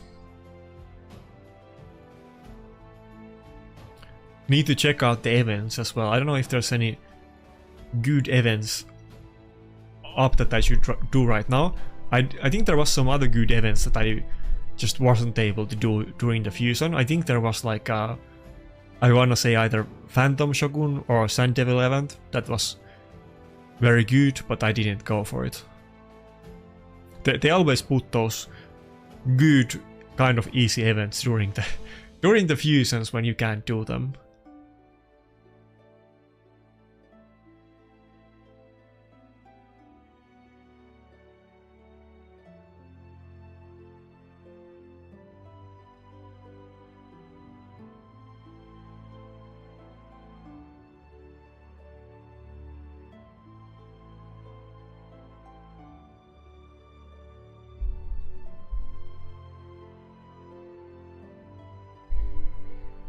Is there any other good upcoming MMOs? I feel like there was, I already forgot its name because it's been in the talks for a while. Let me double check. I think some of my, some people in my old Black Desert Online clan, I think they were talking about it. Something is gonna be released this summer, I think. This summer or fall, but I forgot the name.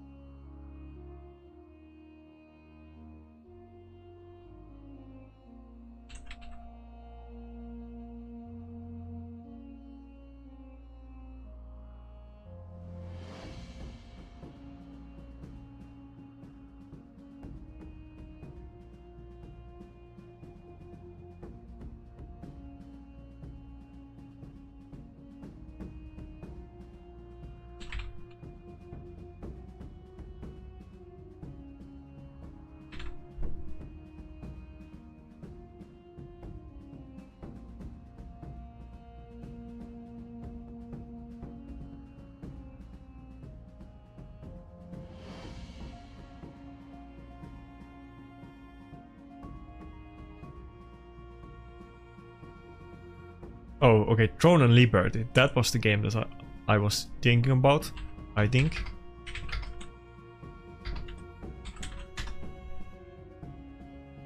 Yeah, I think that was the game that was already like released in, I want to say like Korea or like somewhere in Asia, and it's gonna be released on West this year.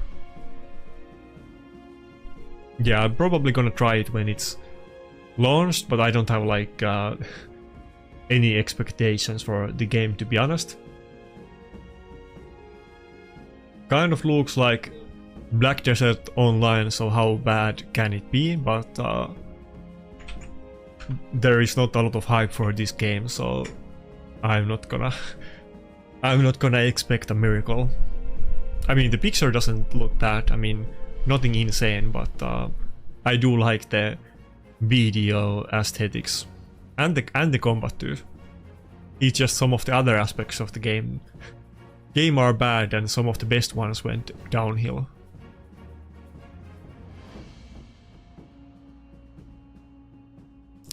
Yeah, I think a lot of like I think there's a lot of like ex-MMO players playing Raid or playing Raid as a side game.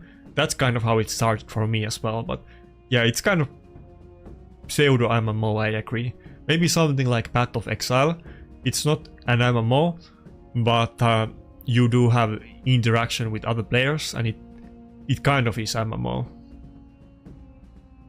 I mean, Raid definitely is not, but something akin to it.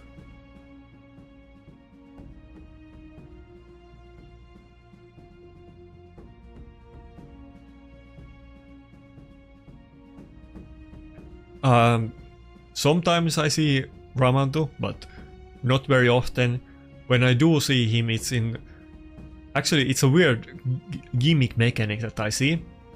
Sometimes people pick teams where they have like Ramantu with like speed team and lockouts, and they only have one nuker in the team, and Ramantu is some kind of like pseudo nuker in that team.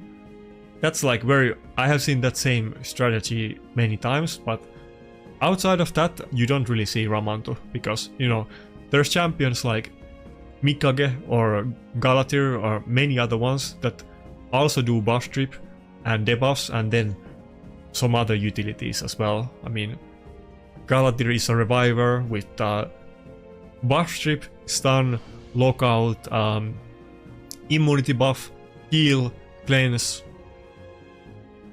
turn meter boost, turn meter reduction. I mean, there's just no way for Ramantu to compete with something like that. And Mikage is another one that she does do buff strip, but like also does stun and reduces their turn meter with passive and many other things. And you can't lock it out, or not fully at least. It's more... I can't recall the exact numbers out of top of my head. I mean, I'm pretty sure you can find it if you Google it, but the TLDR version is that I think you save maybe like 200 gems or something like that if you farm the masteries with like energy and buy energy with gems rather than buying them directly, and then you also get maybe like few million silver. So it's definitely better to farm them if you have the time to do it. I mean, many people do buy them. I mean, it kind of depends, but yeah. I always farm them, but it's not that big deal. Okay, last mission is to do 9 million damage on Hydra. I think I'm just gonna do my brutal key, which is very crappy key. This is not gonna be very good team.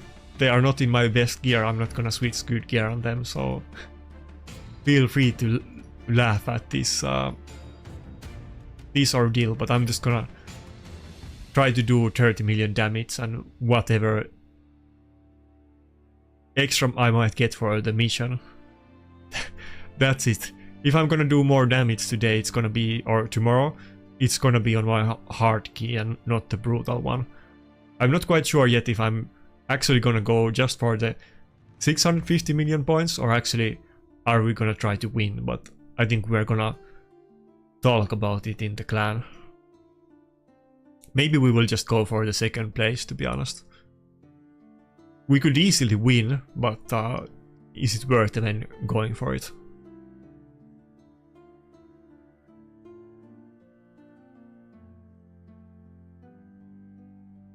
Yeah, it costs less games and you also get silver, so the only reason to buy it is if you want to do it fast.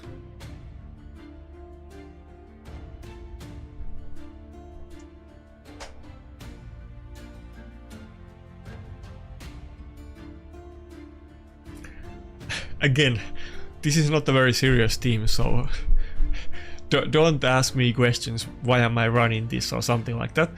It's just, you know, all of my best gear is on my PvP champions. I don't want to re-gear other champions on Hydra, and this does the job. I have these champions geared already, so that's why we're using this. Yeah.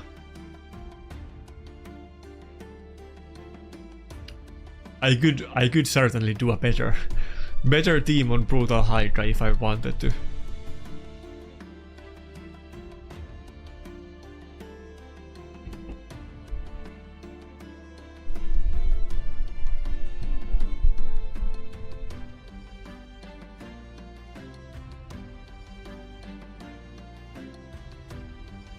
Nice. I don't think I even have like single piece of stone skin on for Narses. It's gonna be quite far off for me to get there, actually.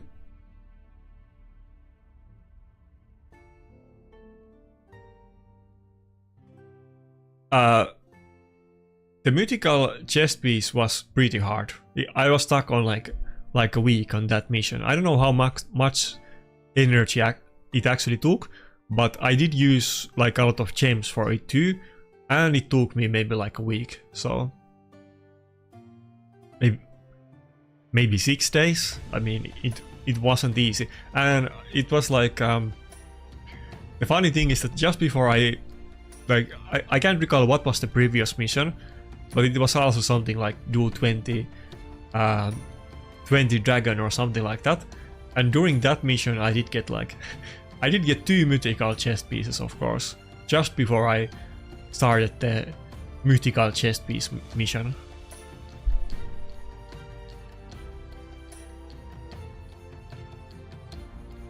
Sure, you can send the link in chat, I guess.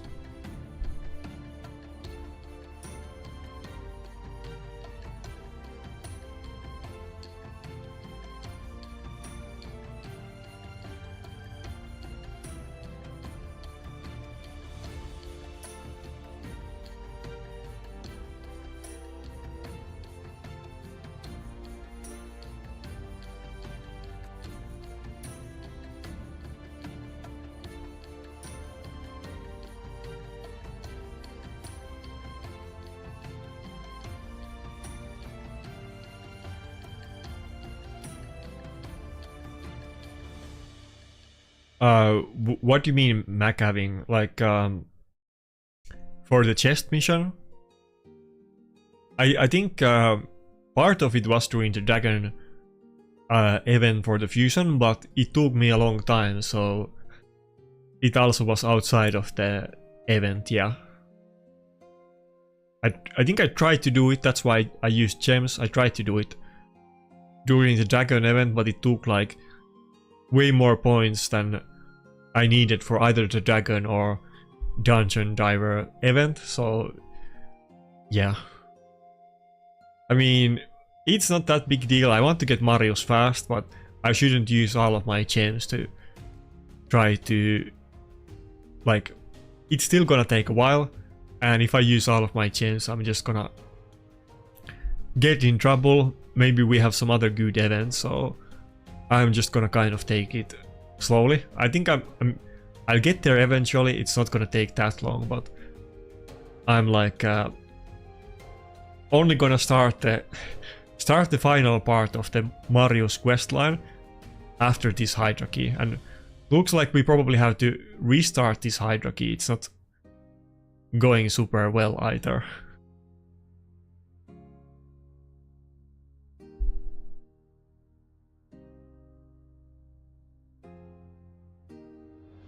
I want to do like 30 million damage with this key, but it doesn't look like we can even do the minimum threshold for brutal damage. I mean, it's a super weird team and we only have 2 nukers. Neither one of them is in really like in Savage set or anything like that. They are in very crappy gear.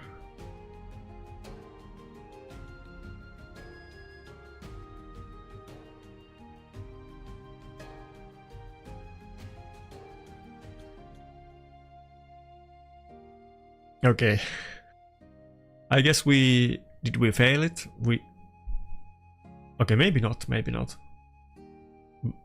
But I think I'll have to restart this. We're like at 50 million and only have 11 million damage. How did I even get it done last week with this team setup?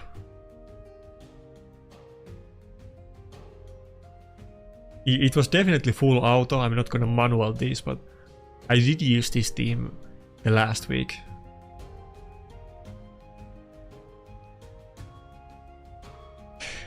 Why do I look naked in the thumbnail? I guess I didn't have a shirt on when I took the picture. I didn't really think about it that much. Like, it was a hot summer day when I took the picture, and people keep asking about the naked picture. It wasn't that serious. And I need to take more pictures, but I just got home yesterday night. On the next videos I'll come up with new emote thumbnails for sure. I'm just not super good at taking selfies, but I need to take a couple new ones with the camera. Like, my old selfies are way lower quality, and that picture, the naked picture, that's way higher quality, so that's why it was used a lot recently.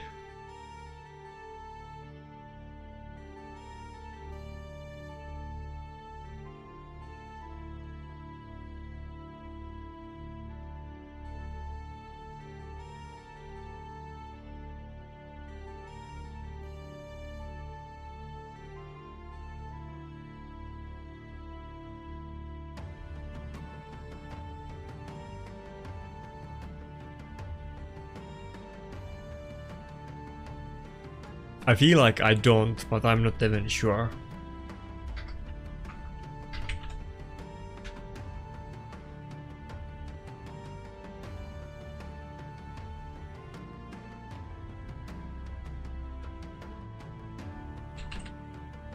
Let me double check on the optimizer. Nah, I don't.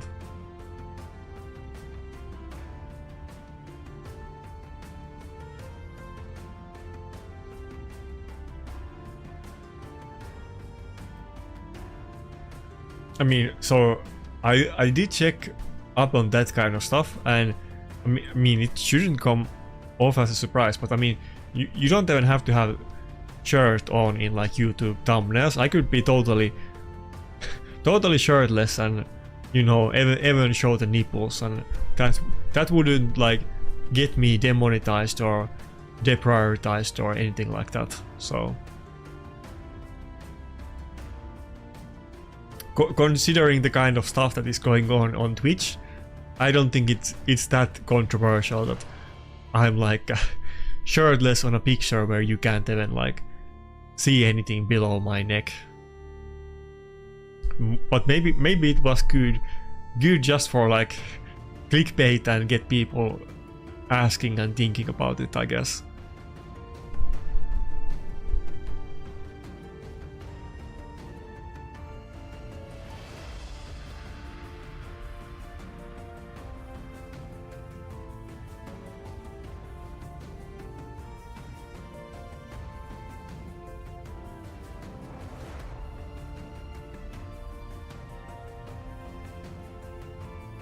Somebody, let me find, somebody made a hot tub meme on my Discord. It's already a while ago. I don't know if I can find it. Sec.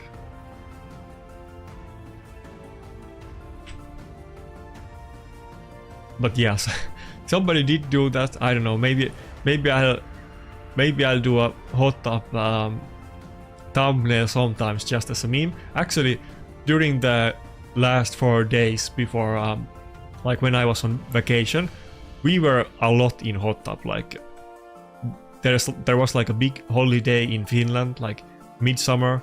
In Finland it's called Juhannus, and we were in like in our like family lake house, and we were like drinking and watching sports in hot tub and doing that kind of stuff. But I actually was super many hours in hot tub during the last couple of days. I should have thought about that. I even had my camera with me. We should have taken an actual hot tub picture of me. I could have totally used that in some video, but maybe next holidays I'll get the hot tub picture. Damn, I totally should have thought about that one. Not that it's hard to just put that shirtless picture on top of like a hot tub, like somebody did in the Discord. Trying to find it, but there's so many images.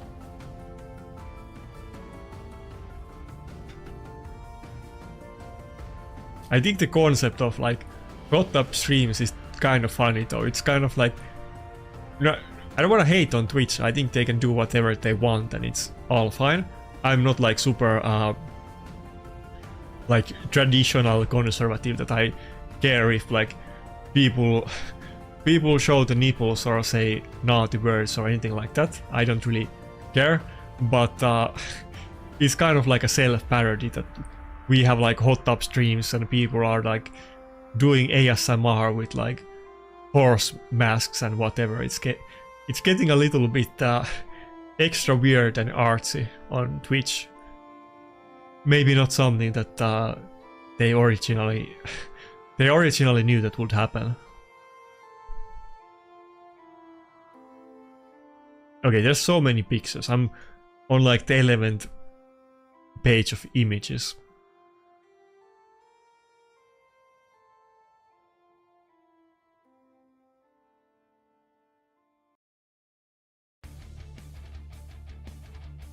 Looks like we got enough damage for the Hydra. Not that I have big requirements on this one.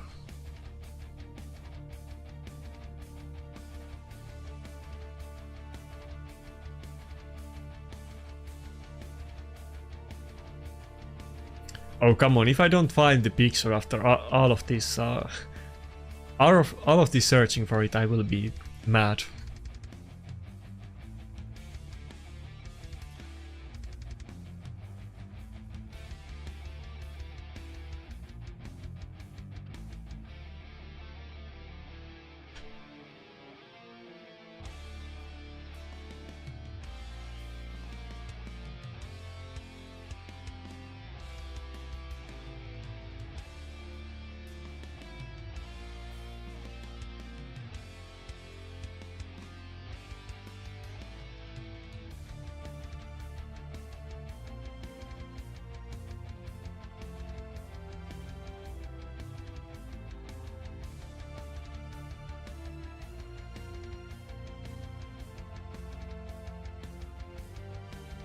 Okay, I'm about to give up. I can't find the hot tub picture.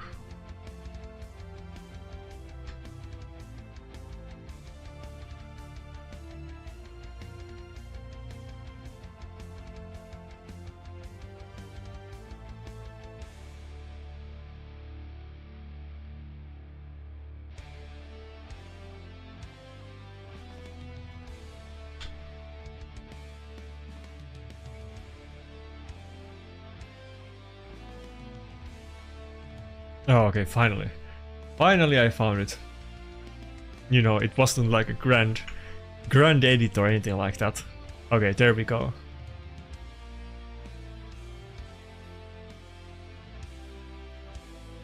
Would I use test server if I get 8k subs? Yeah, of course I will. I mean, you know, it's kind of hard to get 8k subs. I don't think we're actually that close. It might seem like that, but I don't think I'm ever gonna get 8k subs during the summer. Maybe at the end, towards the end of the year if I'm active, but It's getting them kind of slowly, but yeah, I will definitely do it. If I get there, that has always been the plan. I would do a lot of like testing on all of the new potential PvP champions that I generally I'm not gonna get anyway, so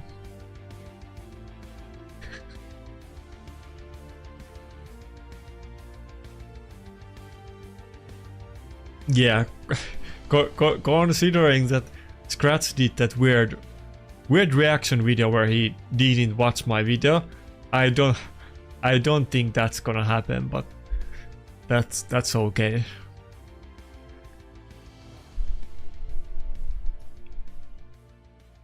Wait, okay, good. I thought I didn't keep the key and I restarted it, but okay, we wanted to keep it. Okay, finally we get to the third part of the Mario's missions. We're still eons behind of more competent players, but we're starting to get there. Where did you post your Narcissus build?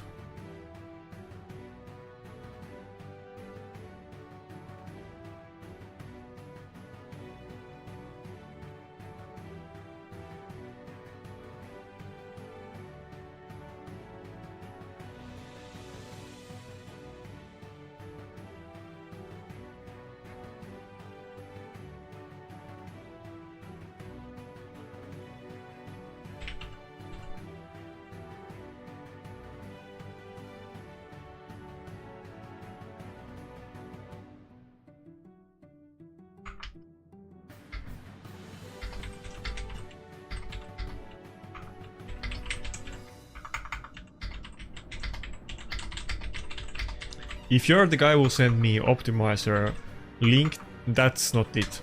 If I click that link, I'll just see my own champions. You need to choose the... can I find it?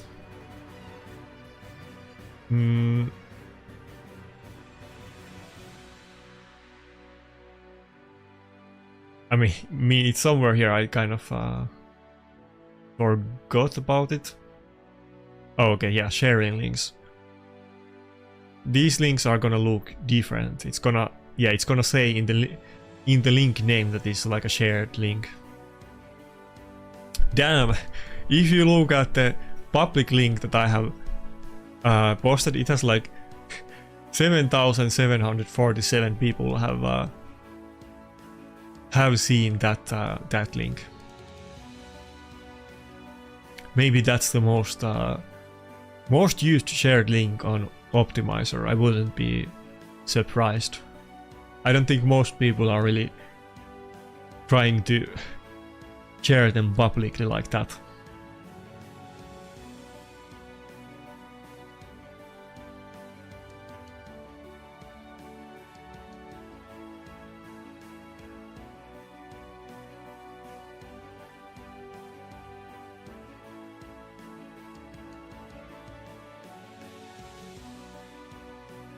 Wait, can you ping it to me? Okay, never mind. We got it.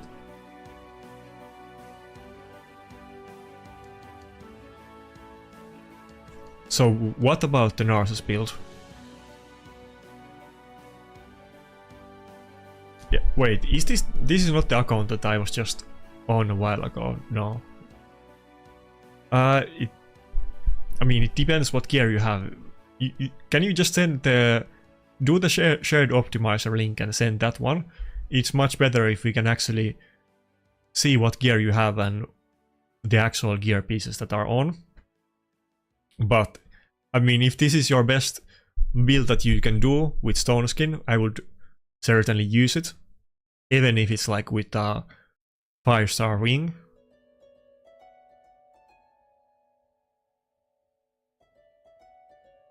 Where did you send the optimizer link?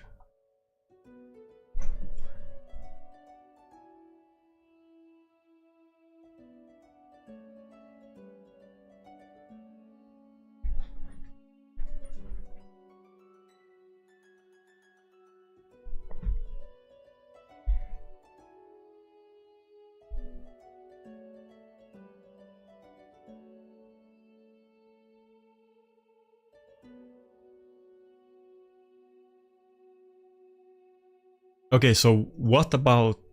Okay, what about the Narcissus? Are you just asking what kind of build you should use?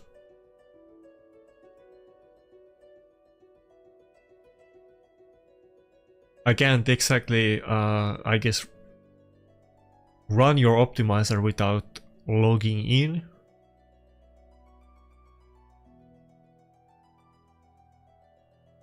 I mean, like, clearly you don't have like perfect pieces. Everything doesn't have all of the best stats, but I mean, I think it's worth going with the stone skin, yeah? If you ran it with the optimizer, then probably it is your best build. I mean, it doesn't look bad unless you just have better gear, but if you like run it on the optimizer, you put 228 as the minimum speed, and then you like run it using the damage mode using the A2 against enemies with like 4500 defense and with 4-piece stone skin and lethal enabled, then you're gonna see if you can do any better builds than this one. But yeah, I mean, if it's your best build, then that's your best build. I mean, it's not bad, but I mean, you're using like a 5-star attack ring, so I mean, you obviously want to upgrade it.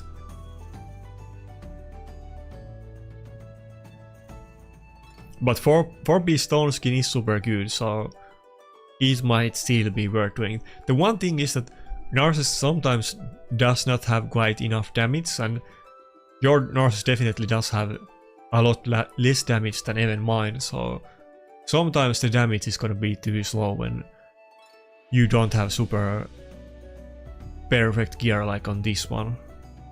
Kind of funny that you have 2 pieces with 30% crit rate and crit damage. That's super high. Neither one of those are like perfect pieces with all of the good substats though.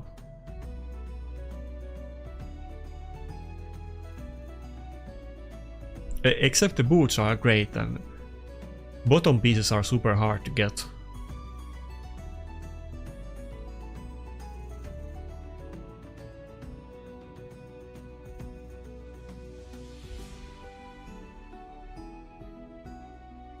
Okay, what day do we have? But okay, I guess I got forward in the missions. Now I just have to wait for time gates again for those stupid Iron Twin missions. I have to be mindful about them and try to get everything done in time. Also, I need to make sure to pick up the... I don't know, did I even complete the clan quest? I feel like maybe I didn't.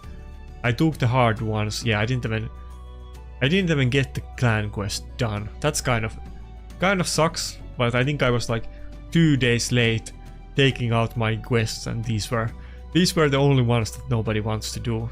But next week I need to make sure that I actually get clan quests so that I can do that one.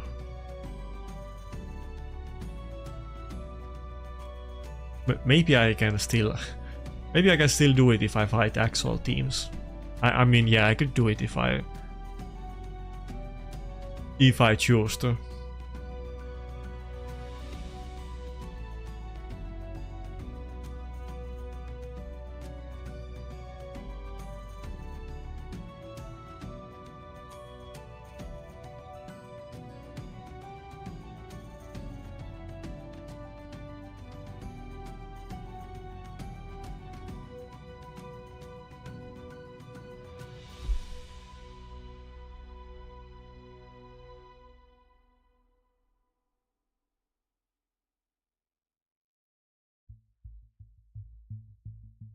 But yeah, I mean, it's not like a bad build. I mean, it makes sense to use it.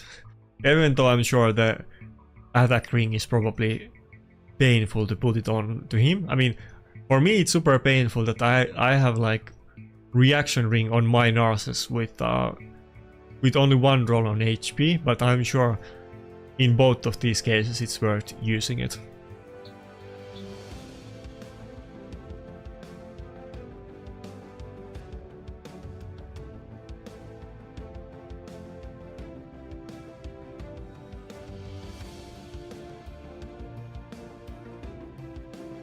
Yeah, I think for the... Are you talking about the Braku strategy for like tag team arena, or are you talking about the Narsus offense team? But I think in either one of those setups, or like any PvP setup with Lydia, her gear isn't really that big issue. The main thing really is that you don't need to put great gear on him, and you probably don't usually want to put any accuracy on her for PvP, which often people don't want to do because Lydia is great in PvE and you probably don't want her to be built like that. But personally I have stuck with the PvP Lydia for quite a while. She's super slow and in stone skin and doesn't have any accuracy.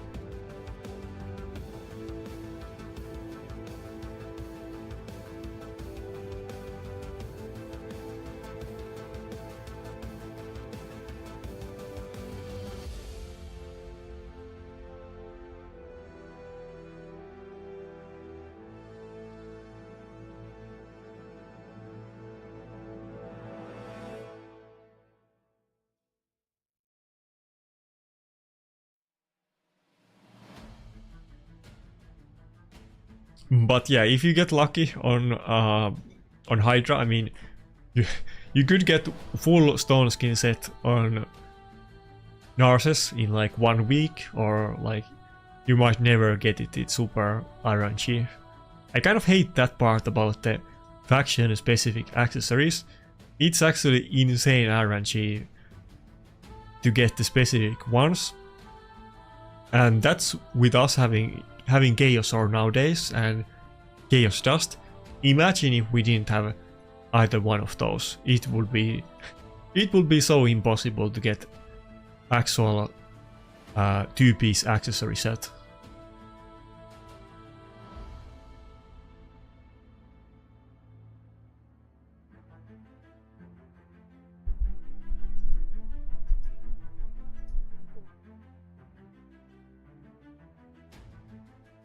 Should I really just... I guess I have to do actual battles for the clan quest since I took it. Not that anybody else took these stupid absorb missions, but yeah, I guess I have to do them. I wonder if I could change my teams to get more shields in them. I think I only have one team, no, 2 teams. Duchess has Bolster and Necret has Bolster and Passive. Should I... Maybe if I had my Lydia in Bolster instead of Stone Skin, it would be easier to do this mission, but I'm not gonna go that far, but...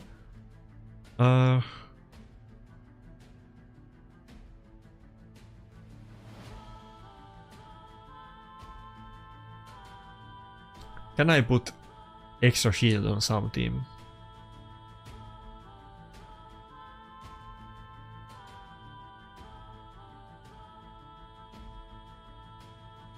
I mean, I could, but they wouldn't really be better than they are, I don't think.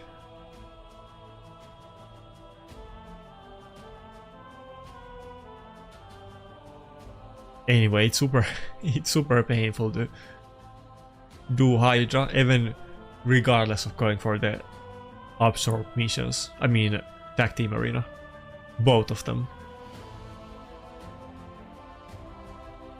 I mean, you can use it. I mean, I don't think it really matters unless you're trying to like compete for the top spots and you have some kind of unique defense. I don't think it generally matters if you're hiding it, to be honest, but if you have really good defense and you're mostly getting wins and it's something unique, then you probably should hide it. But that's not really a concern for most people in the game, not even for me at this point. That's why I'm totally okay just having my reset defense as the midweek defense as well. Something that I didn't use to do back in the day.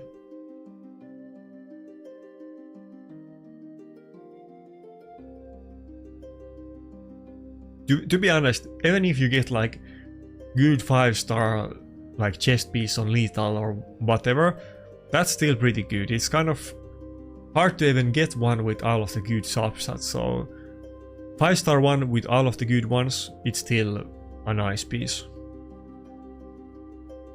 It's just like those triple accuracy and speed gloves and chest on perception.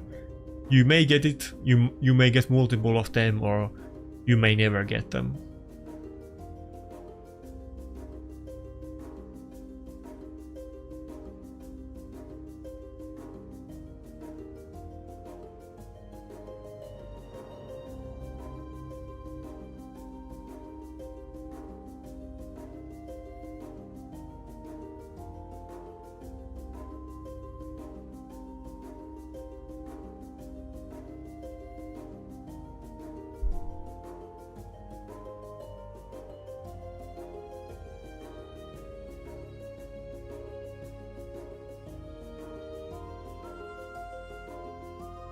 Anyway, even if it's for a clan quest, it kind of feels extra dumb to battle actual defense teams in Tag Team Arena on Monday.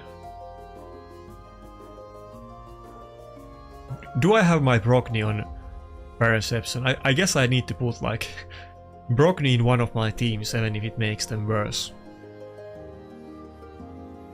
Maybe I should just remove my Helicat so that they can actually do damage through the shields and put Brockney up and everything else.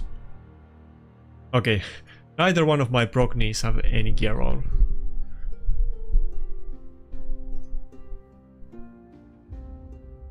Do I really need to go for this?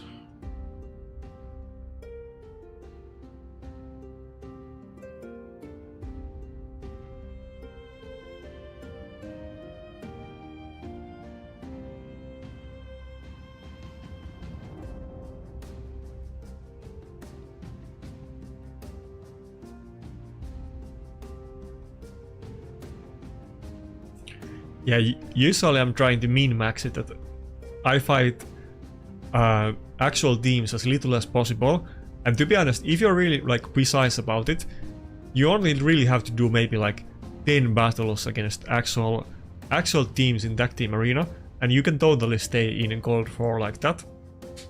You can get to maybe like 800 points fighting one-man defenses if you time it properly, and then you just do a couple, like you do one page of battles and then you're done.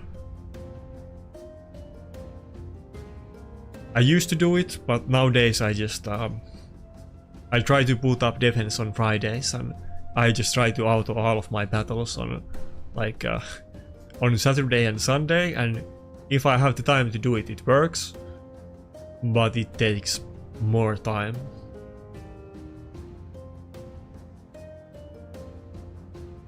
Yeah, don't care about this build. I'm just putting like some random no, don't use that.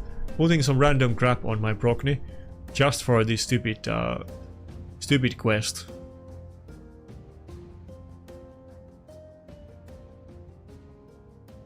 Yeah, we're gonna take the Helicat out. Which team gets the Brockney?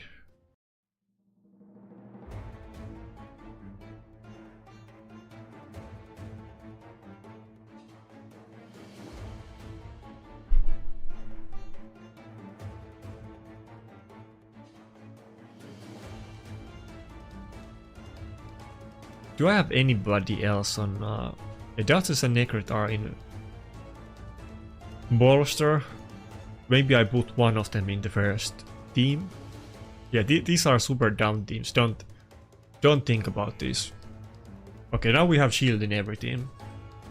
Should be able to do them easier.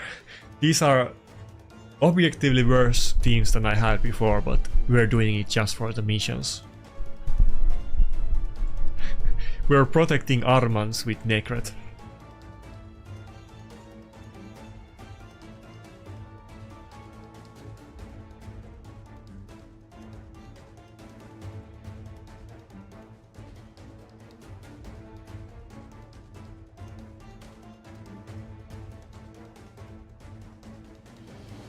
Oh, and the Baron is even gonna ignore our shield, so it's making it harder to do the mission.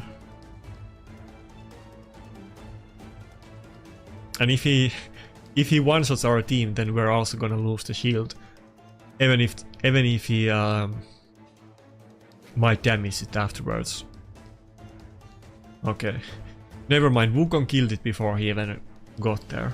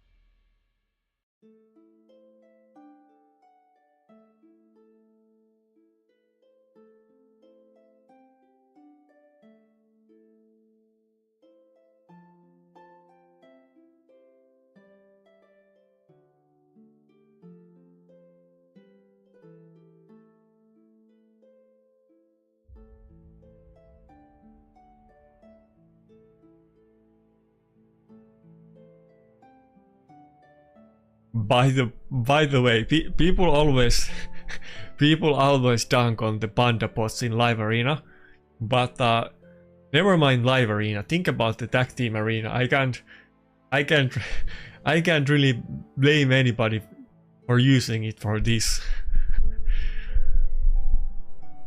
I feel like Raid should have given us like 3 tag team arena battles per day and kept it at that.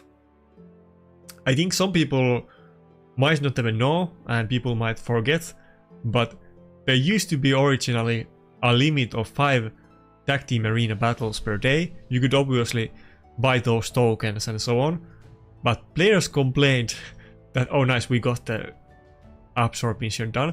Players complained that there's not enough live arena battles, and then they doubled it from 5 tokens per day to 10 tokens per day. That might honestly be the worst thing that the Raid community has ever done. Feel free to try to change my mind on that one, but I feel like Reddit complained and they made the game tedious and more hard for everybody.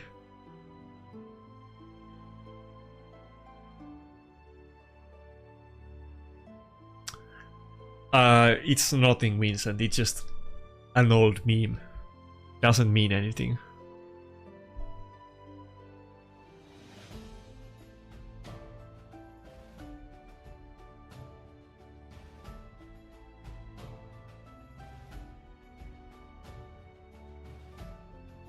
Maybe I need to have like presets for my actual tag team teams and then teams to do the shield missions, because I think I've taken these missions multiple times in a row. I usually like take the clan quest like maybe 2 or 3 days too late, and nobody in my clan takes these absorb missions, and usually the other ones that are left are even harder to do than this one.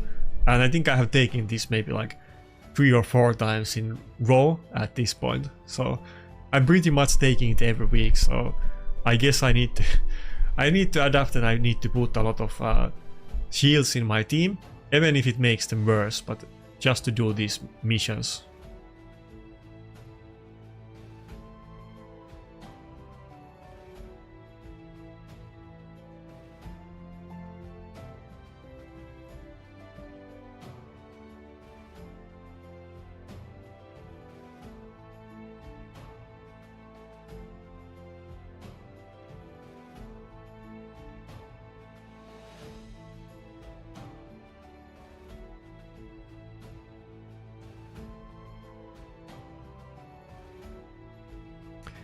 Yeah, I mean, it's not like I can do it, but like, if I'm like winning the battles, it actually makes winning harder, first of all.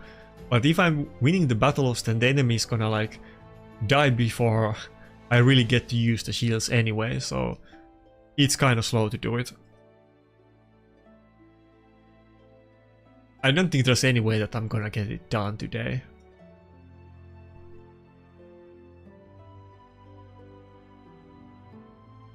Yeah, there's like 1 day left, technically 2 days. I could use the tokens after the reset, before the quest reset.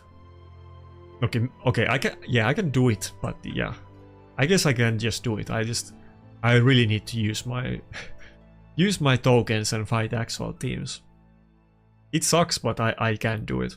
And then we even have like Lazarus and Narcissus ignoring shields, so I don't even want to attack that team.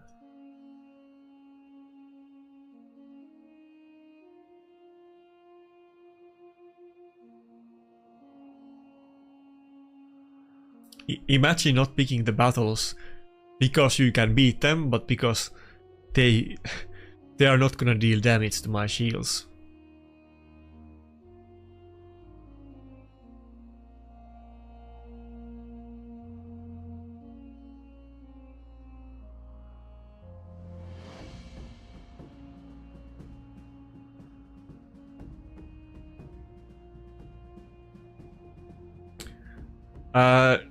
I mean, we dropped out again like couple minutes left, and we got like barely in Plat, I think 470 or something like that. It was basically the same thing as last week, that we were kind of high at one point, but then in the end I actually lost one battle this week, which I haven't done that in a while, but I lost one offense battle kind of at the end, like I think maybe like 8 minutes left or something like that.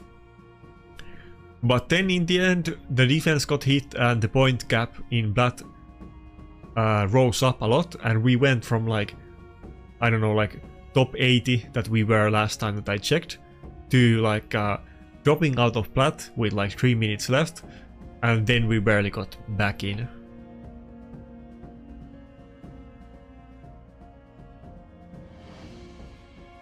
But yeah, I'll probably try even shorter push next week and maybe only go for like 15 minutes or something like that.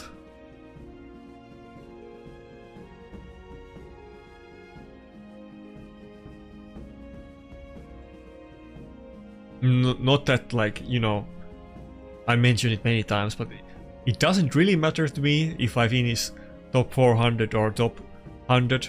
Not really, because I have done that many times and you don't really get anything extra out of it. But since I'm doing it, of course I want to finish as high as I can. It's just that it's not like super... I'm not super competitive right now, let's say. Yeah, I got back in. I mean, yeah.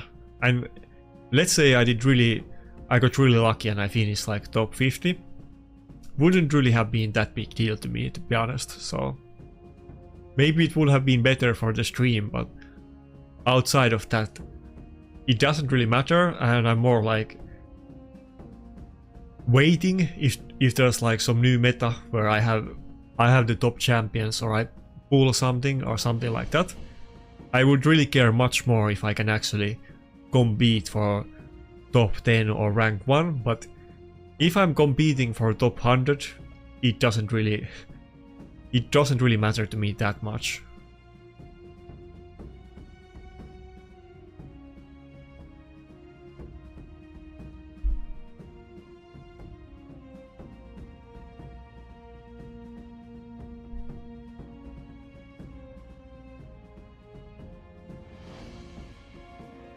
Yeah, I don't mind, like, you can totally attack me, I don't care. I mean, as you saw, okay, I didn't really attack clanmates this time. I attacked somebody that didn't have the clan tag, that was clustermate, and I even purposefully lost that battle when people said it in the chat.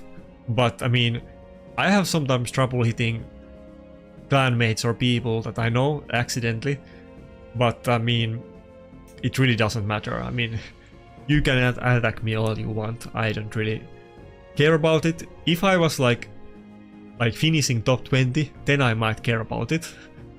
But if I'm not, I don't care at all.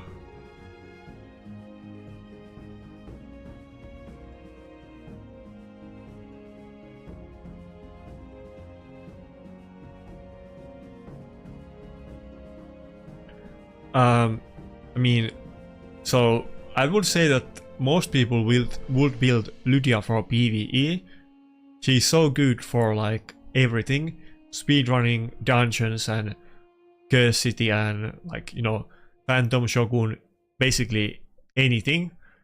Probably most people don't want to build Lydia for PvP, but if you're gonna do it, then the main thing is that you don't want any accuracy on her, because if she gets polymorphed, then her passive doesn't proc. So you could build her very tanky, very slow with 6p stone skin and no accuracy, but it doesn't really matter how good gear you have on her. The main deal is that you don't really want to get polymorphed, so probably you don't want her to be faster than your Nuker or very high accuracy. But most people would not advise you to build Lydia for PvP. I do it, but I don't think most other would. Even I see some people running her in like accuracy for PvP, but usually the people that are really into PvP, they do still have her built in like stone skin or something like that.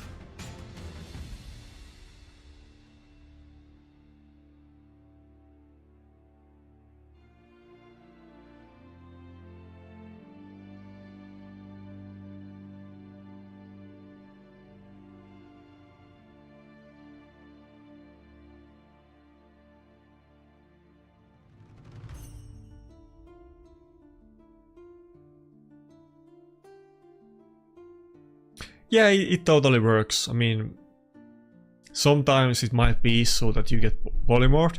Sometimes it might even be good. Maybe you can like lock out the enemy nuker with the A3 that doesn't have polymorph or something like that. But if you're like doing a lot of like full auto battles and so on, it's better to just not have accuracy.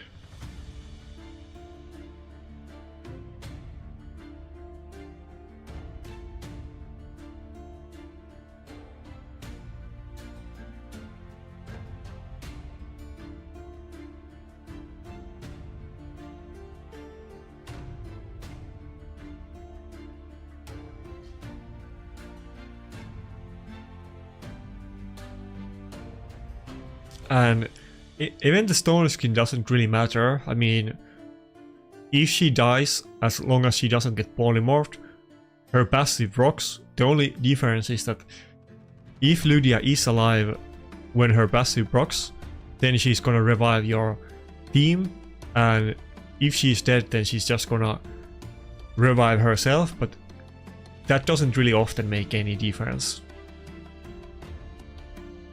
If you get to that point, you're probably gonna lose anyway, but sometimes maybe it will save you a bad battle. But the main reason why people are using Lydia with Narsus teams is just because it will make the battles a lot faster, that the enemy Maritska can't revive with the passive, and we're kind of seeing less teams with like Maritska and another reviver. Basically nobody's using Siphi anymore, but we are seeing teams with, let's say, Siphi and Maritska. But if they have just Maritska and no other reviver, it's not even that big. Like, you could totally just battle them without Lydia. The main deal is, if they have both Lydia and another reviver, especially Siphi, then Lydia makes the offense battles like way faster.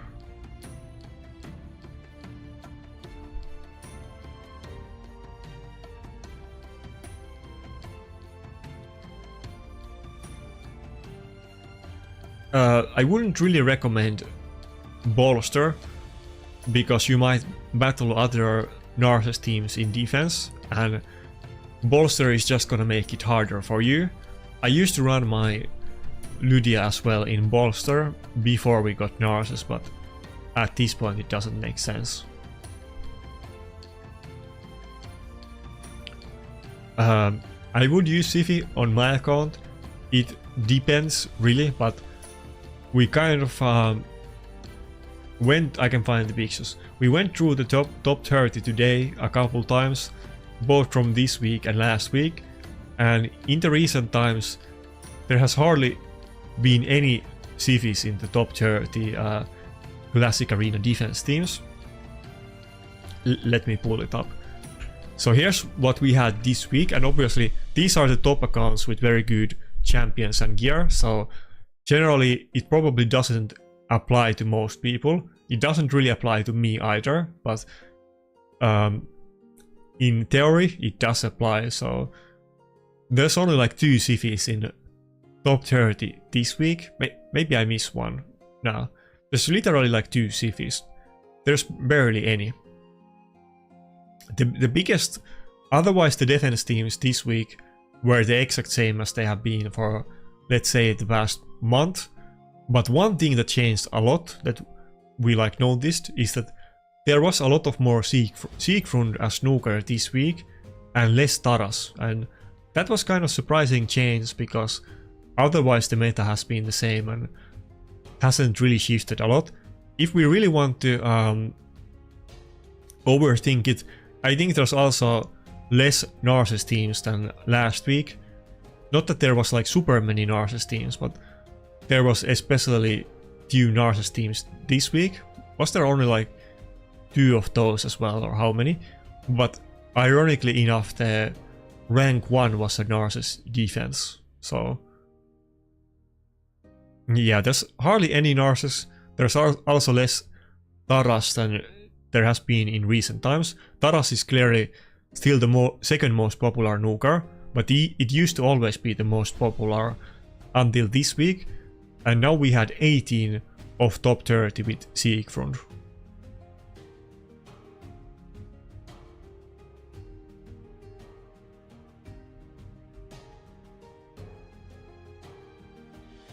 Oh, we actually lost it, but you know, I kind of made my teams worse just to do the clan quest.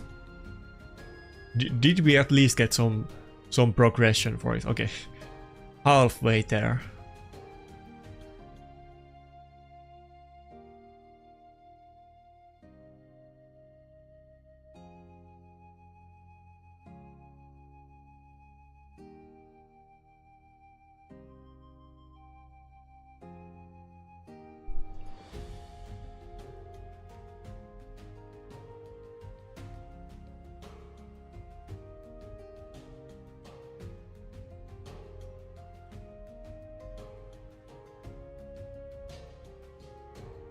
Yeah, again, I'm not really... Don't think about these tag team arena battles too much. I'm not really going for a win. I'm trying to do the quest where you need to take damage to the shields. That's why I made my team super weird to try to do it, but even with this it's kind of hard to do it. Either I kill them too fast and they don't even do any damage to the shields, or they kill me and like they ignore the shields with Narcissus or something like that.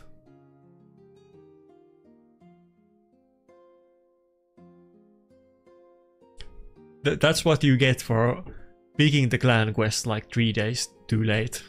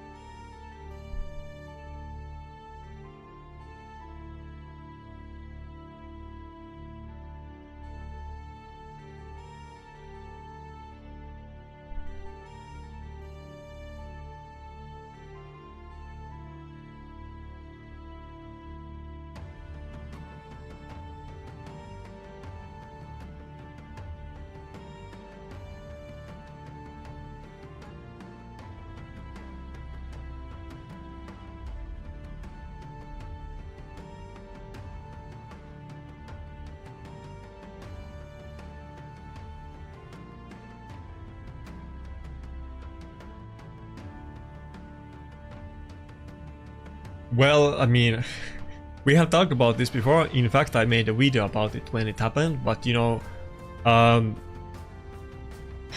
not like I left it they basically merged with ET, and they like kicked out maybe like, I don't know the numbers, but quite many people, not like half of the clan, but many people. They kind of, you know, got rid of the, like, basically they wanted to become stronger for Hydra, and like I think it was more about the Hydra, but I guess also for the potentially upcoming clan wars. But yeah, basically they removed the least performing players in the clan and merged with ET. I was trying to get them to make a third clan for a long time. I would have wanted to make a third free-to-play clan in Mad, and they, like, to be fair, I mean, they offered me like options. They asked me if I want to drive on like other people's accounts, and they asked me if I want to join ET. So it's not like they were being like jerks to me. They were giving me like plenty of options, but I didn't really want to play on other people's account, and I had wanted to make my own clan for a long time. So when it was between like getting demoted to ET or playing on somebody else's account, I just wanted to make my own clan, to be honest. So not like a massive drama, but you know, a little bit like, you know, it's a bit weird to get kicked or removed out of the clan where I was in for like many years.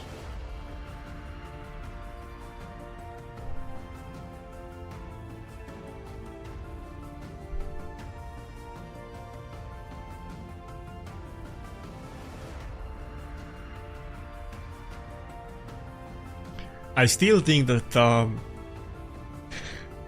it's pointless to like litigate it afterwards. I feel like they made a mistake. They should have made a third free-to-play clan, but they just, you know, they wanted to be the top clans, and I guess they don't want any free-to-play plebs. But I think they should have done it. I think it would have been good. We could have made a really good free-to-play Mad clan, but like the leader of Mad doesn't want to make a third clan, and thinks two clans is already too much. So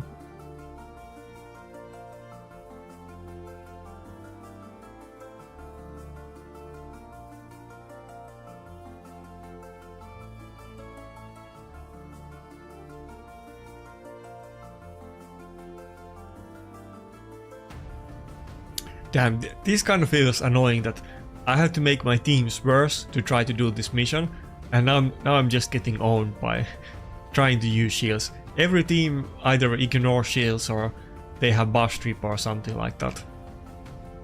Shields are just not very good anymore, even though they used to be super dominant in the meta. People used to run double bolster all the time in defense teams, and now literally running any champion in bolster is a liability to your team and actually makes it worse.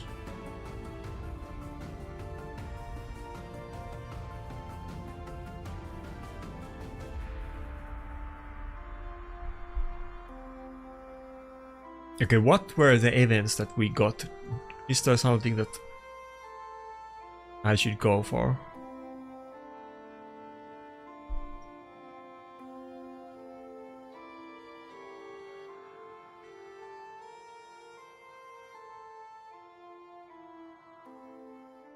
Okay, yeah. There's nothing going on right now, so I guess I'll go for the Sand Devil tournament. It needs kind of high points, but there's nothing else to do either. And I need to wait for the... Okay, never mind. Let's see. No, okay, no, I can do it. Like, I need to wait for the Iron Twins anyway. And after that I can do like two missions that require to do dungeons, both Shogun and Sand Devil, but after that I'm gonna have to wait for the Iron Twin time gated missions again, so I think I probably should be able to do the Sand Devil tournament. There's nothing better to save the energy on.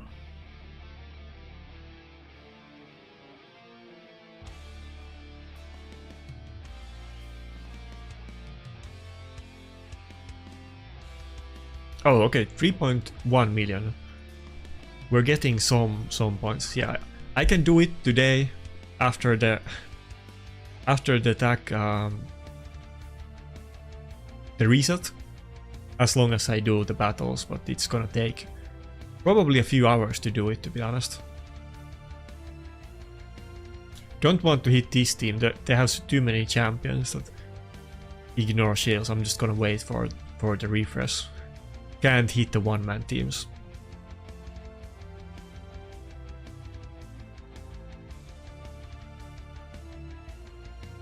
Yeah, Ruslan, I know like the YouTube live thing is kind of new to most people. Was for me as well. Like if you just go to my channel and go to the like live section, all of the streams are there. They're basically like videos, but just not on the video section. And I kind of started to stream very recently, but as you can see, it's like this is the 10th stream at this point. We're basically doing like a Monday and Friday stream every week, and I think I had like 2 random other streams, but generally it's gonna be on Monday and Friday. Friday is a super long one. I'm gonna stream all day, and Monday mostly Plat push and not too much after that. Actually today we had kind of long stream. Wasn't really planning to do it this long.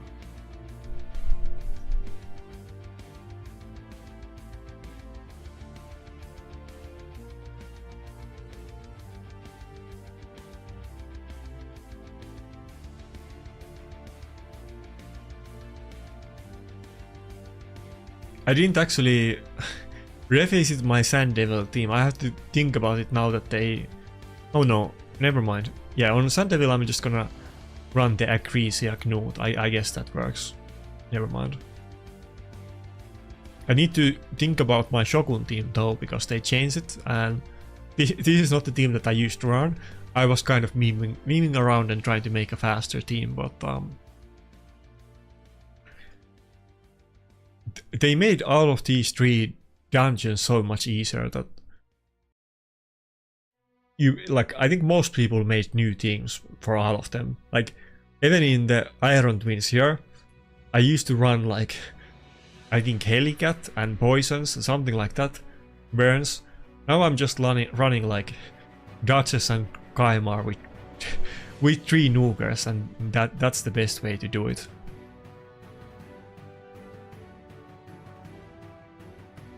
We have Duchess here for some kind of safety check, and Kaimar is just to reset the cooldowns and heal it faster, and then 3 Nukers that can do most damage to the boss.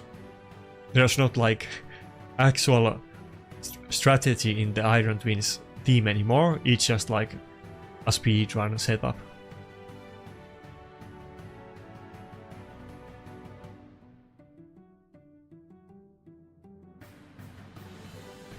I'm not sure about that. I feel like they generally... I don't know what... How did we lose to this? I haven't been losing to this. What the fuck? Just when I was saying it's easy, we actually lost to it. Nobody 7 missing gear. What? I'm almost certain this is the first time that it happens.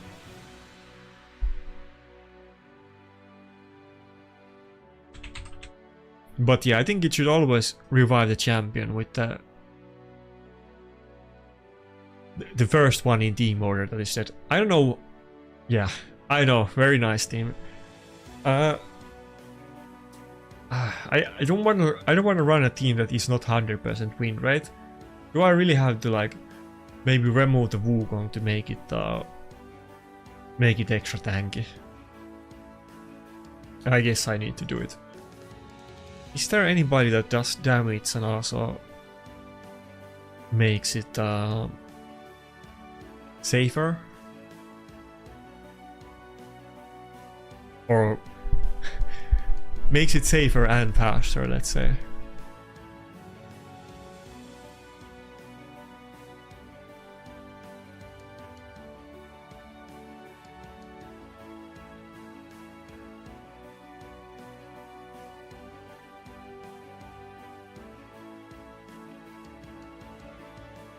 Yeah, I could just run another reviver. I'm just thinking that is there any nuker that is gonna like make me... Okay, let's just run Ankara. Let's not... Yeah, Ankara can reset the cooldown, so let's just go with that. If somebody dies and Ankara revives them, then they're gonna get the cooldowns back, and if Ankara does A1, we might get the Knut cooldowns too. I think we'll even like disable the Ankara shield. Probably that should work.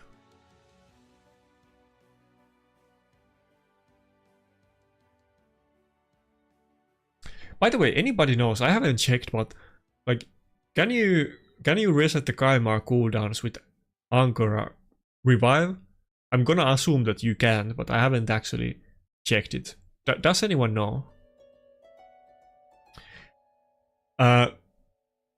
Helicat is gonna make it slower because of the counter attacks, and I think if we lost it with the last team, I think with Ninja we can probably lose it as well. If the boss removes all of the debuffs at very bad timing, I guess. But there's no way we can lose with Ankara and Duchess. Looks like it's pretty much the same speed. It's not that much slower without Wukong. A little bit, but not that much. And probably a lucky run with this team is gonna be faster than with Wukong. If we like reset the cooldown of Knut.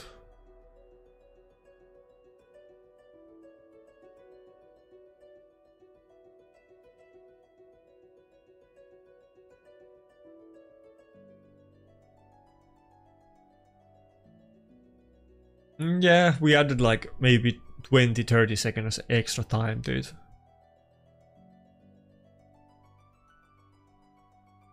But I'm pretty sure that's the first time that I actually lost with this team. I would have already switched it if I did lose.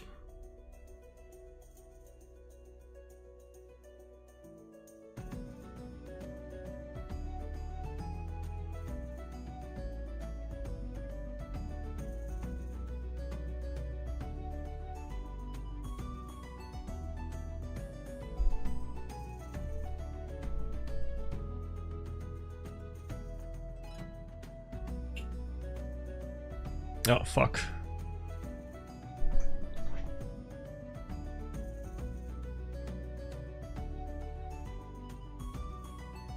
Okay, that was 44 seconds. It was like way faster than the last run. It was almost the best time.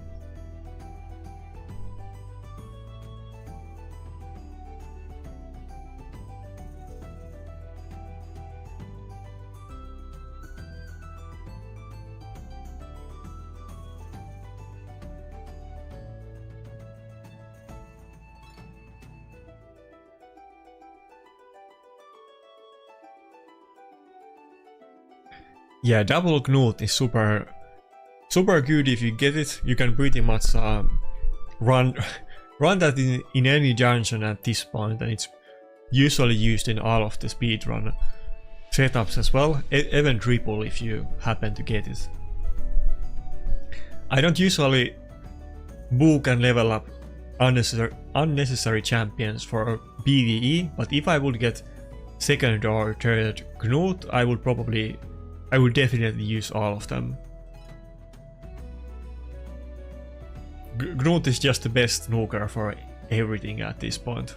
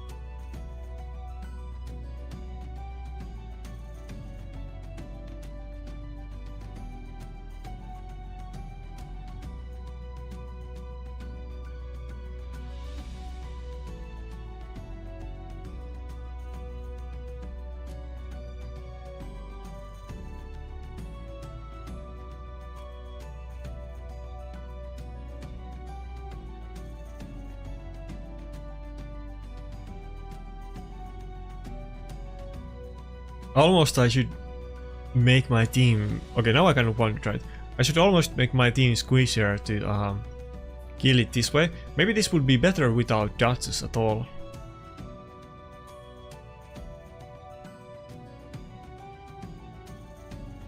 Maybe if we have like...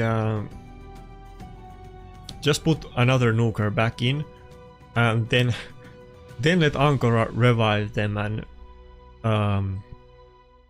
get the cooldowns. Maybe it will be faster that way.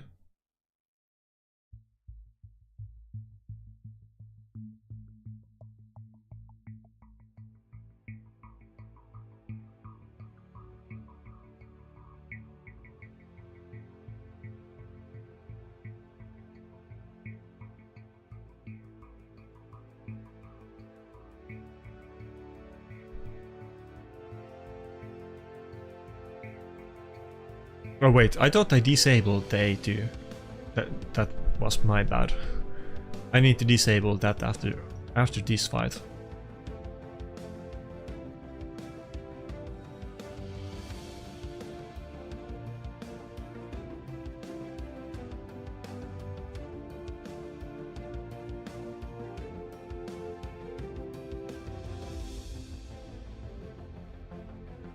Maybe if I like okay, let's min max this. Maybe if I like remove the ring on Gnut, maybe if he gets one shot on the first nuker after the Kaimar reset and he can do like 3 nukes in a row, that would be super fast.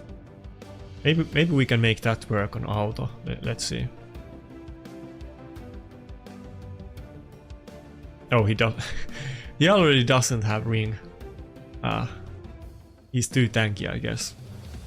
But why? Oh yeah, I forgot I changed the team order. That's why Ankara is using the shield. Maybe if the boss hits a bit harder this time, if Gnut dies to that first nuke. Oh wait, we're not gonna have the shield this time. Surely we're gonna die. Yeah, like the next nuke. Yeah, after the reset now, I think it should kill the Gnut when it... Yeah, it just big nuke after Gnut hits now. If we can get like instant revive... No? Come on, die. Die? Ah. Almost. If Gnut died there, it would have been so good. He would have already... It would have been like 32 seconds run or whatever it was. If only Gnut wasn't that tanky.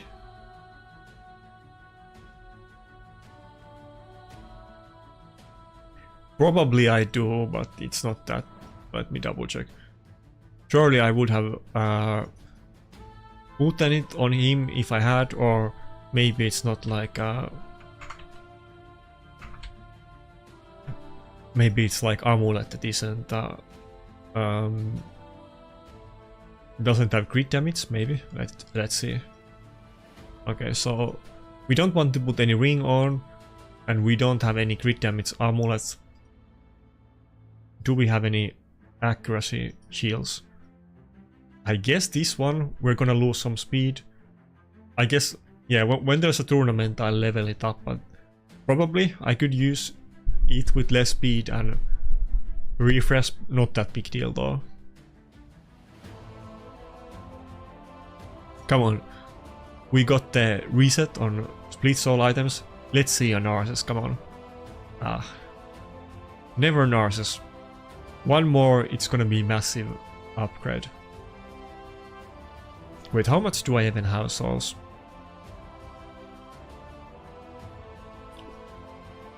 Kind of, if I didn't buy the 5-star soul on my UDK, I don't think I'm gonna go next on UDK. If I didn't do that, I would already be super close enough to having champions to get my next 6-star. Which probably would be either Ankara or Narcissus, but well, neither one of them is even at 4-star at this point, so it's gonna take a while either way, but I'm assuming that I'm still gonna get that before I get 400 tier 2 tokens, maybe.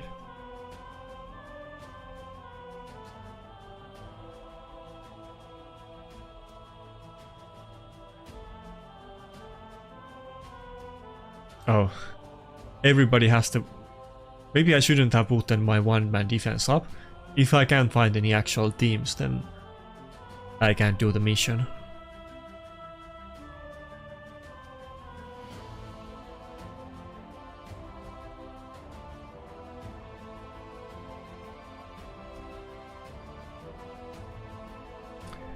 Anyway, I think we're gonna end the stream at this point. It wasn't actually planning to do it this long today. It was gonna be a short stream, but if anybody has any questions, now is the last time to ask. The next stream is gonna be on Friday, so probably the next Monday stream is not gonna be anywhere as long as this one, to be honest. Mostly going for the Plat push, and that's it. I was still planning to make a video today, and I need to do some real life stuff, so can't stream all day.